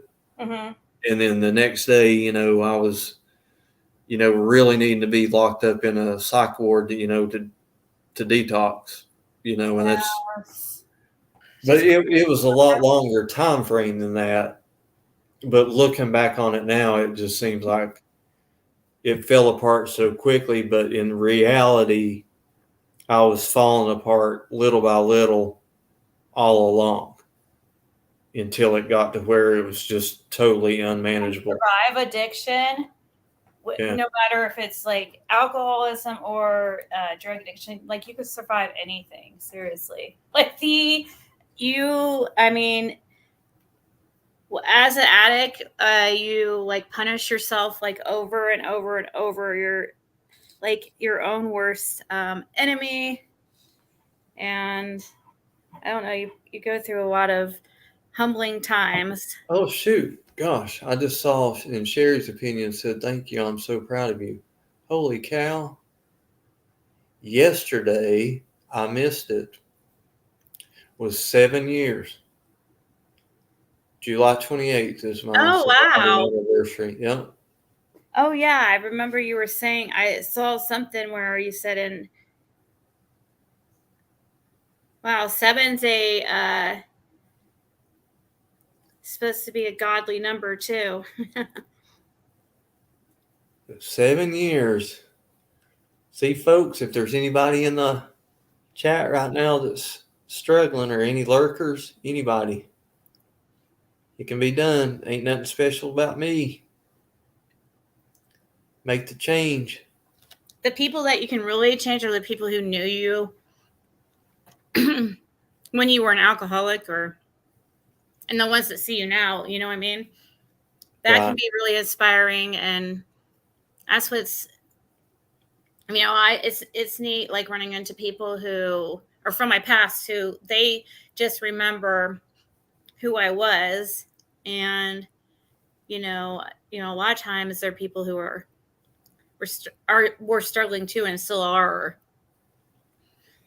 So a lot of times that can be really helpful to be able to see that people like you can see it actually can happen. People can change their life, and get through addiction. Yeah. because sometimes it seems just like not, you hear about like nobody knew, like we don't know how you were when you were alcoholic. You're telling us you were this way, right? Right. That's Sure. not what we're seeing. So it's like kind of, but so it's just, Well, yeah, we're still alive. I don't. The one thing that, and I got a couple of men, especially, when I came in, I mean, they saw that I was damn near dead, and they loved me enough to where they didn't care if they hurt my feelings. And that was the best thing that could happen for me in recovery, is they loved enough to not care if they hurt my feelings. And through that, one of the things that they expressed upon me early on is recovery is not just stopping the substance. They said, and the analogy they used, is what do you get when you've got a drunk horse thief that gets sober? You've still got a horse thief. Yep. Mm-hmm. And they said, if you just stop drinking, but you still continue with the behaviors, what's the point of, what have you really done? If you just stop the substance, or do you consider that sober? You consider that recovery? And I was like, no, I don't. And I saw in you and anybody else that's been to, AA meetings or NA meetings, you see a lot of people going to the meetings, but they're not in recovery. All they've done is just stop using. They're still lying and cheating and scamming and, doing all kinds of crazy stuff. And the only thing that stopped was just them using or them drinking, Right here it says that you might be susceptible to secret affairs, drugs, or other escapist behaviors, and you might be easily led astray by peculiar desires or self-destructive habits. Oh, yeah. Crises are really bad about being alcoholics and drug addicts. Are you reading about alcoholism right now, or still on my? This is still your chart. Oh, okay, my chart. Yeah. So it's saying it about. I always really valued that a lot when those men told me that. I was like, and I saw it in them, and it was the same kind of deal. They told me how they used to be, but I was meeting them sober. But I liked what I saw in their sobriety, and I was like, yeah, I can definitely deal with, living like that. These guys seem like it's working pretty good for them, Yeah. Sure, a hell of a lot better than what I'm experiencing right now. So, it wasn't really that hard to convince me, Yeah. Well, they say your worst day sober is always better than your best day drunk. Yeah, drunk. They look at alcohol, and we're taught that alcohol. I mean, alcohol is a drug. It's right. It's a drug. It's the same concept as NA. Yep, absolutely. So, yeah, alcohol. Like for some reason, it was not something I would really destined. I did abuse it, but I usually had to be on top of something else, another substance, and because by itself I would get horrible hangovers. Right. So I would take some pills to get rid of the hangover, Jen Hoff is calling it right there. A dry drunk is a miserable person. Mm-hmm. That's what we call them in AA, just a drunk, an alcoholic that wasn't drinking, but still carrying on with the same behaviors and always grumpy and miserable and hateful because they wanted to drink. They just were beating themselves up, but they weren't, active in recovery. And yeah, they are miserable, Jen Hoffa. You were dead on. So do you still go to meetings like once a week or once a month? Well, I don't now because, my health and driving and everything, but I do the AA hotline. A couple of weeks ago, I picked up a second day. So I do 24 hours on Monday and 24 hours on Friday. You still sponsor people too. Yeah, right? when need be, I make myself definitely available for it, for sure. Speaking of Friday, my shift just started 16 minutes ago. Uh-oh. Oh, it's no big deal. It's forwarded to my phone, so it's no big deal at all. Oh. Yeah, they call it like works in AA or something. Like your good works. Yeah. But So I stay, active that way by,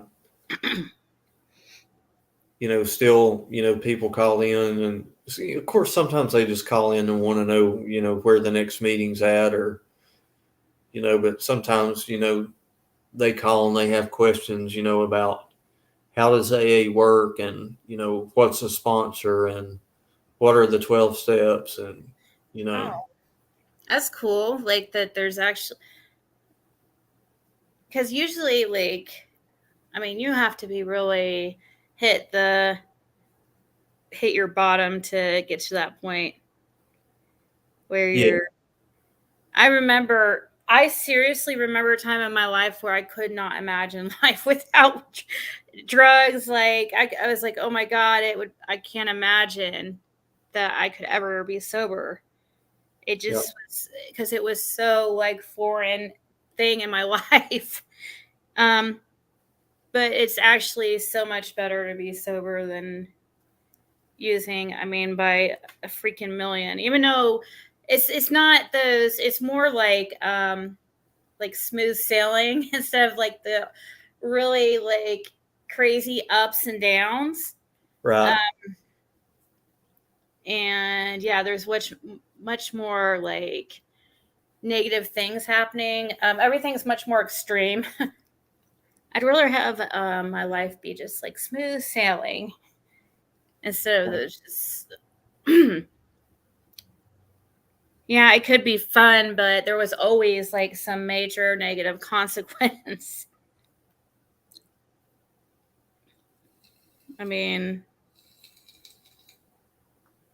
Addiction's horrible. Like,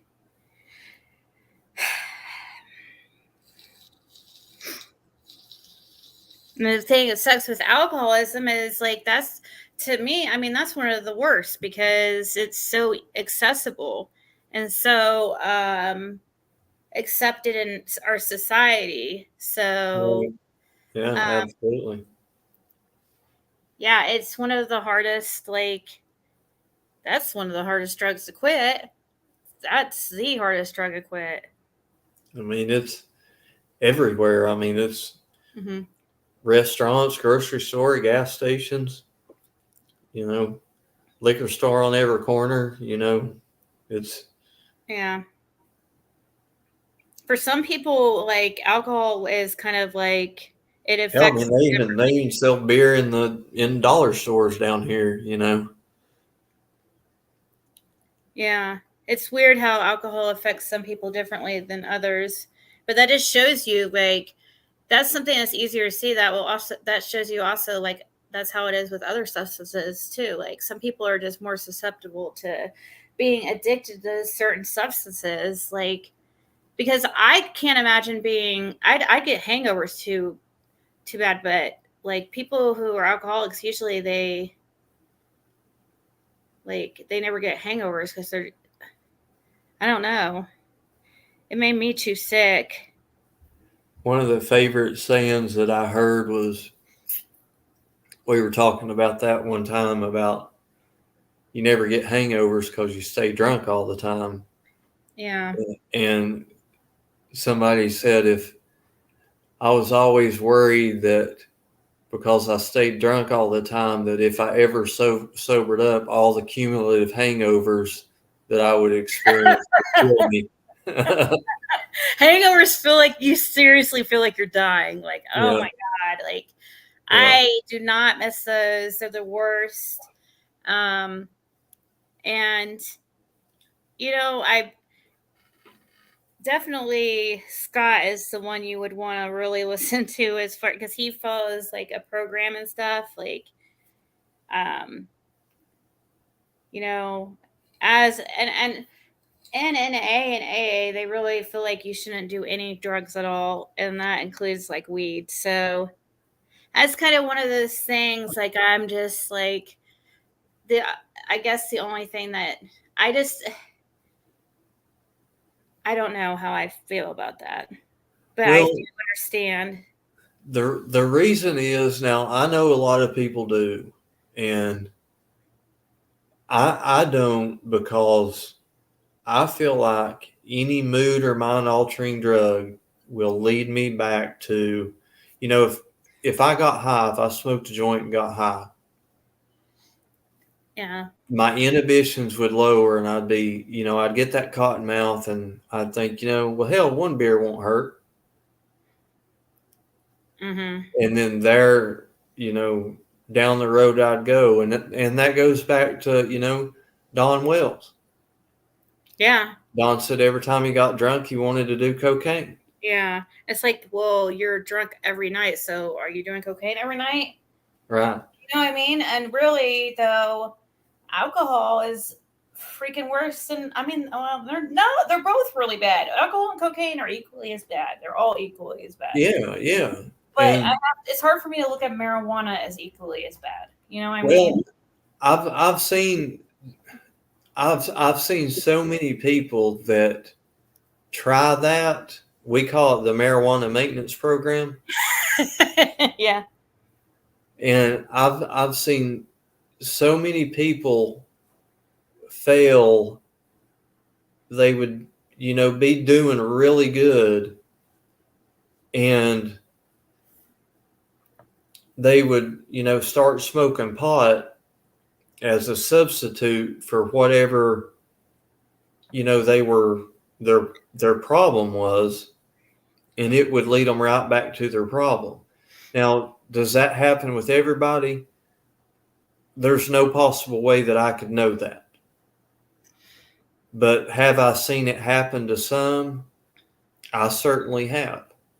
So, I could see if weed was something like, there's a lot of people who smoke weed and drink together, but their main vice was really alcohol. Right. Like, if weed was a major part of kind of your habit when it came to drinking, if it was kind of your routine, I could see how like smoking weed would definitely impact your ability to remain sober, because smoking weed would like remind you of drinking because they went together. Right. Even though like one's more for, just like always pills, like were my, there's other drugs I did, but really I would say my main vice would be opiates. Right. But really like my drug of choice would probably like be a combination of different ones. But opiates, I think, were definitely my main, and I would because I could like, I liked the effects of alcohol, but I didn't like a hangover, and so I was like self-medicating with different substances. Oh, I wanted to be able to stay awake. Let's do some coke. But do I need to come down from something like that? Oh, let's do some Xanax. But really, like, the main issue was always opiates. I can definitely understand, Don and his, wanting to do cocaine, because, man alive, I tell you, Speed and cocaine. When you're doing speed and drinking, hell, you can drink for days. Yeah, I know. I've seen people do that. I mean, you can just stay up and just keep drinking and drinking and drinking and drinking, and so I know what that's all about for sure. Cracking cases. I think I'm a strong advocate of buprenorphine or AKA Suboxone. I think that it's also helpful to get somebody to stop. It also helps alcoholics too. But it's not prescribed. It's not actually made for that, or you can't prescribe it for that. But for some, it does keep you from wanting to drink also.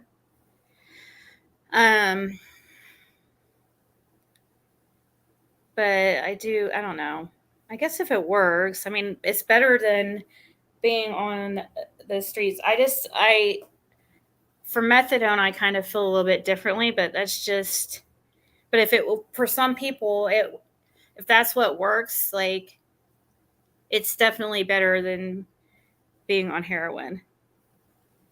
I do think it would be good for somebody who maybe has real legitimate pain, because methadone would be something that actually helps with pain too. Right. But I feel like, yeah, but I feel like that was one of my favorites substances. That was basically one of my drug of choices was methadone. I thought, oh, I'll just go to a clinic and get methadone. Right. But actually, something told me, 10 years, almost hasn't been quite 10 years, but told me when I went in to just go with whatever they suggested to me. They suggested the Suboxone, and I'm glad I went that way because it actually really helped me change my life around. It's just really different effect than methadone, but people compare it to methadone because it's the same. It for prescribed for the same thing, so they automatically think it's methadone. Do you still take Suboxone now? No, but it is quite the process to get it off now. Oh, well, it's worse than heroin. I mean, yeah, but I do know it was better than being on pills, Right. And it kind of took away. It was different. It took away any desire to use. But with methadone, you could use on top of it, and it would. I don't know. It was just different. It would block it out if you were to try to use on Suboxone.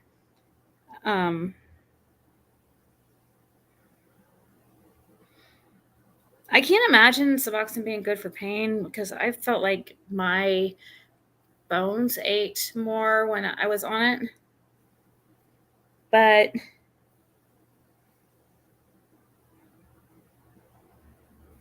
I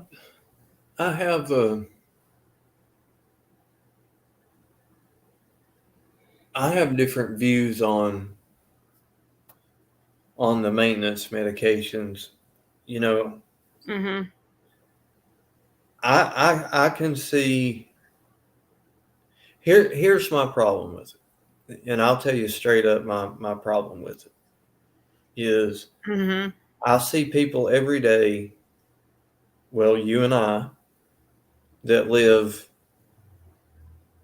a life of abstinence with nothing. Yeah. No mood or mind altering drugs. So I know it can be done. And except I make exceptions for marijuana sometimes. So that's a little bit different. You're completely right. You're completely clean. Yeah. So the maintenance medications, whether it's Suboxone, Subutex, methadone, whatever, if they're part of a plan to become abstinence free, then sure, I see no problem whatsoever. But I've went back to so many detoxes in the treatment center that I went to, and I've asked on multiple occasions. I used to go every Thursday night for a year and a half. So 75 times I went back to the same rehab that I went to. And then once a month, I did my own special night, one Sunday a month. So probably closer to 85 or 90 times that I went back to that same rehab. And I would ask, how many people are in here to get off of Suboxone or Subutex? Hell, there was sometimes 3/4 of the room would raise their hand. And I'd get talking to them. And like one of my best friends that I met in recovery, and I met him through a girl that got sober at very close to about the same time that I did. So we kind of, went through the very first early rough days, You always remember the people, that are right there, the same level of sobriety that you are, Yeah. But I ended up meeting him like 3 years after her and I had been sober for like 3 years, and he finally decided that he was going to, get help. He had been on Suboxone for 10 years. Mm-hmm. And I was like, do you realize that you could have been abstinent free? How much money you could have saved, how much time in the doctor visits that you could have saved over the past 9 years and 10 months? 9 years and 11 months? And he was like, I know. That's why I'm here right now. He said it's just absolutely no different than doing the dope that I was doing. The only difference is a doctor's prescribing it and not my dealer. He felt that way about Suboxone? Yep. But And see, it doesn't get you high like that, though. You ask all the people that shooting it up their veins and snorting it, They and shoot it up. ask them if they get high off of it, and they'll tell you, yeah, that's the reason I do it, so I get high. Or No, they do it. I have got. I mean, it does like it does like if let's say like you hadn't been when you very first do it, yeah, but just I guess it gives you a speedy buzz. I mean, listen, when people are paying $30 a pill on the street for a Suboxone prescription that you can get filled for less than $30, something's up. Yeah, that's because, well. And if you really talk to somebody about it, why they like it. If you really talk to somebody about it, they'll tell you the truth if they're going to be honest, because I can't tell you how many addicts, Suboxone addicts, that I've talked to that have told me that. So I figure, if that many are telling me that, then the ones that are telling me that you don't get high off of it are more than likely still in that addiction behavior, and they're lying because they want to continue to use it for a crutch and they don't want to get clean. Otherwise, there's no benefit of using it. And my problem with a doctor keeping somebody on it for 10 years is because the doctors know that people can come off of it. People come off of it every day and are clean without it. And they keep prescribing it just because they like those doctor visits and the manufacturer likes to the doctors to prescribe all of it they can. And that's why I've got a problem with the maintenance drugs is, if I don't see no reason to keep anybody on anything for 10 years. That's freaking ridiculous. It's ridiculous. I mean, recovery works for millions of people. It can work for them too. And I've seen so many people come off of Suboxone and get free of it. And so I know it can be done. I know people don't have to keep taking it for 10 years. Right. But if it was but I would choose Suboxone over, definitely choose that, life, when I was on Suboxone over using. So I guess if we're picking one evil over the other, Sure. I would definitely say do the Suboxone. You're able to maintain your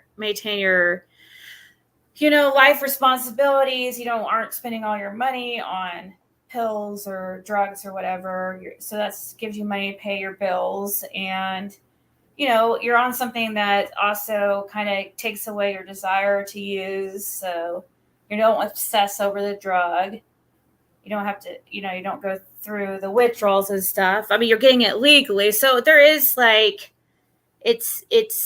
though you are dependent on something, and that Right. does suck. And we don't know very much about Suboxone really, and what it True. does to health, because it's somewhat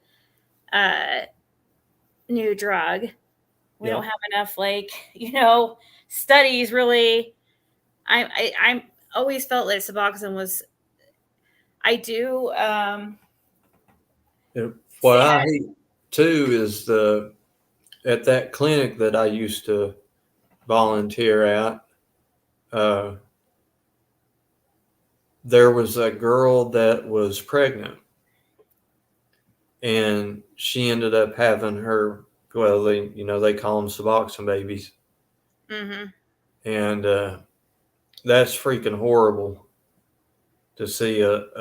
There's something up when a brand new baby is born and they're going through withdrawal, and the baby has to detox as soon as the umbilical cord's cut. They start going through detox.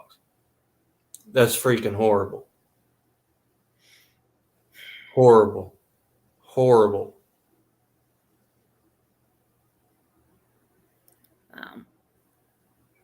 But the doctor, knew for the whole 9 months that she was pregnant, and just kept prescribing them and kept prescribing them. And yeah, they're supposed to. I think that they're supposed to try to.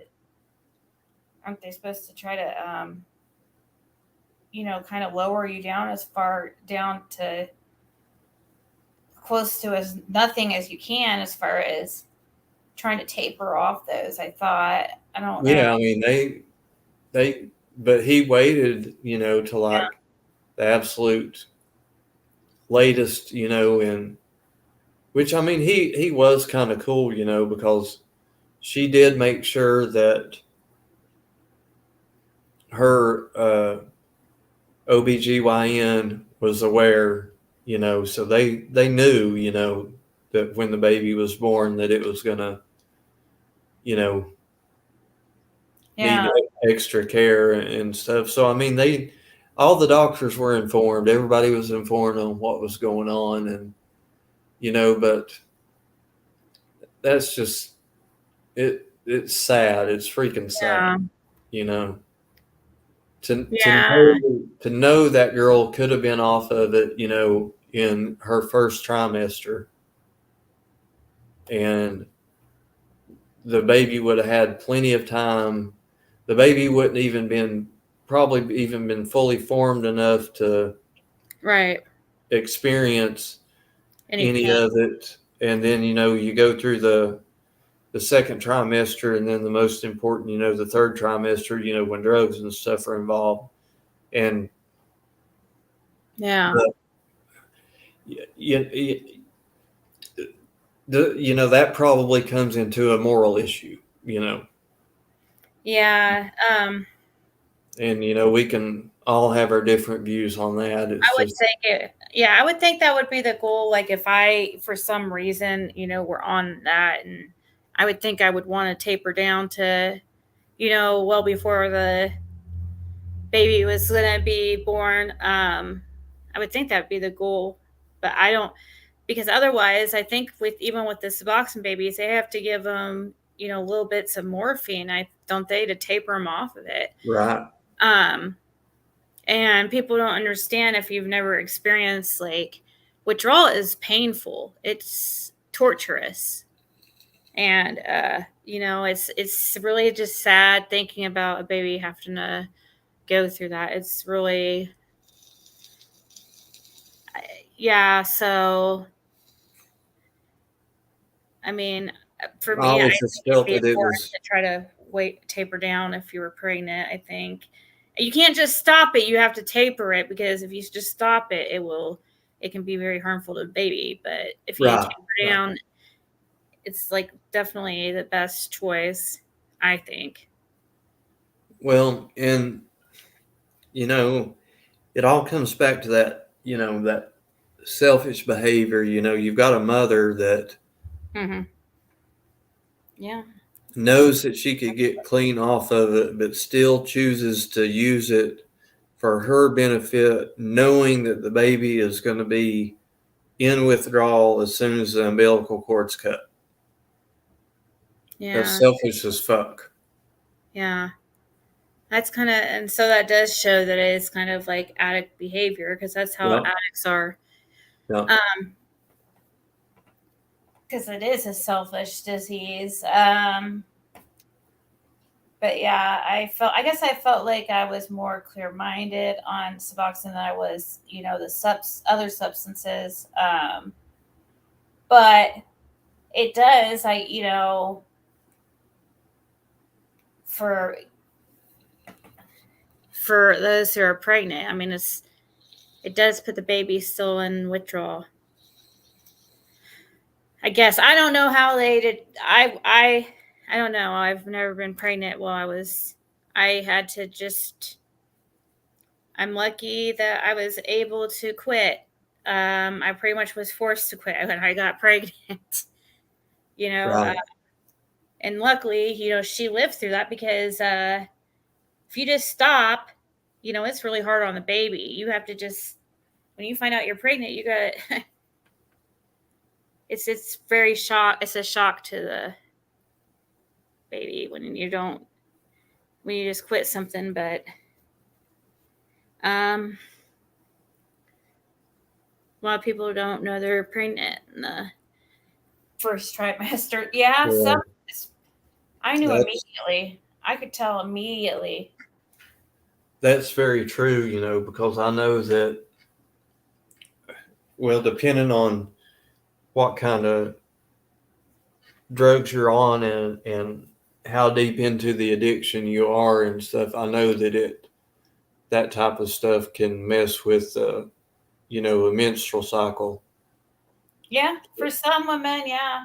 So a lot of women, they can't gauge by their menstrual cycle whether they're late or miss or whatever. So yeah, I mean, I could definitely see, getting into, 2, maybe even 3 months before you start getting a baby bump, before you realize that you're pregnant. I don't know. I guess that happens, but for me, I can't imagine not knowing you're pregnant for that long, because like I swear I could feel like I was pregnant. It seemed like immediately. You just have this. I don't know. I can't imagine like not knowing after about like for longer than a month or two. Like there's just I immediately had like certain signs Alcohol immediately like made me sick, like real bad, you know. Just Oh, wow.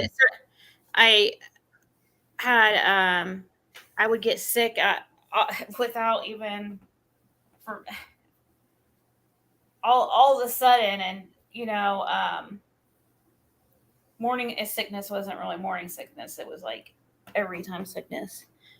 Right. Boobs, oh yeah, your boobs hurt so freaking bad. There's no, I mean, I that's what I was immediately thinking, but I was trying not to be like say that stuff with a guy on panel because it's weird, but no, that's true. That's like it's so bad. Like I don't know how anybody would not know their like your boobs are on fire, and that's Right. like super early on. So I don't understand. I guess some people don't experience that, but that's what was the very first thing I noticed. And very early on. Like I feel like I knew within like a couple weeks. Oh, wow. Okay. You just feel different. I mean, you just have yeah. But I guess for some people it's not like that. Well, I mean, I don't know, and I definitely know that other people, each woman's different, and each pregnancy is different, and even the same woman can have, their pregnancies can differ. Yeah, yeah, that's true. Just like And Mom Kaya says that she had the line down the belly, like ASAP, and really tired. But yeah, oh, the tiredness. Oh my gosh, it's like I mean, you could sleep and sleep forever, and never got sick with either. Oh, I also immediately noticed it for anybody else. Did this happen to you? Like, I immediately noticed I couldn't sleep on my belly. Like, it would hurt to sleep on my belly, and that was like very early on, like within a couple weeks of being pregnant. I immediately knew. I'm like, it was weird. Like, felt uncomfortable to sleep on my belly, and I think that was one of the very first signs I had. And I was like wondering, I'm like, am I pregnant? Like, why is this weird? Feel weird to sleep on my belly.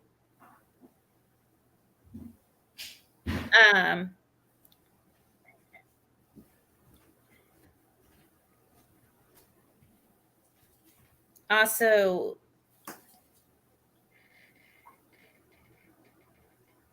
slight bloated feeling.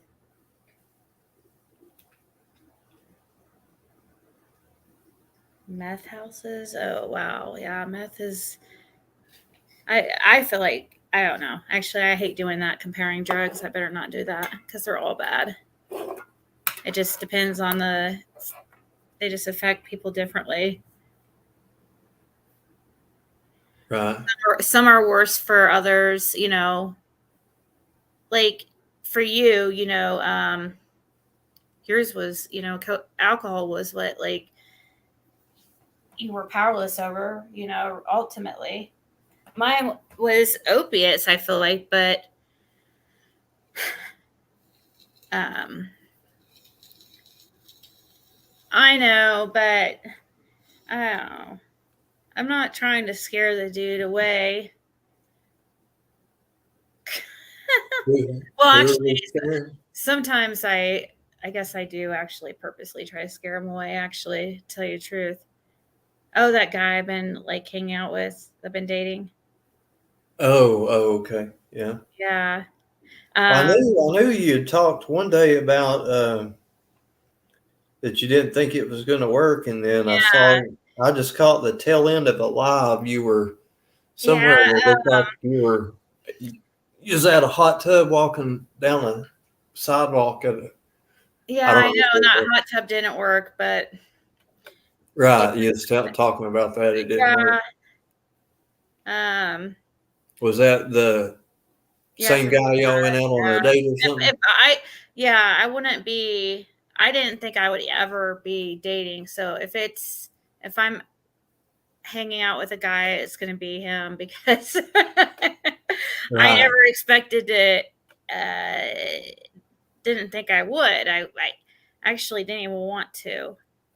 And then I had that reading with that mystical mermaid, and she was telling, the stuff that she was saying was so spot on. And she mentioned how there was somebody like from my past trying to,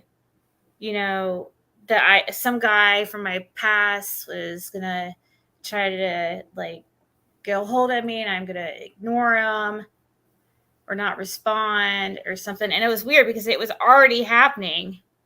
Oh So wow. I knew who she was talking about. Oh, okay. Gotcha. And so that's why I messaged him back, because I felt that's who she was talking about. And so yeah, we've been hanging out ever since. Oh, okay.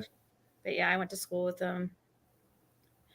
Yeah, two of your lives I just barely caught. Like one of them you were, which I found out later, I didn't know, but one of them you were, I guess, just getting ready, just putting your makeup on and stuff. Yeah. And I thought it was just, I was like, oh, this is another one of her, makeup shows or whatever. Makeup shows. Because I'll pop in and say hello, but I mean, I don't hang out for that. Yeah. I mean, I don't know. But then I found out, later on, you did that one, by the hot tub, and I was like, oh, she must have been like actually getting ready. She wasn't just like modeling makeup or whatever. So, Oh, that's so funny. Well, yeah, because usually I don't do anything. well,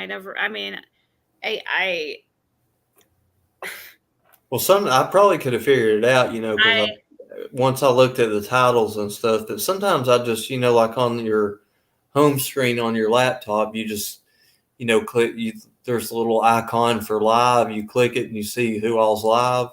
yeah. And then it's like if I see your picture, I'll just, click on it. I don't necessarily read the title or whatever. I just, it's like, oh, Ziggy's live. Click on it. And then, I just hear whatever you're talking about or whatever. Yeah. And yeah, well, yeah, we did have there's definitely some, like, both of us are really kind of, it's scary. I mean, it's weird because for both of us, I haven't dated anybody. I was in a 9-year relationship, so I haven't dated I've been with the same person, only one person in over, 9 years. Right. 9-10 years. Okay. I haven't, it's very weird. And for him, he was married 9 years, and then he hasn't really been in a relationship since, like much. I mean, just except a few dates here and there or whatever. So it's weird, very weird for both of us. So it causes a little bit of, I get so freaked out, like Awkwardness, I guess. yeah, awkward.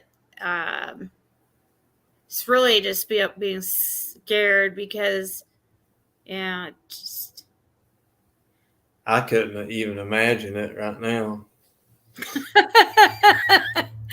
yeah, I didn't think I would, but Oh gosh, Brown Skittle is. Have we heard from Lean on Me? Scott H. Someone said she was in the flood zone. I'll message her right now. and Kraken Cases is saying that you're gonna want to watch his live around lunchtime because he's gonna be doing a live.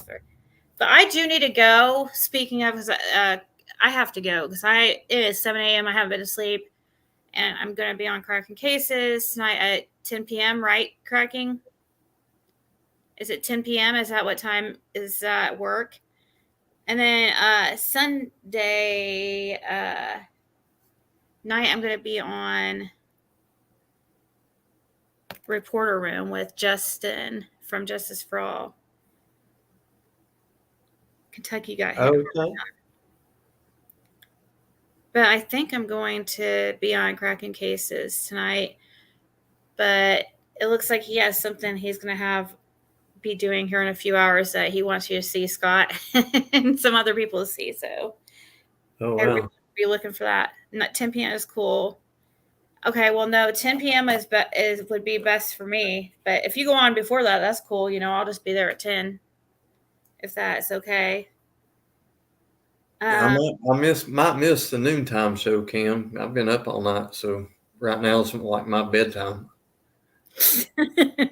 I'll be eating breakfast and going to bed, but We'll have to I catch don't up. usually sleep for very long, and my alarm will be going off at noon because of my medicine. So I guess Yeah. it'll depend on whether I want to go back to sleep or not. 10 p.m. works. Okay, awesome. Yeah, maybe if Scott is around, he can come up for a little bit about. We'll see what we're talking about. But I've never been on their panel, so I'm excited actually. Even though I've been on panel with them all the time, like on my channel, but it wasn't. I figured it wasn't really fair that I wanted to have another talk with them because I enjoy talking with both of them. But I just thought it was more fair if we did it on their channel because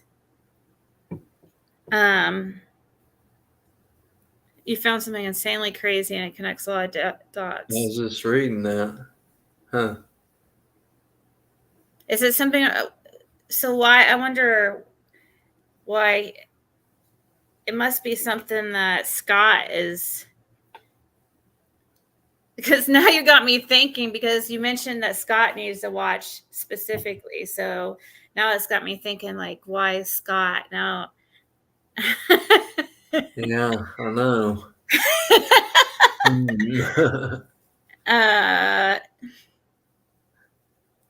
I would think it would have to do, let's see if it's spelled, would have to do with what, law enforcement?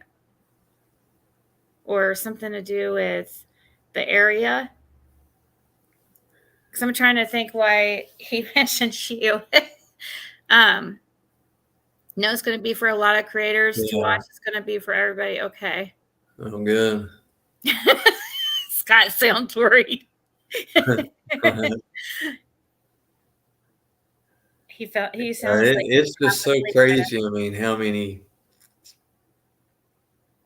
There's one thing that I know right now that I can't say because of it involves another person, and that person wants to, not be involved in all this YouTube crap and everything else. And I understand that, and I get it. And there's a few people I talk to down there that feel the same way. And even though it's kind of one of those things, is it interesting? Yeah. Oh, it's definitely very interesting. Do I think it really has anything to do with Summer going missing? Low probability. But is it really interesting? It most certainly is. Yeah, there's a lot of interesting And things going on in that. There's things that it could. One thing that it would do is it would add another character into the list of the already long list of characters that we've got that maybe wasn't directly involved with it, but there is a good possibility that could know something. And, that's all for law enforcement to sort out and figure out. And, but, it's Right just there the whole time. I cracked let's it. see, dude, the stuff that I found will put insight into something that I don't think anybody has seen, and it's been right there the whole time. Yeah. Oh, good. Everything's probably is right there in front of our faces. Like it's gonna be the most logical thing. That's why I try to stay most logical, like what logically makes sense. Like, what makes the most sense. What seems to be the most logical thing that happened to Summer. I do believe. That's how they always say the best way to hide something is in plain sight, because people always look into things more than they should. That's definitely going to be interesting for sure. I like it when them little pieces start And that's been happening a lot lately. I've a noticed. lot lately, hasn't it? Yeah, and it's like it, especially once people started really focusing on Jody Sue. That's when it started. When Yep. things seemed to be like started to move faster is right when people really started focusing in on Jody Sue, and then from there it like took off. So I feel like that's like kind of the right path. And I'm hoping it's a good sign that somebody is gonna, get scared and speak. Yep. Did you say noon or later? I don't know. Did you say you might go a little earlier? Yeah, you should go on now. So me and since it's like me and Sky's bedtime, then we'll just, he's going. Well, many of our bedtimes probably we're all gonna probably be like, many of us have been up all night. Yes, Kim, I did see your deep dive into Biggins. Yeah. And then I watched the other night when you were on Oh no, are you serious? at Benny's. You were over there. I wondered about that. Well, Wow. that's what I was wondering about because he's been on it talking about that. But Right, and that dude was into like when they mentioned 4 years old, I immediately thought of Summer.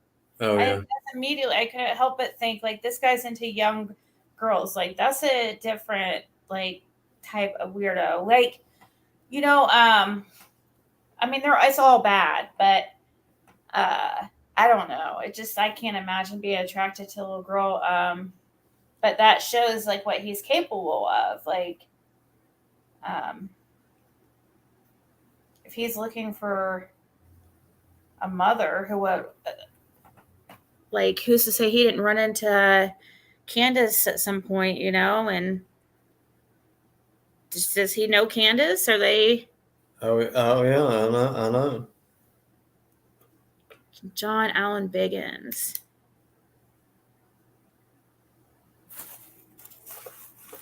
You always go back to the Don always saying,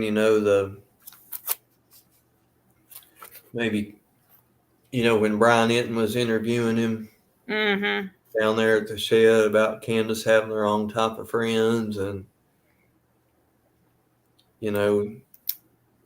and then us just learning, over time, that they apparently didn't have too many problems with anybody or any behavior that happened at that house.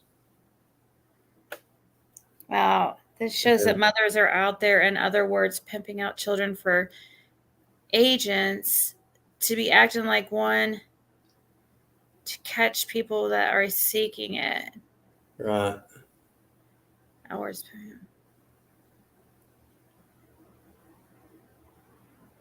Right, because in that article they said that he was in talking to an undercover officer who had a child, like, right there with them. So like, what?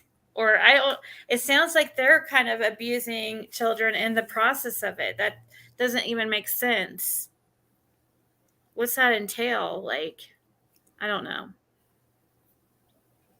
I did notice that in the article, and I just thought that was like, it sounded like they were actually using actual kids to try to catch these people. He got caught by federal agents posing as a mother. These are just sick people. Yeah.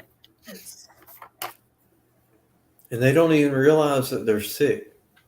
I know. All this stuff has become so normal. To these people, this is like normal. Yeah, I know. That's the scary thing. I know, it's crazy because it is scary, because it makes you think, like, are people destined to be like, is there no hope for these people, like, from the second that they're born, or what? Like, right. Nobody wants to think that we're destined to a certain type of, to be how would that be fair to be born something like a somebody who's an SO? Right. Like, that doesn't seem really fair. But I don't know.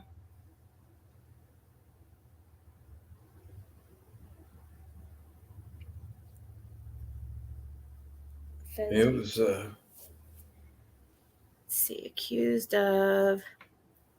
A month before this guy got arrested, there was that other Sullivan County officer that was arrested for theft, which was like almost exactly a month before this, but that was just for theft. But it's just, it's not anywhere near like messing with kids is pretty much like there. I don't think there's anything really worse. Says Biggins was using a dark website to seek sexual activities with very young children, one as young as 4 years old. He was communicating with an undercover agent posing to be the child's mother. The complaint stated. The complaint added that Biggins admitted to abusing another child previously. Wow. I wonder if they attempted to try to get out who that other child was. If there was any type of tactics used to try to figure out if they could get him to talk about that more. Because it made me wonder, has this guy had run-ins with Summer? I mean,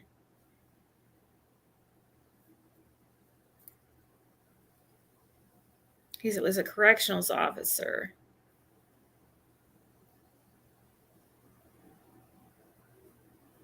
He was communicating with an undercover agent posing to be a child's mother. I wonder if they... I swear I read an article where it stated they were actually using real... Sorry, I don't have the article pulled up, I noticed, but I do have to go, for real. Yeah, I was going to say it's 9 hours. my brain is shutting down. I have no recall. I'm trying to recall that article. It's just not coming, Yeah, I know that happens. It's coming scattered in pieces that are not coherent. So, all right. Well, thanks for coming up, and good night, guys, or have a good day, I guess I should say. All right. Thanks for having me, Ziggy. Yeah, thank you. All right. Talk to you all later. I'll be on Cracking Cases later tonight, 10 p.m. Eastern time. Bye.